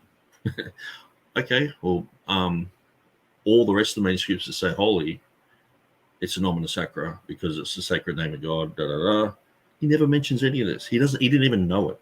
When I first brought it up, he was like, this is confusing. This is stupid. This is dumb. Don't understand it. But how come TurretinFan can understand it? How come Stephen Boyce could understand it? You know what I mean? And this is just, it's because he's completely unteachable. Christians are people of truth. This is James White. And I truly exhort any KJV only advocate to seriously consider this text, to examine the documentation provided, and to recognize King James onlyism for what it is, an unfounded tradition that flies in the face of truth. So he's saying, if you really want to be a Christian, you'll believe what he said about it. Anything else, you're just flying in the face of truth. And look at the footnotes here. Like straight away it says, conspiratorial thinking tends to see the facts in such a way as to always support one's preconceived notion. It's a conspiracy theory, one of his favorite words. Once a person has accepted the idea that modern versions are somehow in a league with one another to get the KJV and to hide God's truth, every instance of variation between the KJV and those versions filled with profound importance. Rather than examining the facts and getting a proper perspective on the issue, KJV advocates find in the most innocent scribal error a grand scheme to rob Christ of his deity or deny that salvation is by grace through faith. And so he's got a whole thing written. It's sort of like a summary of that chapter.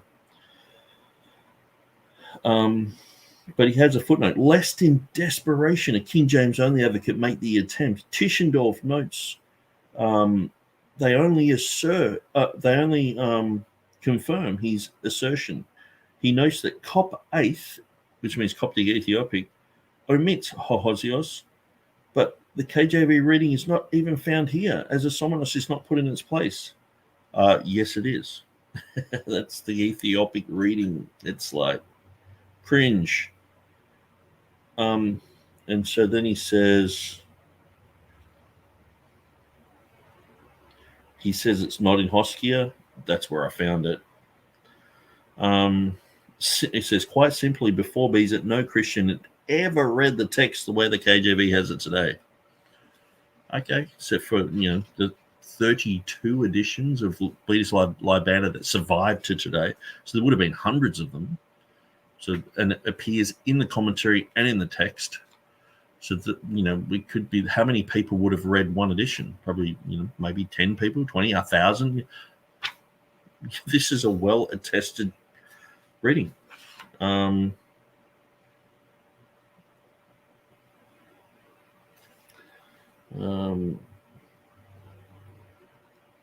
Yeah, so anyway, I'm just showing you some points. That's only just the Revelation 16:5 bit. If you go through each one, he's like, yeah, people who are King James only, they don't have faith. They fly in the face of truth. So even James Snap Jr., who, we are actually at loggerheads against with many readings because he's sort of like a majority text type of guy. Equitable eclecticism is his methodology. But he clearly points out these problems and issues. Now, I'll put this in chat to anyone wanting to look at that. Be there later on. So I think I'll just continue moving on here. Well, I just can't believe someone who actually has listened to what Dr. White has said on this issue thinks that he staunchly defends readings with absolutely no evidence. Well, I would say, TurretinFan, you've been listening to him for a long time. He doesn't know there's conjectures up until we point them out in his face. He's changed his mind on it. I've already written the book, and that's why he's looked at it and gone, oh, he's naming me, shaming me. He's pointing out Jeff Riddle did a whole episode on it, and so did James Snap Jr. He just ignores all that, and then he brings it up in a video against me like, well, I don't even go with the Nestle Alarm text there. I go with the Tinder House. And the whole internet exploded. People were like, can you believe what he said? Like, it was just like people were shocked. It was almost like celebration. Like, we've moved him away from his text. Because then after that, it became like, okay, so he's NA 28 and he's Tinder House at the same time. Okay, does he, because then the whole thing was like, okay, so does he go with John chapter 1 verse 18 where it has God was not God was manifest, it has monogenes weos instead of monogenes theos, the only begotten Son instead of the only begotten God. Does he go with that reading? Everyone was asking these questions. And so we were watching all the dividing lines. Up until about 3 years ago, it was like I was posting dividing lines constantly on my timeline, constantly in groups. And so that this is what we came up with. This is the Jeff Riddle's doing things, James Snap's doing things, I was doing things. It was just a general consensus.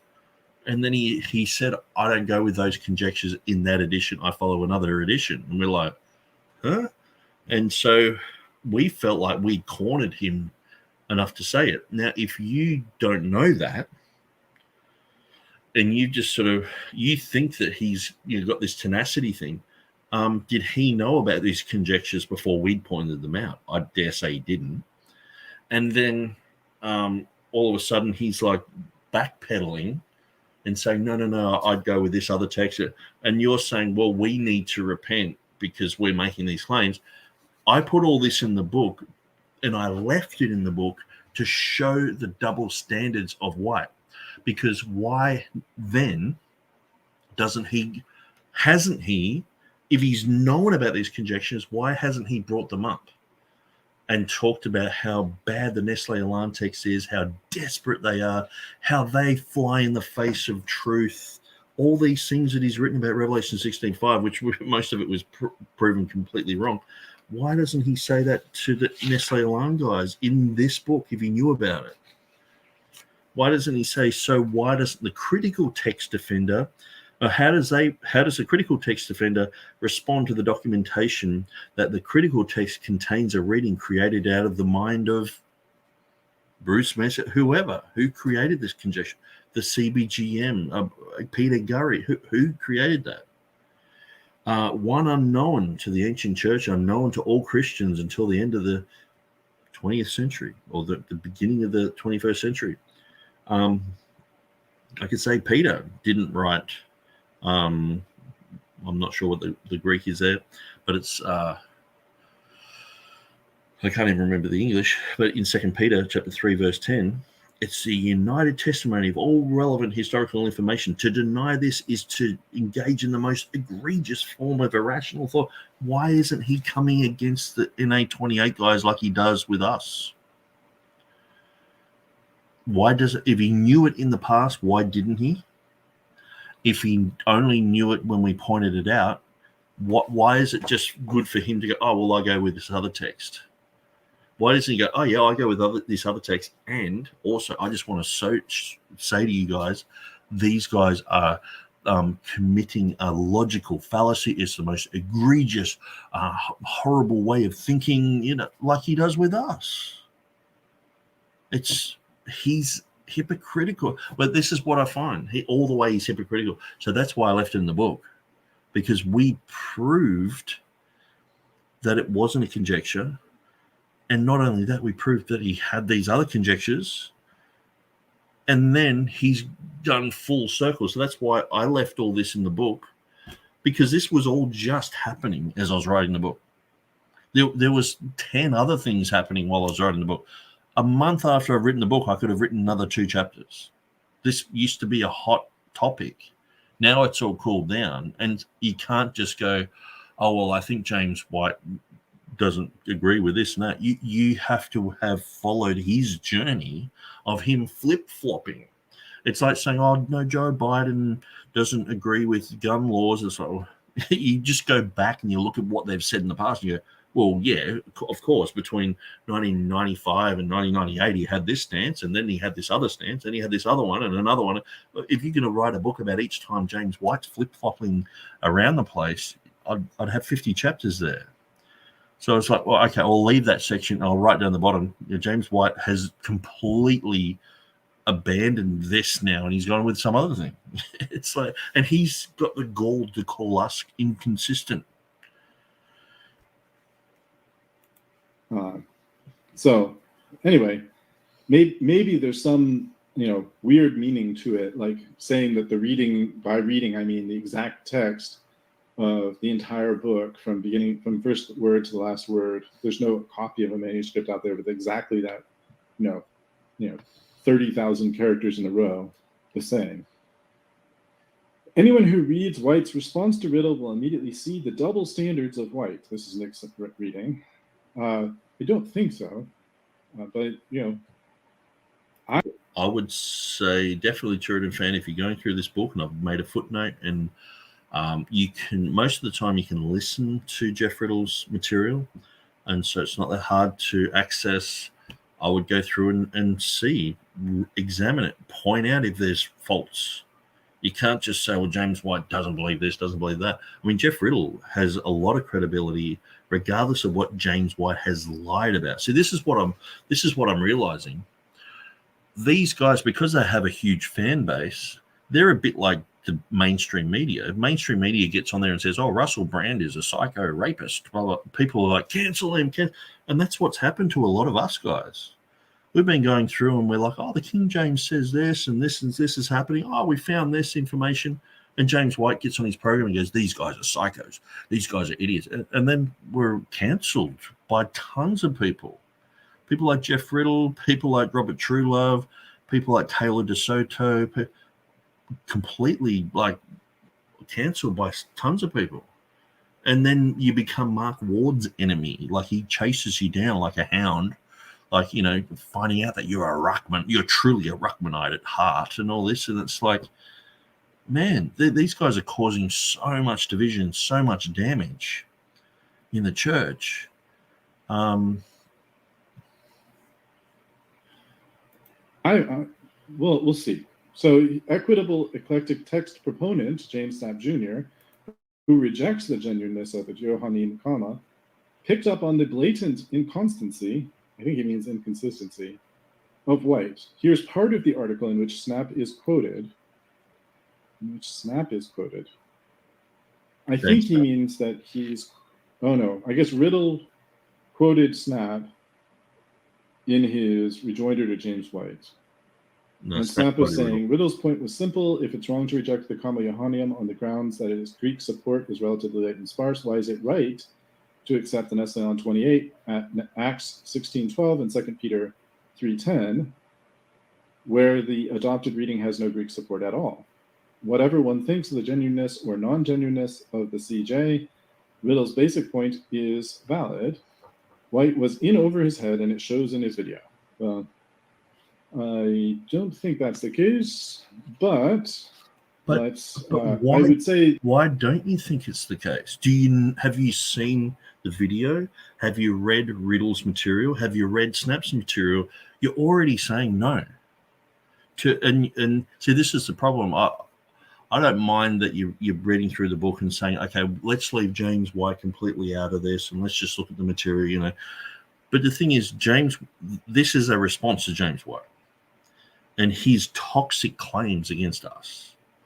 And so when we put this information, you can't just dismiss it. You can't just wave your hand and say, I don't think so, you know.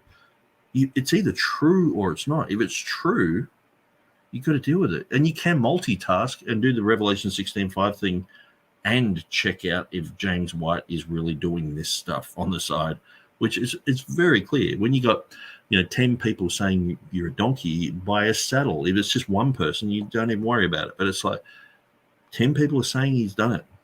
You know, that there's so many. I could point out hundreds of people who James White has just lied about all over the internet. And that's one of the reasons why I just don't support him. I don't recommend him and all the rest of it, because it's like Sam Shamoon. He might be able to do a good Trinity debate, but it's like, would you want people to follow him? Absolutely not. He's toxic. I see James White as the same. And so imagine if I was reading through your Marian, you just say you wrote a book on it, and I'm like, okay, the Marian thing. And well, Sam Shamoon, someone like Riddle was like, oh, Sam Shamoon said this, and James White has been hypocritical, or Sam Shamoon's been hypocritical in this and that. And I was just like, no, I don't think that's true. Well, unless I've seen the video, unless I've looked at it, how can you actually have an opinion of whether that's true or not, except for you have a presupposition that you like the guy, and we're just nasty, vindictive, King James only, Ruckmanite type of people who just want to make up stuff. You have to be proving that we're not like that, or that we are like that, or it can't just be, oh, I don't know, let's just deal with something else. It's like, well, this is one of the main things. And James White was, and when I'm reading from his book, he's tame. When he says we're non-Christians, says we're not people of faith, when he says we're deceived, when he says that we're committing the most egregious errors in thought and all this sort of stuff, that's nothing compared to this type of thing. Like James White acting like this to you. Can you imagine what these people would be doing if we made a change in the King James and used this kind of argumentation? Well, there's a guy about 1,700 years ago used this word in something completely different. And so we should change King James Bible. Yeah, they buy it for a second. They just, all right, let's rip that out there. Betsy, let's start writing a new page here for the King James Bible. That's what we do right now. Desperation. You said there was nothing. This is desperation. And then what you can't see is, looking over here on the side. Yeah, so this type of stuff. But when we sort of go, hey, James White, remember you said this? And we're seen as the baddies. You know what I mean? It's like when you argue with an idiot, you get two idiots. It's like from a distance, two people arguing, you can't tell, even if it's just one arguing, you can't tell if they're both arguing. And that seems to be the modus operandi of James White and others.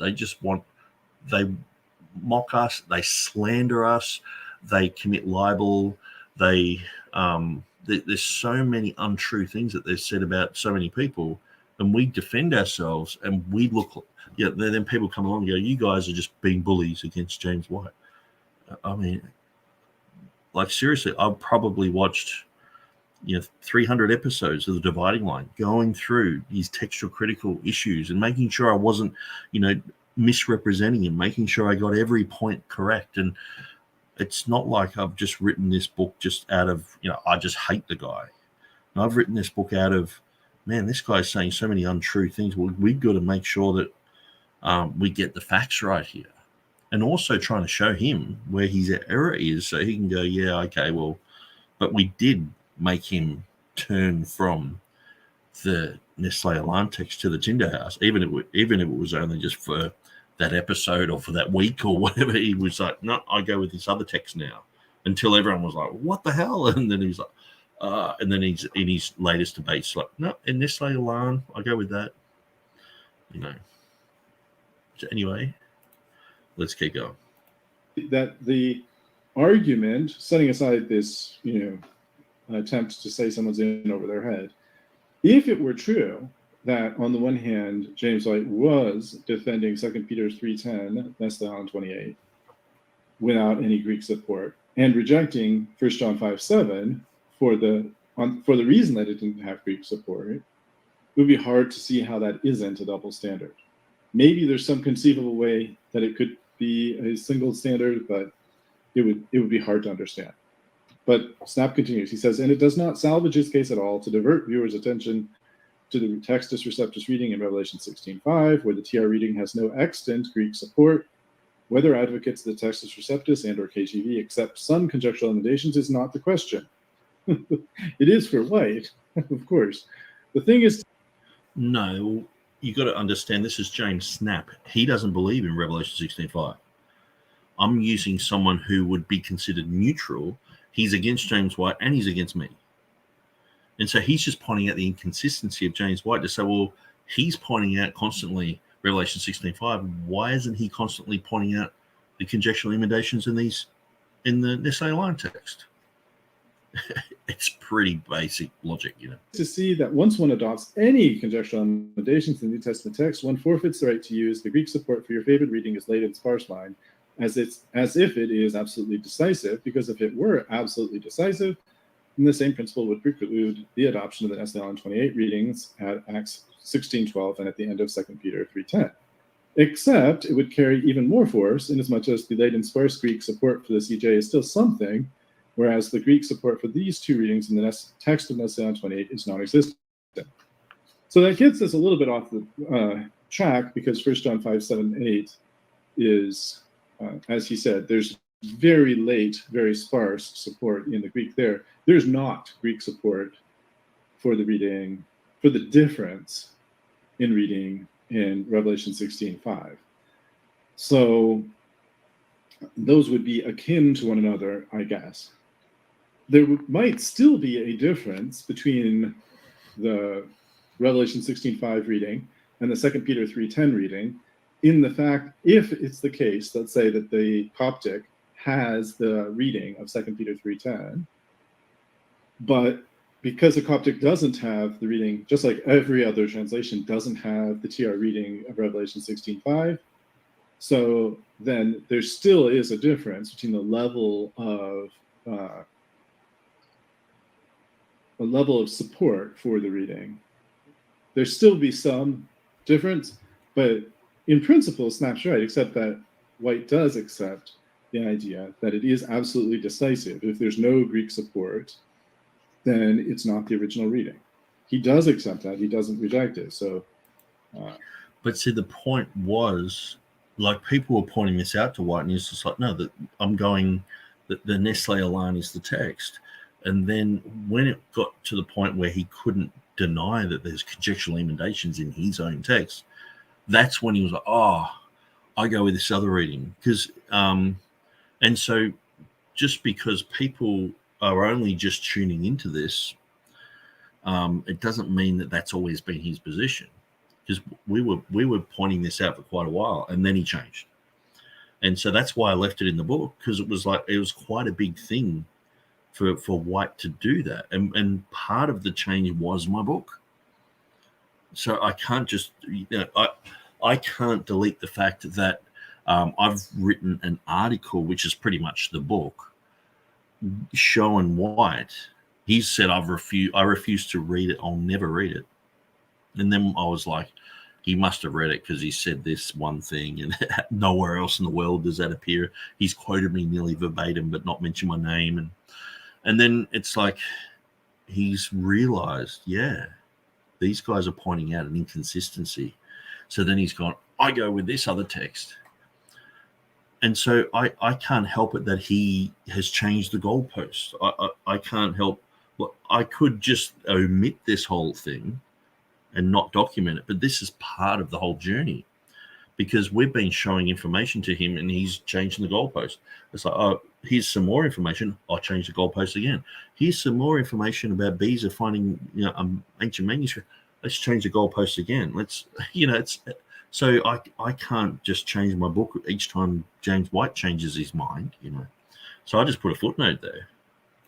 Now, Nick continues. He says, although I believe Snap is flawed in his equitable eclectic text position with rejection of Comma Johannium and other TR readings, I believe he's spot on in his evaluation of White here. Metzger admitted that the 24th edition of Nestle's Greek New Testament includes about 200 conjectures, mostly in the footnotes. I think they might be all in the marginal readings, the apparatus in the Nestle-Yellen 24th. But maybe there's some that made it into the main text in the 24th. I don't know. So it seems White and others have differing definitions concerning conjectural emendations. Well, it's kind of neither here nor there, whether there's some difference between White and others on conjectural emendations. The point, under either question, or under either case, the question is whether or not that's what Beza was doing. Was Beza making a conjectural emendation? There's no good reason to think he was using the Ethiopic if the Ethiopic testified. And again, I don't think there's any good reason to think he was relying on Beatus. But if he was, let's say he was relying on Beatus and he was relying on the Ethiopic, then it would only be a conjecture in this New Testament textual critical sense, but not in a... Okay, I must have misheard TurretinFan. I think he's saying that he seems to think that the old reliable manuscript was perhaps like Beatus of Libanus. I've never made that claim. I don't know anyone who has. I don't think that would be the old ancient manuscript. He would bring that up in the earlier with the Latin, when he's talking about the Latin and the divisional, and he's saying it's nonsensical, and he's saying in the Greek and in the Latin it's wrong. So he would have brought it up there, but he was talking about the Greek, and he's talking about erchomenos, and then he says, why have I got esomenos there? And then he's like, okay, this is from an old reliable manuscript. And so I don't think he's talking about a Latin manuscript. And so this is what's come out, that it's a reliable Greek manuscript, broader textual critical sense, because there's this abundance of manuscripts of Greek of the New Testament, unlike most other works. He goes on and says, White struggles. He says, White struggles with several verses concerning the deity of Jesus and the names of God. By struggles, Nick means that James disagrees with Nick and the TR on those points, I assume. Well, what I mean is White struggles with several verses concerning the deity of Jesus and the names of God. And so we've pointed out in 1 Timothy chapter 3, verse 16, where it says God was manifest in the flesh, James White goes around teaching the critical text version of that, saying who appeared in a body is valid, it's not a conspiracy theory, blah, blah, blah. But then when you read his book, he says he agrees with the Textus Receptus reading. God was manifest in the flesh. And he has defended that on the dividing line. It's like, okay, but then when questioned by Stephen Anderson, he seemed to go, oh, no. Yeah, he didn't really want to talk about it. So it's obviously a struggle for him, that verse, because he's got it written here. He's teaching the opposite out in public. And this is to do with God being manifest in the flesh. But there are several verses concerning the deity of Christ and the names of God, besides thinking the slur Yahweh is the name of God. And so I assume that's what he means, because struggles is just, sounds like a rhetorical flourish or, kind of an opinion statement. When in your book you're saying one thing, when in public you're saying another, and then when you're confronted you don't really want to talk about it, he's struggling with that. Because that would be going against the Nestle Aland reading. So does he want to go against it? He says in his book that he agrees with Dean John William Burgon on that. And Dean John William Burgon said that this is a solecism, and this the whole concept of it being an ancient hymn is ridiculous, and he mocks the Westcott and Hort committee, the Ellicott committee, for putting who appeared in the body, and says that this is an absolute horrendous error. He goes full, what Dean John William Burgon does. He goes to town on these guys, and James White says he agrees with him. So, and then he teaches the opposite in public. And then when confronted, so what I'm saying here is not just a made up, I'm just angry at James White. This is a well thought out saying here. White struggles with several verses concerning the deity of Christ. So when we look at John chapter 1, verse 18, monogenes weos, or monogenes theos. Now, James White himself, according to his own standards, says, don't preach where there's variance, okay? Now, what do you hear James White preaching from? A lot. John chapter 1, verse 18, the only begotten God. He often brings it up. And he's the one who says that you shouldn't preach where there's variance and things like that. But he goes against his own rules. And so it's like he's struggling with these type of things. Statement. Besides thinking the slur Yahweh is the name of God. In other words, let me just say this. We have well documented James White's errors for years and years. Not just me, like James Snap Jr. He makes memes about James White. Like if I was to type in James White, like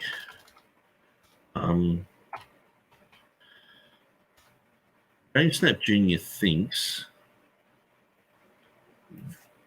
that the whole Sinaiticus being a forgery is a joke, okay? But look, he has James White. Now,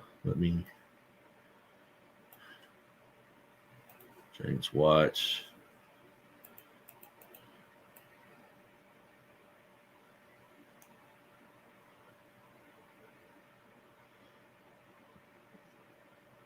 Now, it would probably do good for TurretinFan to read James Snap, because I'm just trying to find the Sinaiticus. Even though I disagree with him, he will just point out the obvious, and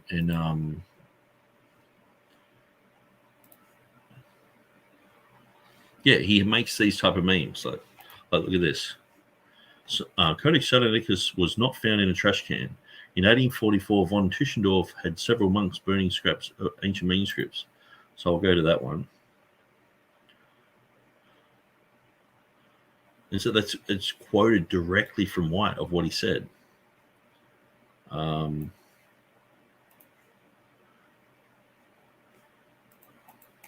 just trying to find this one specific one. It's not Sinaiticus. It's actually Revelation. So anyway, I'm rabbit trailing.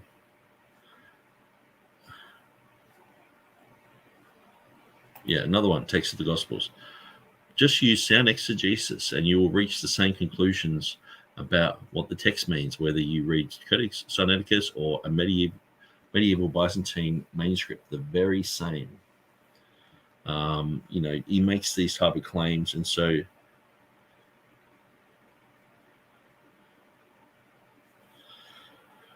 yeah, people who I don't even agree with are just pointing out the problems with this type of thing. So anyway. Well, it's not a slur, and it's not it's a best guess, as Dr. White constantly points out. Several examples reveal to us that he is the pot calling the kettle black, or in other words, he performs the very practice of rejecting a well-established majority and adopting variants with little or even no manuscript evidence that he claims to be angry about.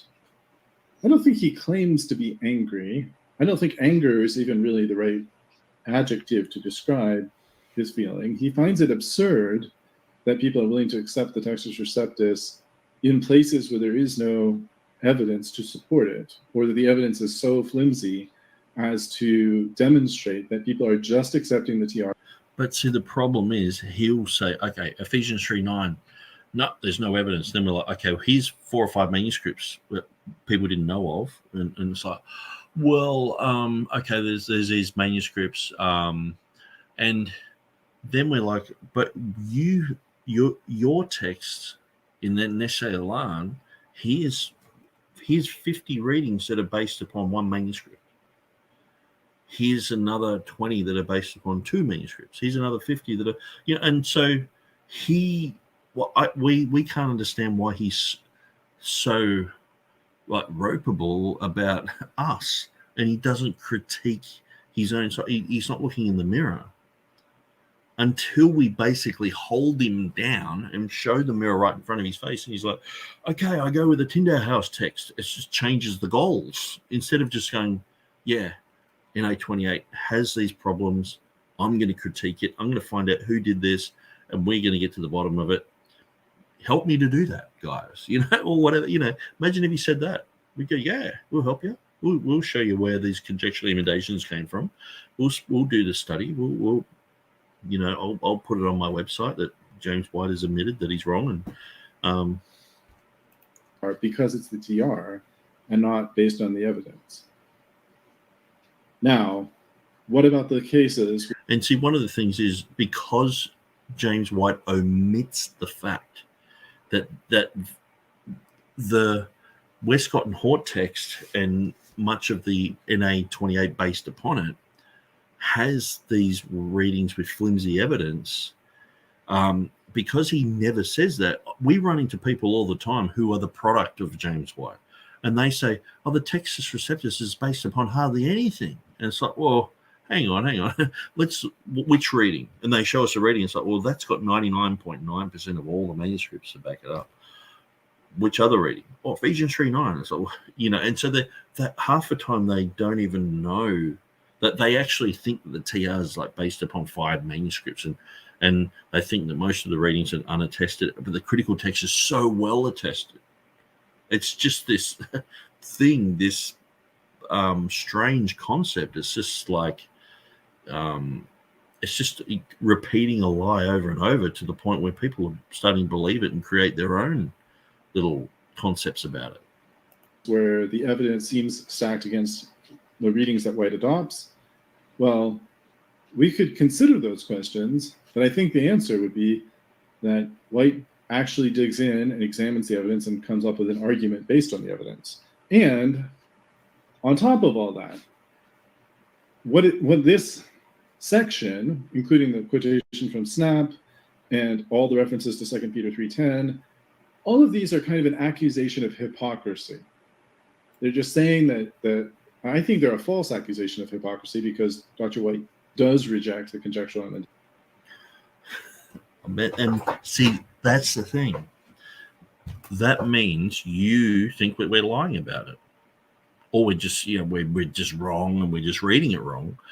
I mean, if I was to show this to James Snap Jr., Jeff Riddle, and myself, and we were to go, okay, well, TurretinFan is saying that we're wrong about James White here. Yeah, we would all get together and just, prove our point. I just can't understand how you can have such a presupposition that James White is correct here. Is he an angel sent from God, or let's just rewind that. I just sort of find that remarkable. They're a false accusation of hypocrisy. Yeah. They're just saying that I think they're a false accusation of hypocrisy because Dr. White does reject the conjecture. So he thinks it's a false accusation of hypocrisy. So even like James Snap Jr.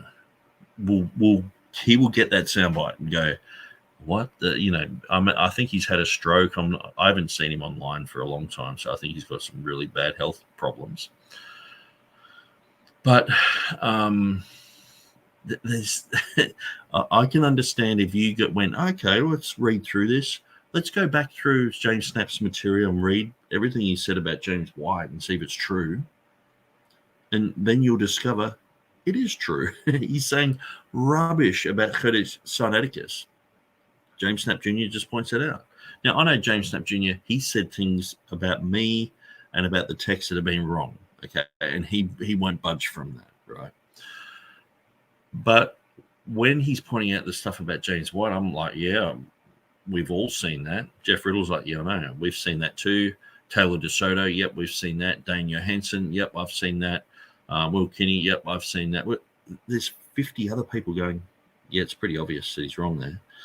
And like James Snap's not a King James guy either. He's just pointing out he's got no boat in that race. He's not on either side, sort of thing. He's just pointing out, like, hang on, James White's saying this dumb thing here.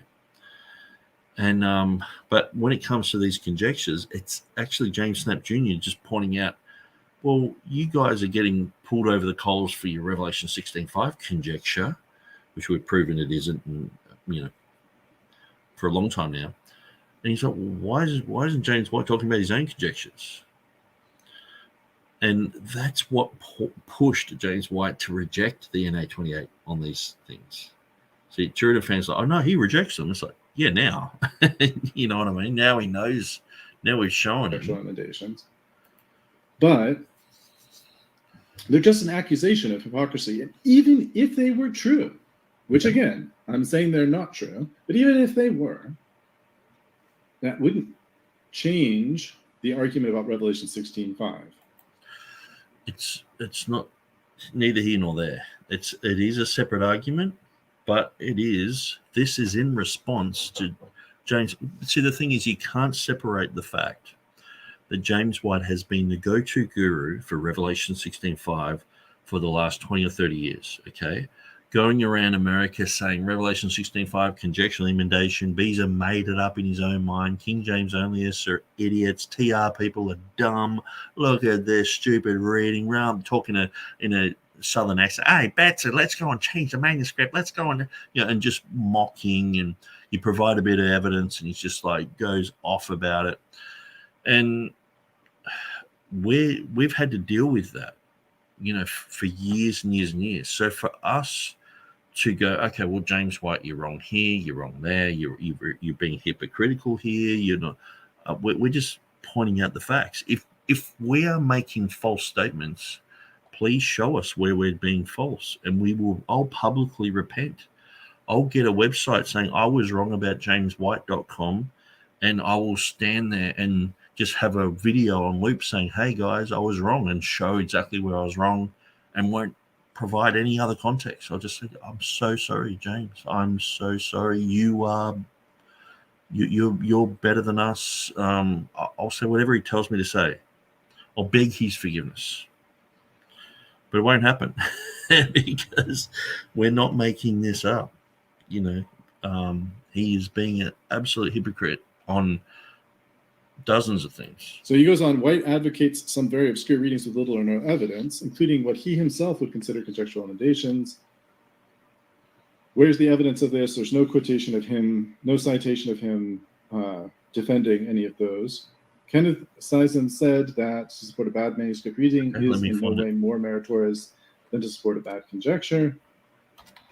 And so far from being safer, it's more insidious as a source of error. For in good practice, a conjecture is printed with some distinguishing mark which attracts doubt, but a bad manuscript reading, if it is defended, looks like solid ground for the defense of other readings. I'm not sure the entire point for having that in here, but it's here. Like, I guess the idea is just to say that sometimes a conjecture is better than a manuscript. Interestingly, Nick is arguing that this isn't a conjecture, so this seems like a useless tangent for Nick to go down. But in any event, well, I had to cover the whole thing of conjectures because James White wrote about it and said this was a conjecture. So I was like, well, let's see if it is a conjecture, you know. So I went down the trail, and it's like, actually, the way that he views a conjecture is different to Metzger and these other guys. And then I was like, actually, and he's got conjecture in his text too.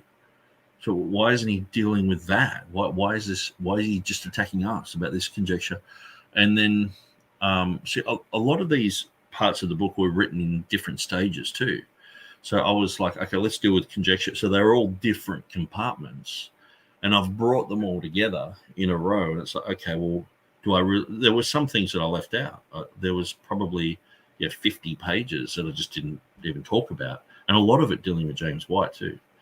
And so I only just put snippets of things that I felt were important to say. But yeah, so dealing with this issue, it was the whole thing of conjecture that's pretty much gone hand in hand. Revelation 16:5. Every time you bring it up, so Revelation 16:5 proves this, proves that. It's a conjecture. Oh, here we go. Have to prove to this guy it's not a conjecture. And so that's why I had to bring it up in a book on Revelation 16:5. When you've got everyone thinking it's a conjecture because of James White, then you have to bring up it's not a conjecture. You know what I mean? And so, and also point out his own hypocrisy in that. Nick says, Beza conducted a meticulously close study of the text in its cultural and historical context, which preceded, I think he means proceeded, with a thorough analysis of all extant versions and readings of the given fragment. By the way, when I see he says, which preceded with a thorough analysis, and I say, I think he meant proceeded, I'm conjecturally amending Nick's work here. Now, Nick's around, I could ask him what he meant. But in fact, his original just had an error, probably. This is the first edition, I think, of the book. So in any event, it's sometimes conjecture is right, but that doesn't mean it's right in biblical New Testament textual criticism. So Beza, according to Nick, had intimate knowledge of the writing style used by John. Holmes writes that there is considerably less need for emendation of the New Testament text than that of comparable documents is indeed true, but we must not confuse less need with no need. So that's Michael Holmes arguing that we might need some emendation of the New Testament text. And he doesn't specify conjecture in that particular quotation, but maybe he did mean that, I don't know. So most textual critics accept the need for a conjecture, but White is only upset over, why does it have to be upset? Why does it have to be angry? Why does it have to be howls? Okay, well, I'll show the video again, you know.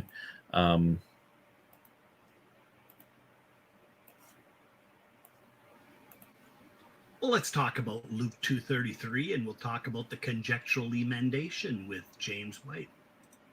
What it means. Joseph and his mother marveled, or his father and his mother marveled. So imagine what these people would be doing if we made a change in the King James and used this kind of argumentation. Well, you know, there's a guy about 1,700 years ago used this word in something completely different. And so we should change King James Bible. Yeah, they buy it for a second. They just, all right, let's rip that out there. Betsy, let's start writing a new page here for the King James Bible. That's what we do right now. Desperation. like, and also when it's like, you know, he's being angry, etc. You know, White's only upset because, let me read in his book, let me read his own words again, you know. Let's go through this. He says, this is a united testimony. So he's saying, you know, the reading should be, O Holy One. This is a united testimony of all relevant historical information. To deny this is to engage in the most egregious form of irrational thought. It is not faith to deny reality. It is deception. So would you say he's a little bit upset that we follow this reading? Thankfully, there isn't the slightest doubt as to what John wrote here, and only misguided dedication to a human tradition would cause anyone to believe otherwise. So there's not really any practical reason we're believing this. There's just a misguided dedication to a human tradition. Christians are people of truth. So we obviously aren't Christians, because it says, and I truly exhort any KJV only advocate to seriously consider this text, to examine the documentation provided. So that's exactly what I've done. And to recognize King James onlyism for what it is, an unfounded tradition that flies in the face of truth. So in other words, if you want to be a Christian, you want to be a person of truth, you can't believe this text because it's King James onlyism, you know.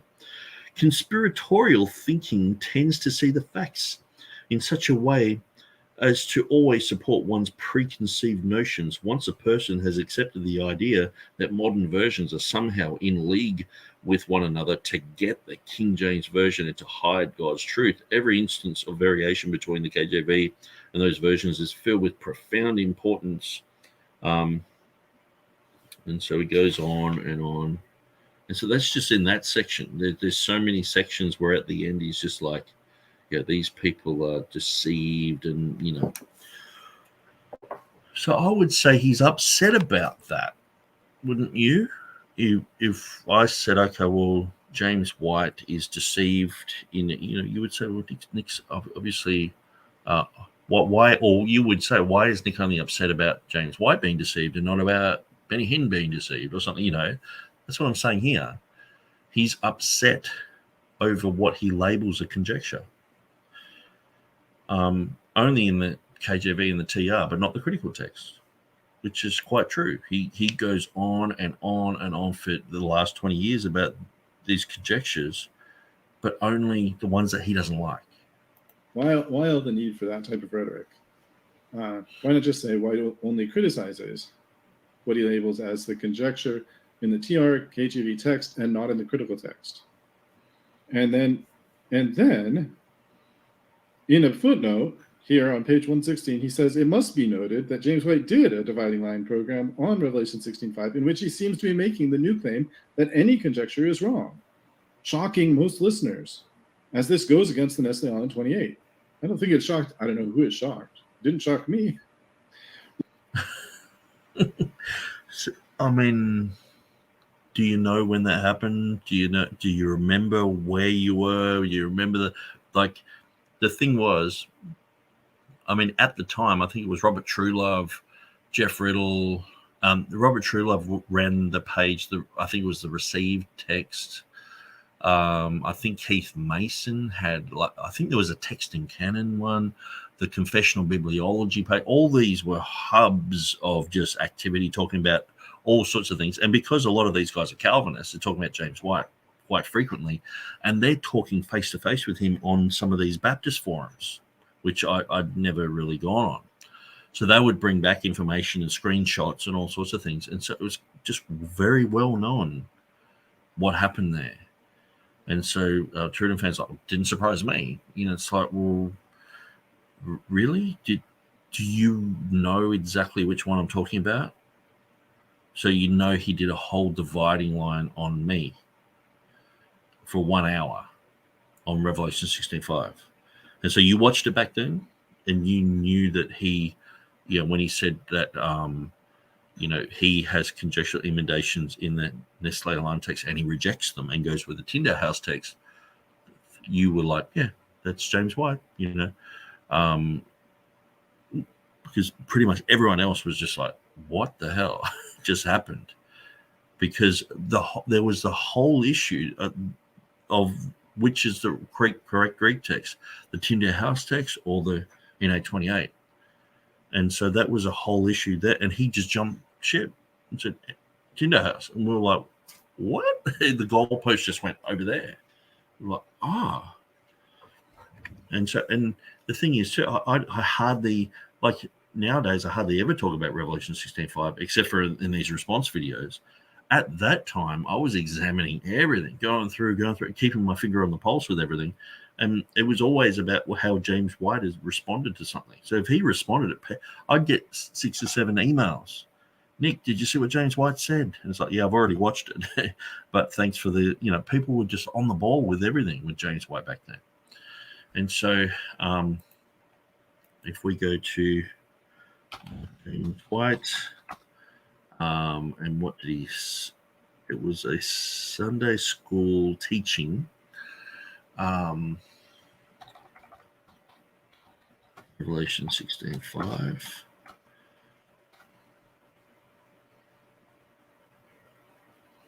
And maybe I can go to videos. And I did, as you can see, I did an examination of him saying that.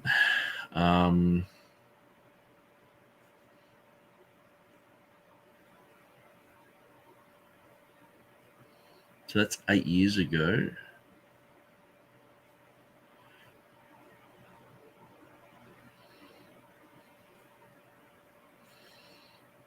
Okay, so I'm just trying to find.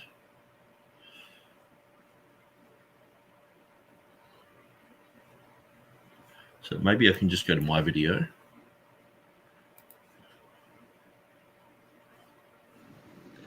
Hey guys, welcome out to Revolution Church, as I mentioned before. But but he doesn't mention this information in the book. That this is, yes, it's secondary information. It's nothing to do with the Greek, but it's still information. It's not a utopian fallacy where it's just all laid out for us. I mean, you wouldn't come up with the critical text just by having Vaticanus. You wouldn't come up with critical proving that it's. Okay, so this is part 1. So I think where he mentions it, defense of the reading of shall be in the authorized version. So I'm going to leave it there. Okay, so I'll try and maybe it there. I'll look for this one.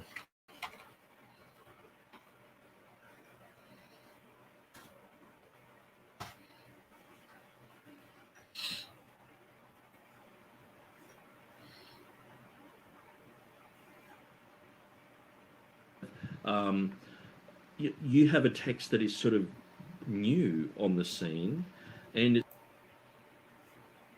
people like Mill who spent 30 years. And see, one of the things is too that Nestle Alarm texts have been around since 2013, and then the Tyndale House came out. It was a new thing, and so it was just amazing. Anyway, is. Getting 30,000 variants on the TR in 1707. Hoskia with his massive work on 200 manuscripts of Revelation. James White turns around and says, "Wow, he did a brilliant job. What an amazing guy," and all this. But when your opinion is that loggerheads with James White, oh, you're desperate. What a sad guy. Give him a round of applause. I mean, he's tried so hard, but what a dimwit, And it's just these ad hom arguments that I think used to work in the past, and it works in a debate setting. James White's trying to win debate points and all the rest of it, but I mean, really, they didn't look at the text. They did. Okay, so I'm just trying to find where he talks about this.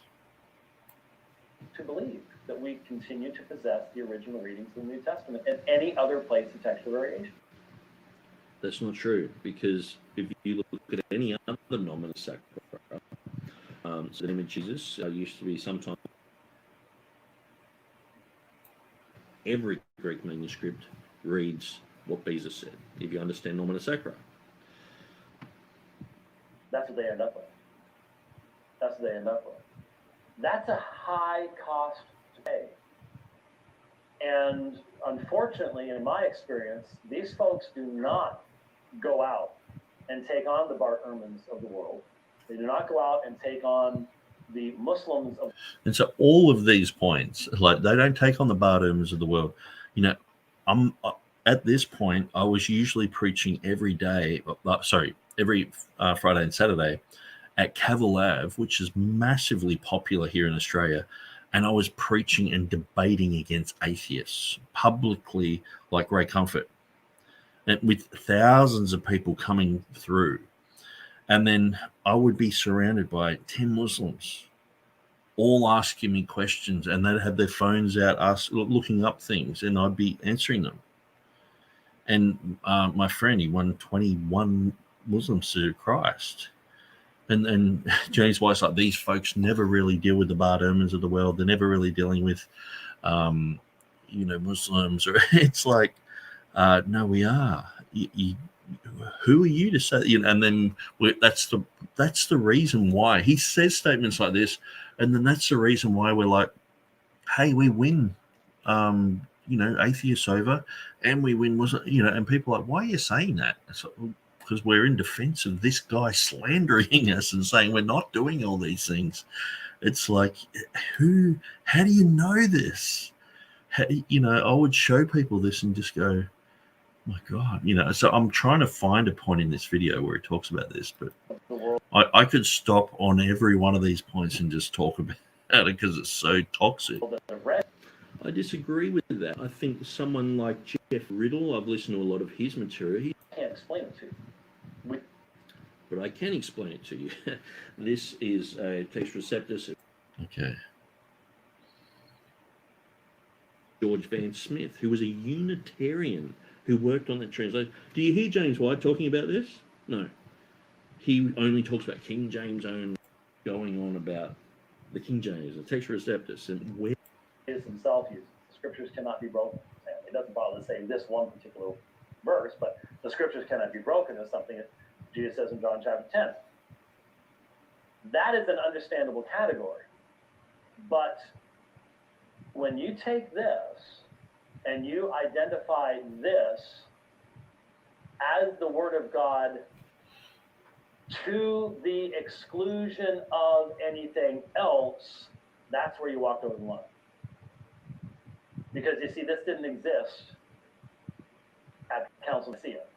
This didn't exist in the 5th century. This didn't. Well, why were so many people quoting? And there's a quotation in the New Testament that is pretty much the same here. So they would copy.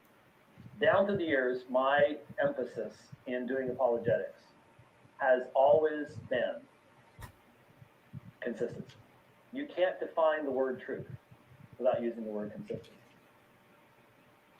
And so there's a lot of argumentation that other people use in Islam, Roman Catholicism, Mormonism, I can't use because I don't find it to be consistent with how I defend my own faith, consistent with meaningful interpretation of their own sources, that kind of stuff. But it's vitally important, and it's vitally important in this area as well. And I am concerned that amongst Reformed men today, there is this movement to go back to a text. My position is God has given us tremendous gifts in the papyri, the great uncials, that we needed at the very time we needed them. In this day, when the attacks upon the New Testament are so vociferous and so many, He has given us so much to close our eyes to that and turn our backs upon that. Even if you do it in the name of the great reformers, which they would not have done. Calvin corrected the TR in places. He engaged in textual criticism. He didn't just make it sacrosanct and it can never be touched.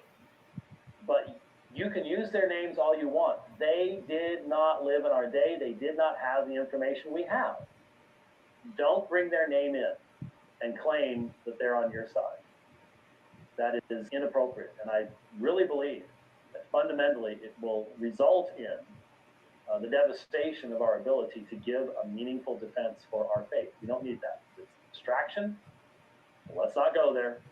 Let's keep an eye out for it when it comes. Be gracious to those who present that perspective. But you run into someone. So sorry about that, guys. I have been going through this thinking that he's going to say that magical part where he's like, well, I haven't gone with the Nestle Alarm text. That kind of time. But what's he doing? That's my standard. And since this is how God speaks to me, I'm going to defend it to the nth degree. And the mindset is, if there's anything wrong in here, then God hasn't spoken. That's where the problem is. Because you're making your understanding of the current state of the text and what this represented as the current state of the text at that particular time in history, the standard as to whether God has spoken or not, or whether he's...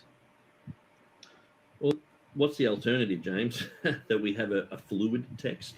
I mean, you know, James talks about transgenderism and things like that. Your trans... Nothing but the Latin versional evidence for the common behind. Verse 5-7. But if Bruce Metzger did that, or, you know, 1 + 1 = 2, they continually dug and then they found it. The Greek manuscript tradition is hopelessly right. That's what they're saying. They don't want to say that. But by taking this and reasoning backwards... So the thing is, James White doesn't believe in the majority text.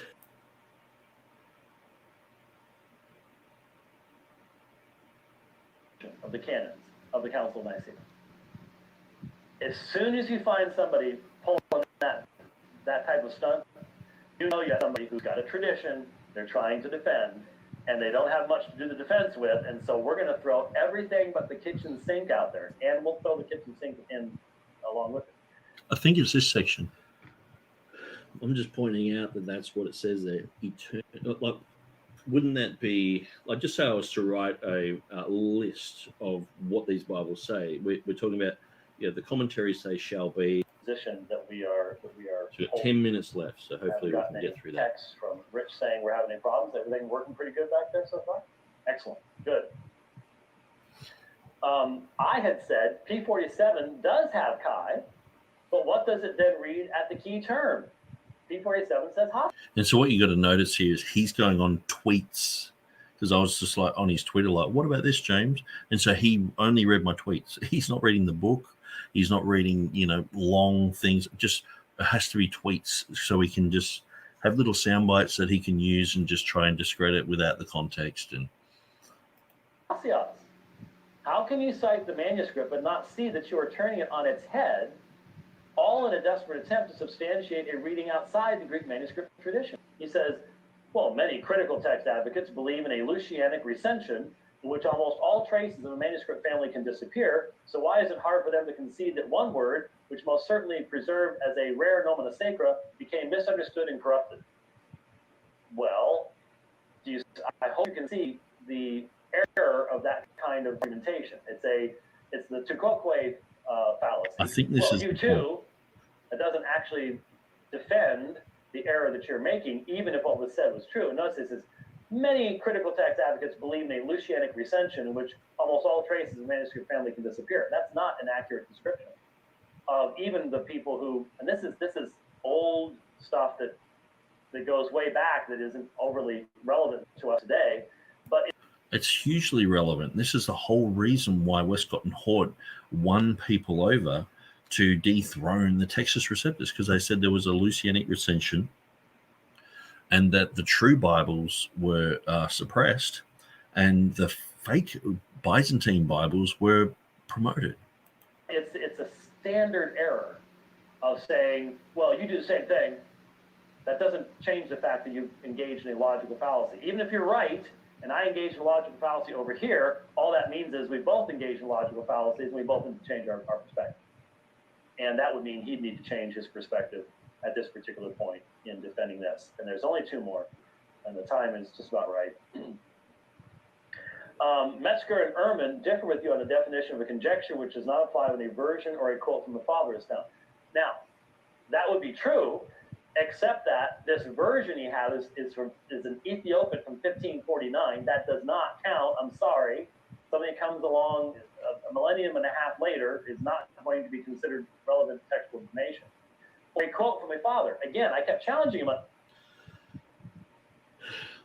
So why does the NRSV United Bible Society text use United Bible Society text? And so let's just continue. Just because you can find an early father using a Somenos does not mean they're quoting Revelation 16:5. It's not just that they're quoting a Somenos. It's not like, that it's just one word that we found. It's like, see, they just quoted one word. No, they're quoting the entire triadic declaration. They're quoting it exactly as Beza has it. What more do you want? It's like, okay, well, I've found a reading that has the Futurist of Beatus is manuscript support within the closed class of Greek and Latin sources used for the TR. Ethiopic? You're really going to go with the Ethiopic? The only reason I'm saying that is the Ethiopic version of TR. Ethiopic? You're really... Yes, and I've clearly seen internal consistency. Why scold me for just basically saying, okay, critical to sort of say this? He's like, no. And so, well, you've got a different opinion to these other guys. You've got a different opinion to Metzger, to Bart Ehrman, you've got a different opinion to Jan Kranz. You've got your own little thing going on there. And I understand what you're saying, but it's you've got to acknowledge that not everyone's just going to go with your own interpretation of a conjectural imitation. Are you going to make the other changes that the Ethiopic tradition would require in the TR? Of course not. Of course not. Total inconsistency. Last one. This is also about conjectural emendations. And two in the Nestle All in 28, which I reject. Yeah. Okay. I reject all conjectural emendation. I do not believe there's any need for conjectural emendation whatsoever. And tomorrow we'll talk about CBGM. CBGM has introduced a conjectural emendation. I reject it, and I'll tell you why. So he asked why a double standard. There is a double standard. All of this, again, to Kokwe fallacy, you do it, therefore I can do it. But it seems James has sort of only recently changed his mind on a lot of this. He's been shown this by guys like Jeff Riddle, guys like James Snap Jr., and, I'm just basically repeating some of this stuff. But we're just saying, well, James, how come you're not scolding the critical text guys for this? How come you're not holding them over the coals like you're doing with us on this verse? On other places where they have absolutely no Greek evidence whatsoever, but they have a conjectural emendation. And then it actually surprised me that he said, well, I don't follow that. And I was like, oh, well, at least he is being consistent with that. But it's sort of not really consistent with what he's formerly said. Because, if he is going to make Revelation 16:5 the trump card in every King James only seminar that he does, isn't he going to now formulate a whole thing about how bad the 105 conjectural emendations that appear in the NRSV United Bible Society text, which they've taken that list out of the 28th edition? Is he going to hold them to task over all them and teach about them and conjectural emendations? Or is he just going to stick with just the one with Beza? No. And so, yeah, that's the point where... So what we've just seen is someone who has spent an incredible... Give the guy... Yeah, listen to this passive-aggressive stuff. Credit, whoever he is. An incredible amount of effort to defend the tradition. To just defend a tradition. So when James White writes a whole book about King James onlyism, that's fine. But if I write a book pointing out the errors in his position, I was just defending a tradition, So, so I'm just looking for the Tyndale House Greek New Testament.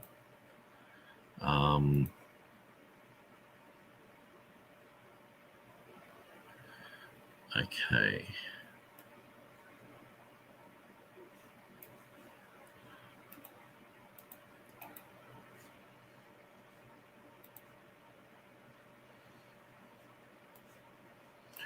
So the Tyndale Greek New Testament.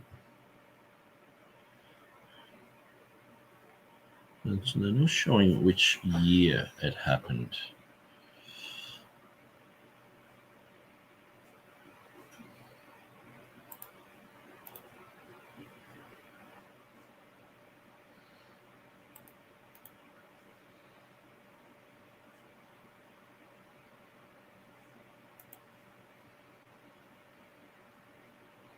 I don't know why they're not showing the year.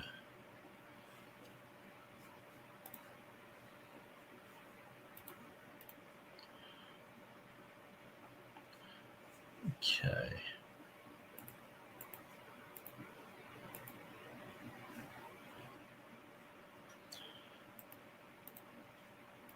Crossway.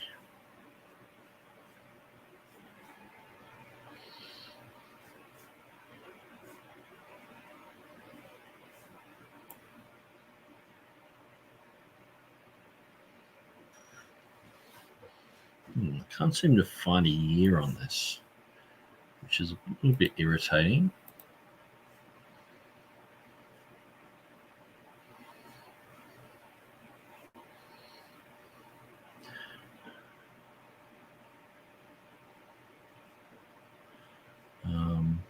Okay. 2017. Okay. That's good. These guys have a date on it.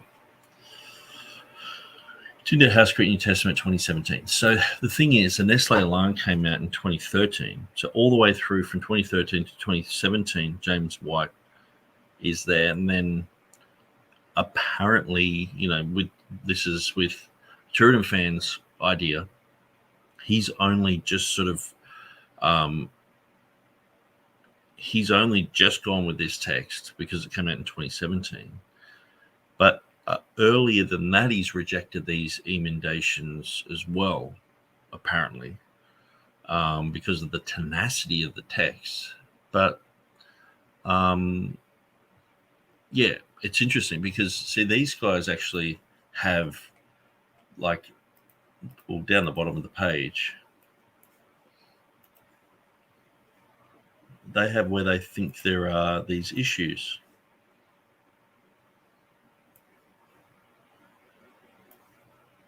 Father, forgive them, they know not what they do. I mean, the thing is, that goes against what James White's talked about.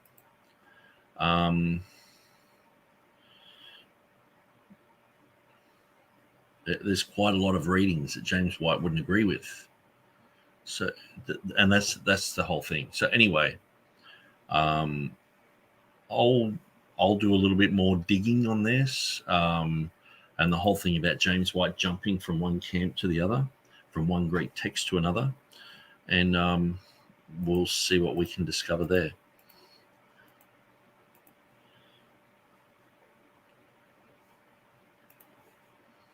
Okay, so enough of that. Let's go back to the original. Most of us would not spend that kind of time. This new development. You're publishing this book saying that he defends the conjectures, and then you have a footnote just says the opposite. Nick, come on.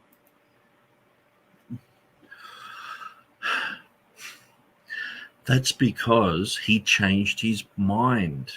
I can't help, if I've written a book and then I'm watching a James White thing and he's changed his mind, well, do I have to rewrite the whole thing? It's like, no, well, this is what happened. And then I put a footnote, saying, look, James White does exactly the same thing here. Okay, so let's look at this. In his issue on the Commuhenium, where are we? Page 99 to 100.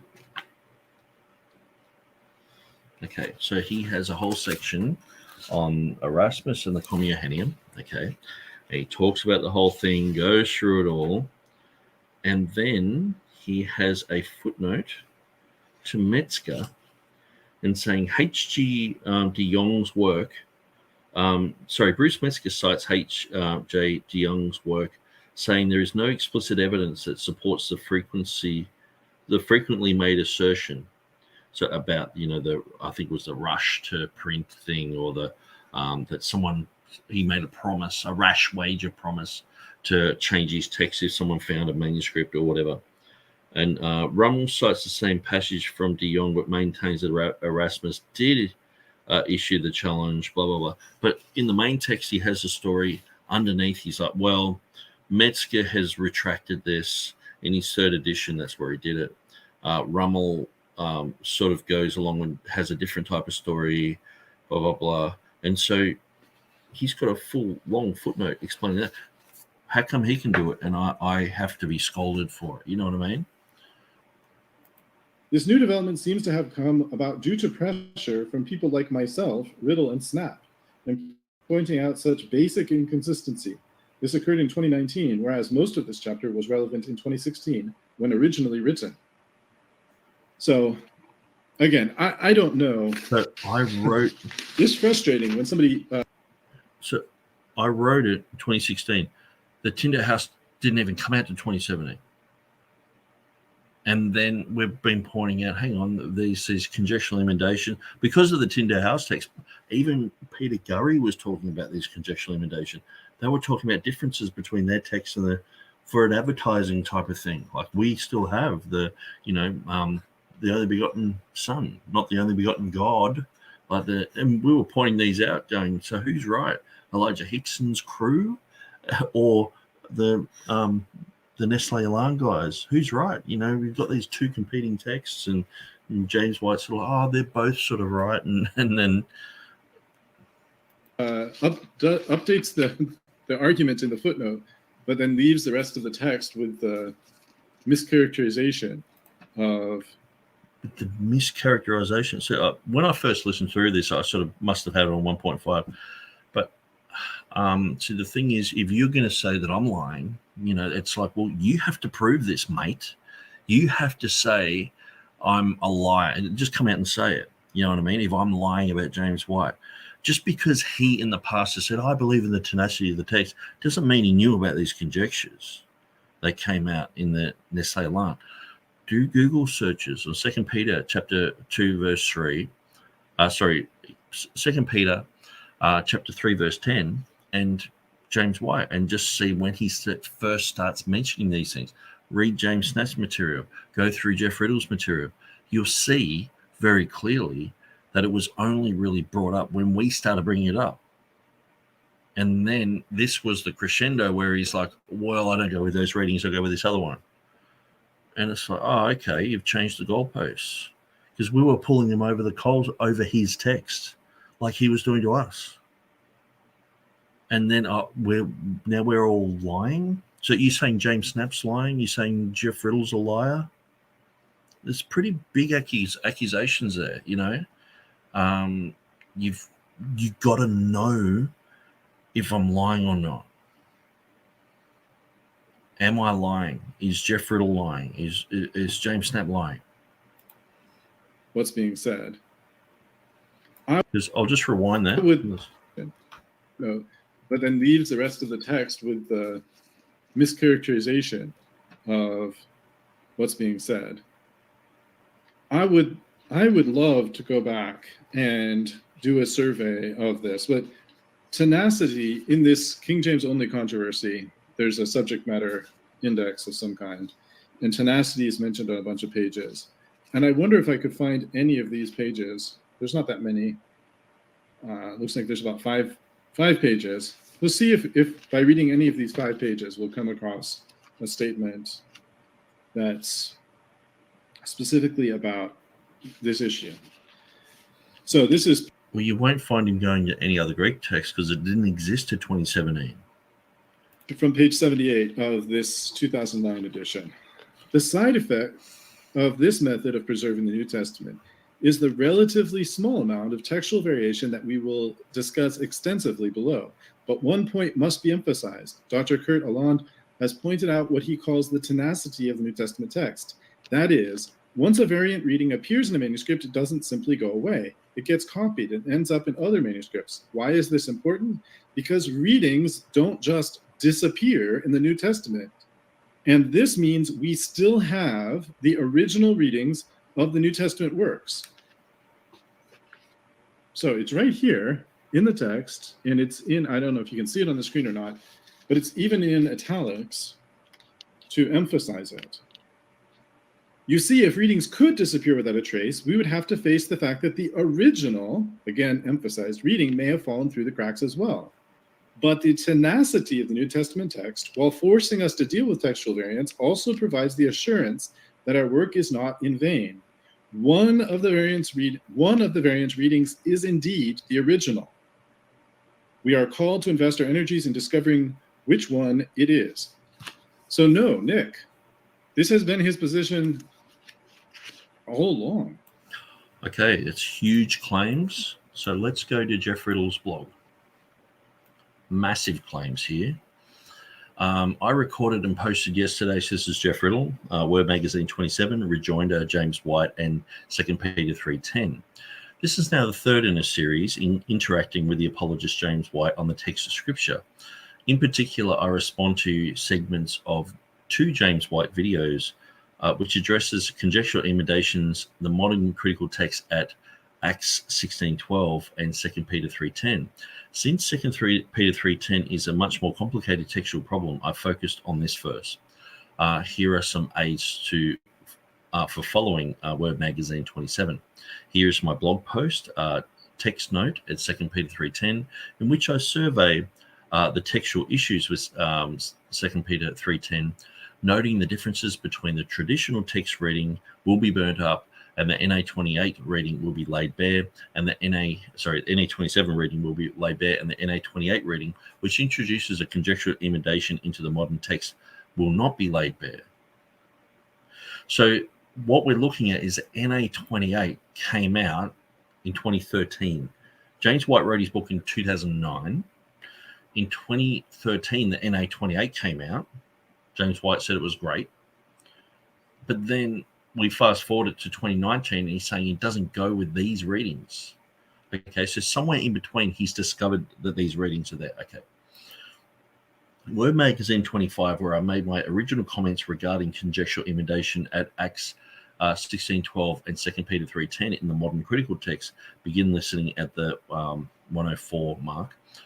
Here is the link to James White's 25th of August 2014 screen show video called the CJ Reformed Baptist and Doing Apologetics, in which he offers an initial response to the conjectural emendations at Acts 16:12 and 2 Peter 3:10, and misunderstands that the main issue with 2 Peter 3:10 has to do with the insertion of a negative particle ook in the Nestle Alarm 28 text.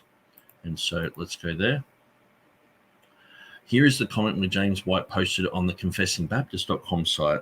You can read all the post comments here in response to Word Magazine 25 and the comment made by James Snap Jr., in which he points out the mistakes James White made in understanding 2 Peter 3:10 and responding to my argument concerning it.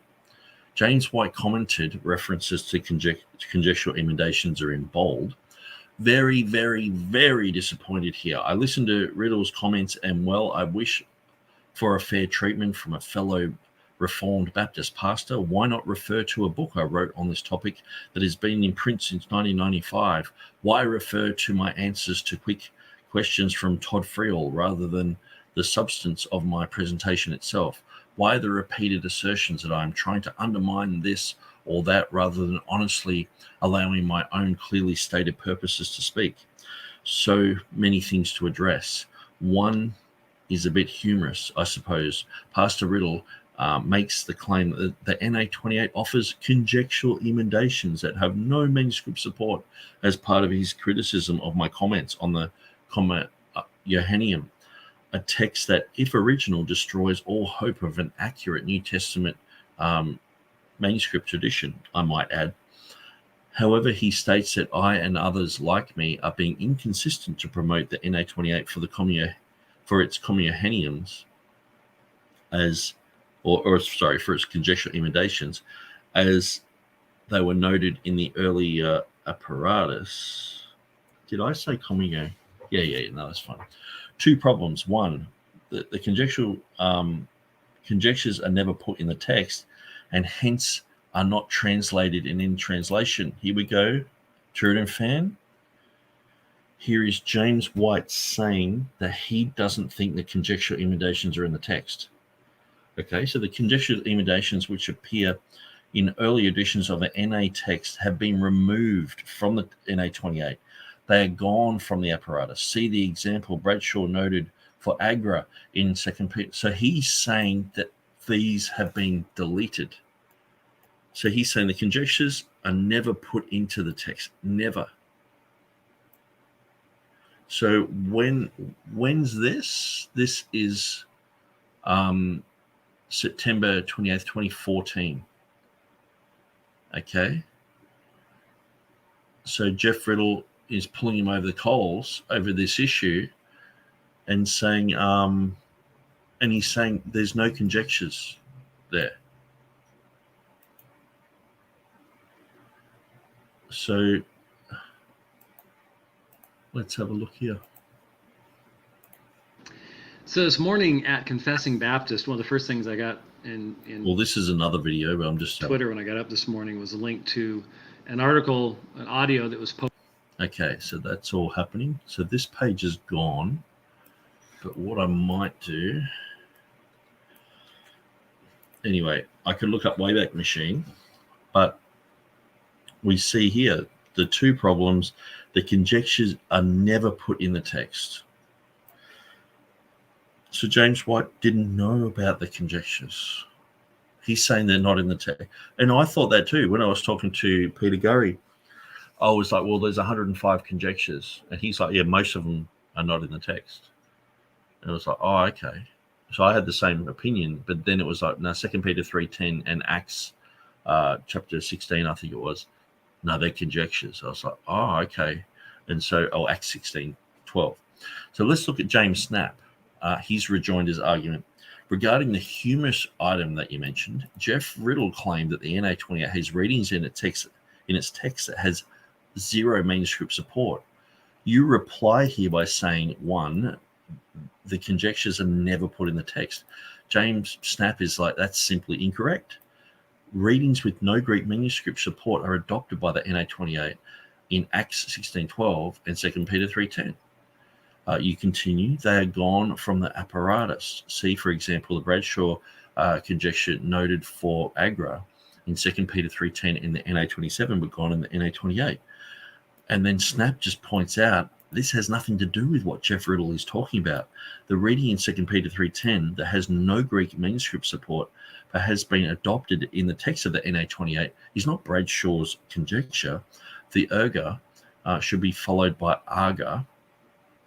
Riddle was referring instead to the variant unit at the very end of the verse.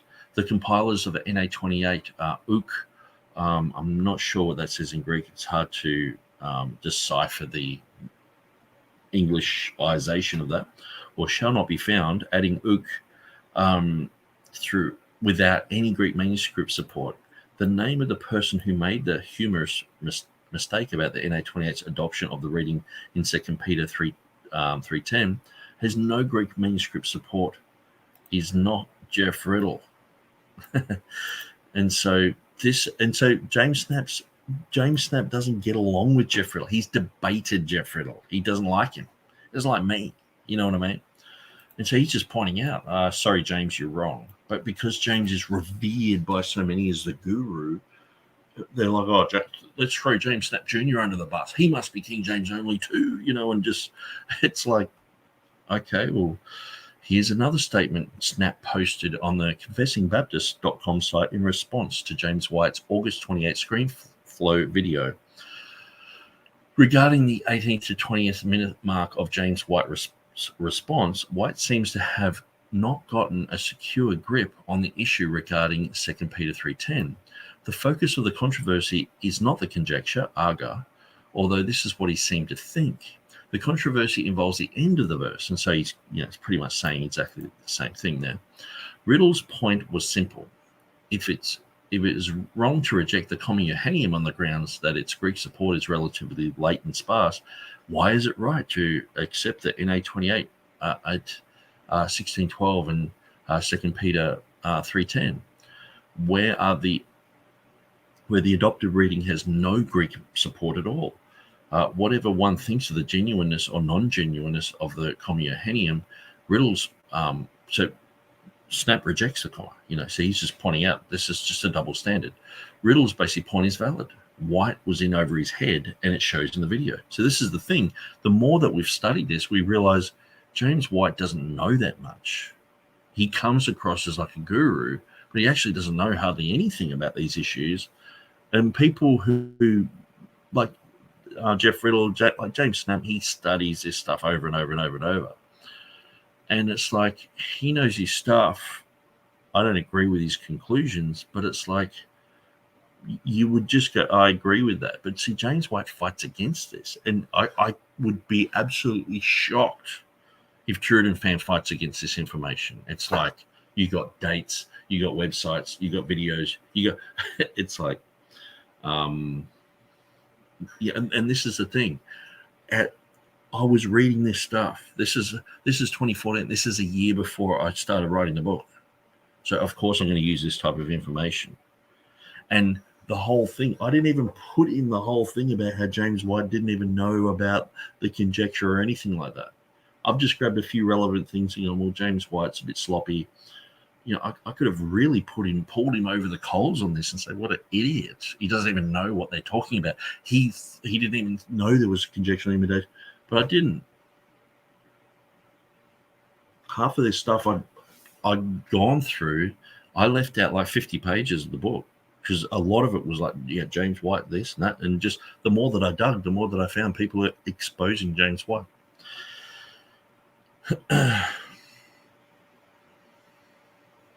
So I think that's the quote that I put in my book, actually. Yeah, it is.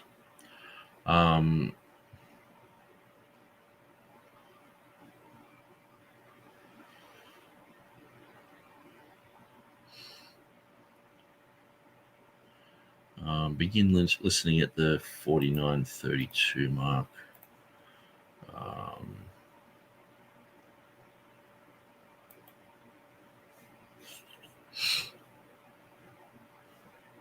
Leading city of the district of Macedonia, a Roman colony, and we were staying in this city for some days. ESV, and there to Philippi, which is a leading city of the district of Macedonia and a Roman colony, remain in this city some days. That's why I've always said that the ESV and the NASB is just the same thing, just without semicolons. Go back to the textual reading here, and here's the issue.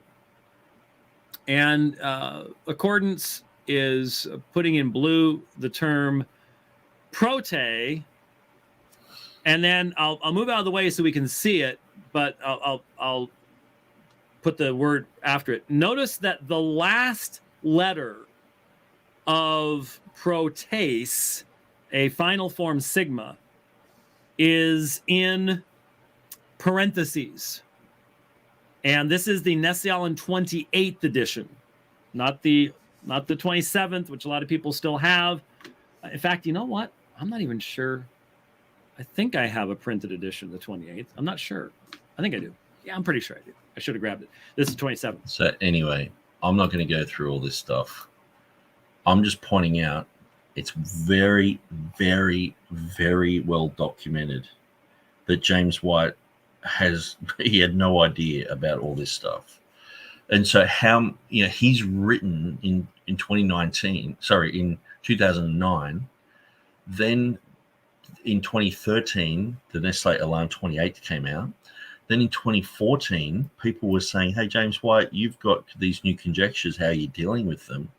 Then he's saying, they're not conjectures, that they're, he clearly says the conjectures are never put into the text, which is, it's just a common error. It's like, okay, but I'm just saying this for TurretinFan's sake, because he's like, you're misrepresenting James White. Can you please show me where I'm actually misrepresenting this guy? Or are you just defending this guy because he's your friend? I mean, I don't like being called a liar. I don't like being, told that I'm just slandering people. If I usually have something to say about someone, I back it up. I make sure I go to the nth degree to find out, if what they're saying is true. And that's why sometimes I'm doing these videos over and over and over, going through stuff and material from way back, and because I don't want to misrepresent people. But also in the middle of that, you go, hang on, I've just seen something that a lot of people have missed. What about this issue? What about that issue? And so just because I'm bringing them up doesn't mean that I'm a slanderer, doesn't mean I'm a liar, doesn't mean we're misrepresenting. Clearly, 2013, Nestle Alarm, or 2009, he wrote his book, I Believe in the Tenacity of the Text, right? 2013, Nestle Alarm comes out. He adopts it, says it's the best. Then 2014, people like, James, what are you doing about these conjectures? He's like, what conjectures? Then 2015, I write my book. And he's seeing some of the same information repeated. Okay. Then in 2019, I print my book. And so am I just going to leave all that out? You know what I mean? I only mentioned a small bit of it. And when you go through the book, I think I was pretty generous in what I said. I've just, basically said that, James Snap Jr. has said this. And look, this is the exact one. Number 20, that was the exact one that came up in the Google search there. Number 27. So this is the exact one that I've linked to. Okay, so which is very relevant. And so let me just put that, this here in the chat, or in a banner. Let's create a banner. White says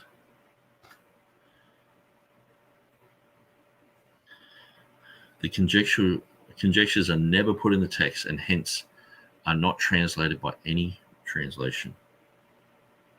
They're never put in the text.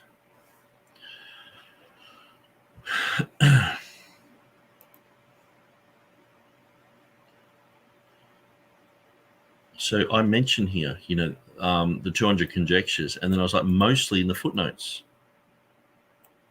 Because I was like, the conjectures are in the text, and then the more I studied it, I was like, okay, no, I was wrong about that. So James White studied it and hasn't realized he's wrong about that. He's been pointed out that he's wrong.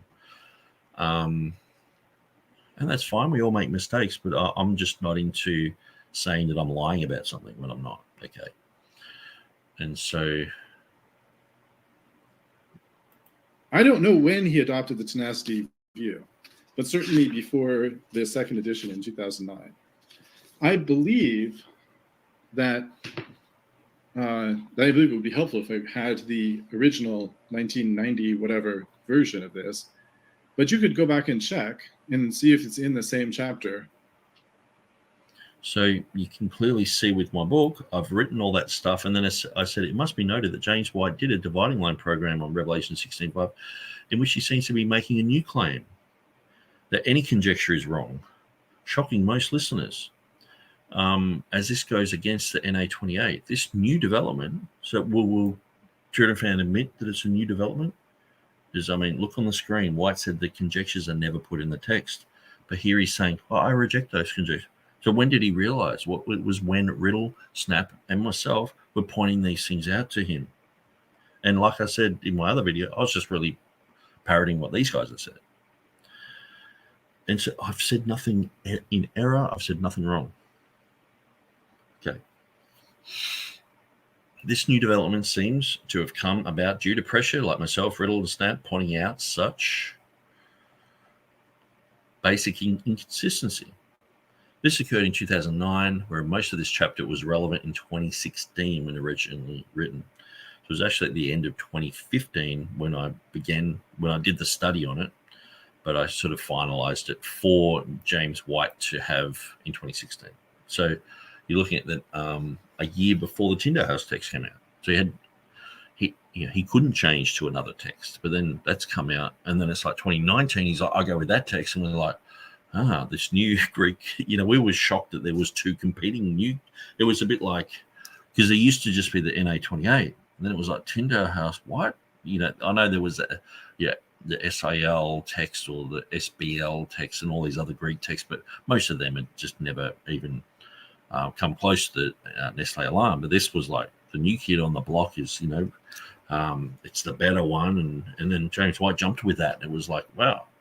See, surely that you can see what I'm saying. I'm not lying. I'm not being inconsistent. The facts are all there. And people can go and read through Jeff Riddle's thing and get all those answers. On that, if you have a 19, whatever. So I'm just going to go back a little bit, maybe a minute. The original. Listen to this. We are called to invest our energies in discovering which one it is. So no, Nick, this has been his position all along. I don't know when he adopted the tenacity view, but certainly before the second edition in 2009. I believe that it would be helpful if I had the original 1990 whatever version of this, but you could go back and check and see if it's in the same chapter on that. If you have a 19 whatever it is, the first edition of King James Only Controversy. I don't have it. I wasn't reading James White at that time. I was reading my King James Version at that time. I'm still reading it now. But yeah, so no, that is not something new. It was just a misunderstanding on it's a misunderstanding now. the part of some of his TR critics that thought that because he dislikes the King James Version or usually prefers the Nestle Aland 28, that therefore he was on board with every single main text reading of the Nestle Aland 28, which is He clearly said there was no conjectures in the text. not the case. It is the case. So, yeah. Let's see. So I don't mean to be, pulling over the coals over this, but it's like, man, I've been through this. It's like, do I really have to go and rehash all this? What I've said about James White is true. It's factually true. It's well documented. It's not like I'm just making things up because we're just critics, we just make things up. Well, I don't, if you can point out where I'm lying about someone, or I will gladly publicly repent. But whenever I say to people, can you point out where I've lied, or can you? I was saying this to Stephen Boyce for a long time. Show me where I'm saying it wrong, and he was just like, "You are a stalker. You are." People in the TR community laugh at you. They think you're an idiot. I was just like, "Oh, that's Jonathan Sheffield saying that," because they were good mates at the time. And I was just like, yeah, but I don't care if they're laughing at me. I don't care if they think I'm an idiot, or they think I'm a stalker, or they think I'm psycho, or whatever. Am I lying like you're saying I'm lying? Am I misrepresenting like you're saying or am I actually seeking truth with an honest and good heart? And now I can turn around and show you where James White's lying. I can show you where he's misrepresenting the truth, and in hundreds of places. And so I'll leave that in your plate. That's something you have to deal with. I dealt with that a long time ago and just went, this guy's a liar. I'm sorry, I am, we talk about James White getting upset. I do get upset when my friends are falsely accused. And Falsely, so I'm a liar. Riddle's a liar. Snap's a liar. I get upset, and that also holds true for Nick. When Nick's falsely accused, it bothers me as well. I'm not trying to play favorites here, although I'm much closer to James White on lots of things than Nick. But I also would have the same reaction. I have the same reaction when Dan is falsely accused in the assumption debate. I have the same. It's frustrating to me because James White's position on the tenacity of the text is part of his teaching on the text of the New Testament, and it has been for many years. So I just don't know how it was missed for the first draft of this, and then why this footnote is presented as though this is some new thing. It wasn't missed in the first draft. It was, we were pushing him to admit his error. And he finally, you can only go so far with an error like that. And I mean, how long did it take him? 5 years to admit it? If someone pointed that out to me, I would be making an apology that afternoon.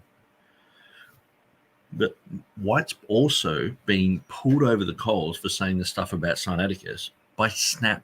James Snap Jr. has aligned with Elijah Hixson and saying it's not a forgery. Anyone who thinks it's a forgery is an idiot and all this stuff. And so he's not on our side, the King James, TR side or whatever. But he clearly points out that James White is saying that Tischendorf didn't find it in a rubbish bin. And he never claimed that, when that's like the main claims of Tischendorf. It's like, have you read Tischendorf? He just made this claim and he just keeps sticking with it. And people are just mocking him now. Like, I guess the moon's made of cheese too. It's like, but just because we point out that he's inconsistent. See, this is the thing. James White goes around judging everyone. And it's like, okay, there's 3 fingers pointing back at you, James. Let's look at what you're saying. Bang, bang, bang. And then people are upset with us.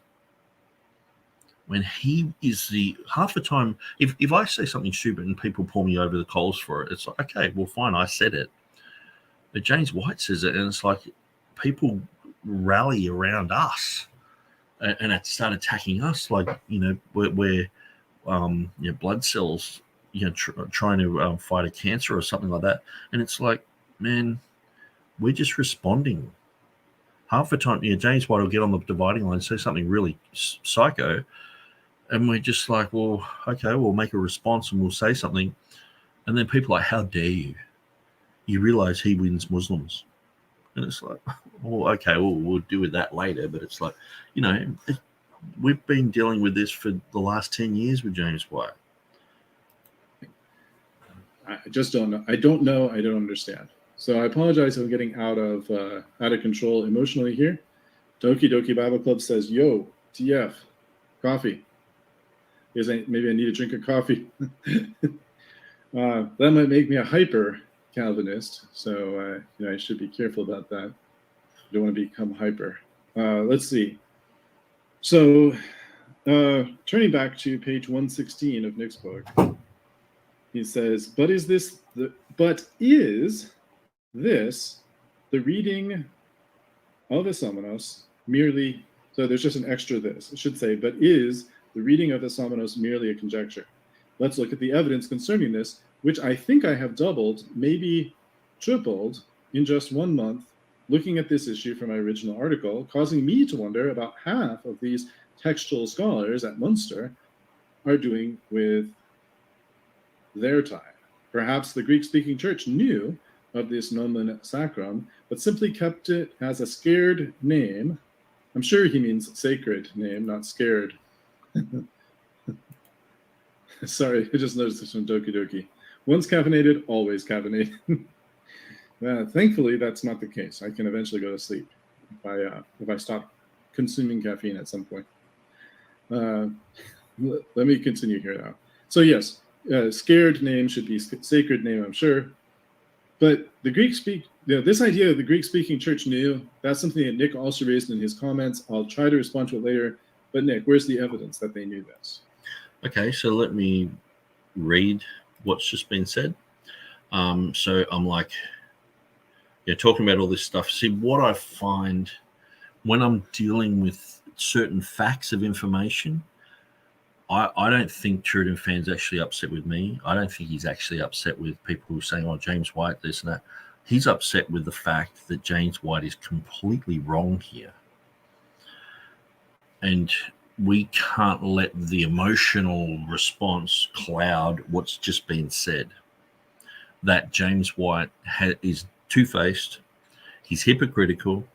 He only judges those who he doesn't like.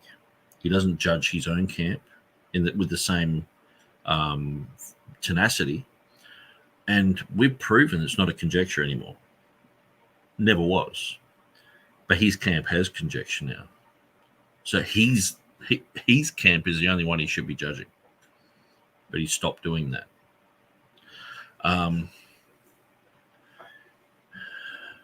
But is the reading of Asomenos merely a conjecture?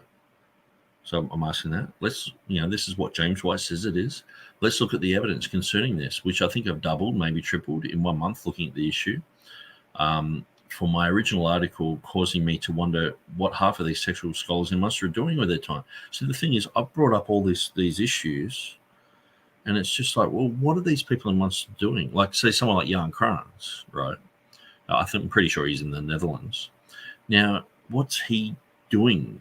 Like, how come it takes, for me, just a layman, to bring up all the issues on the Ethiopic, to bring up all the issues on, this being, sacred name, the name of Jehovah, all that sort of stuff. Why haven't they dug this up years ago? It's not in any of their books, but it's in Beza. It's right in front of them. It's in Beza. And so these guys are going through this material and looking at Beza and looking at Erasmus and all this stuff, but then they're not really, if they find something that's contrary to their view, they're not really going with it, are they? And when we're like, he said he had a manuscript, it's like, okay, yeah, he did say that, but he tricked himself. It's just like, let's just not go with that, because it's just ruining the good story that we've already made up, instead of just going with the evidence. See, these guys aren't looking at it and going where the evidence falls. They're being biased to the evidence, and they're hiding things. And they're only really pushing things that look like there is corruption in the TR. That's what they're focusing on, looking for. Perhaps the Greeks, so this is the thing that TurretinFan was saying I need to have proof of, but I wrote perhaps. It's very clear. The Greek-speaking church knew of this nomen sacrum, but simply kept it as a sacred name, like they did with many others. There were many other sacred names in the Bible, Iota Upsilon or Iota Sigma, Yesu or Jesus. And so they kept that. They didn't expand that. Sometimes they did, sometimes they didn't. But perhaps they knew that this was the Holy Name. And when you look at these guys who were studying the Bible over and over, way more than what I do and what most people do, in the Greek language, they would have seen, the one wasn't, is to come, wasn't, is, And so they're going through these things, knowing these triadic patterns. They're seeing things in the Greek language that we would never see in English. And, there's... So I've just written, perhaps they knew it was a nomen sacrum. And so that's a valid thing to say. That if it is a nomen sacra, okay, so I haven't, apparently haven't convinced TurretinFan yet, but it's like, if it is a nomen sacra, then perhaps they knew this was a nomen sacra, and that they would just, they were fine with the reading of holy. And I've even thought of that, like, okay, knowing what I know now, when I read a new Bible, ESV or whatever, and I'm reading through and it says, the one which is and was and holy. But see, it doesn't say that. It says, and the Holy One. So, But if it says is and was and holy, I'd just go, nomen sacra, that means shall be. And so I would just change it in my mind, like I would with any other nomen sacra that appeared. But we usually expand them in printed editions. Where do they say they knew this? Show me. We have 2,000. That's why I wrote perhaps. 1,000 years of Greek writings. We have a few commentaries on Revelation, including Revelation 16. I've looked at them. They don't talk about this. Where's the evidence? Is it somewhere else? Is there some Greek author that talks about this? I don't see it. Before Beza, what Greek author said this? Then he continues on. He says, while this book is being prepared for print, James White is often parroting information on his YouTube program from the book beyond what is written by Jan Krans, And there's a glaring inconsistent appeal from White to a book co-edited by Bart Ehrman, something he rebukes people of doing in his debates against Muslims, and also the strange affinity. I don't get it. A book anyway, I'll just continue on. And also the strange affinity toward Kranz, who basically rejects and mocks the Reconstructionist approach to recovering the original autograph as outdated. Kranz is clearly at odds with White over exactly what a conjecture is. The following is from Jeff Riddle's blog. Emphasis is Nick's. Well, that's interesting. I suppose the reason why, if I'm remembering the time frame right, for when Nick was preparing this book and Dr. White was quoting things from Jan Kranz, I suspect he was quoting things from Jan Kranz in terms of the research Jan Kranz had done on the work of Erasmus. I think that's what it's about. If so, I'm not sure how that's in any way inconsistent with what he's said in other topics. So I think I'm going to leave it there. I've gone for 5 hours. I just realized. So I'm going to leave it there, and then we'll continue on from here. And we've got one other video that we need to do. So I want to try and get these out of the way and keep up to date with them rather than let them just linger in the background. But God bless you guys. Thanks for joining us. I'll just check if there's any other comments. So I'll just read Helg's comments. A couple of minutes back, he said that James White believes in preservation, contrary to what some accuse him of. Yeah, that's interesting. Thanks, Helg.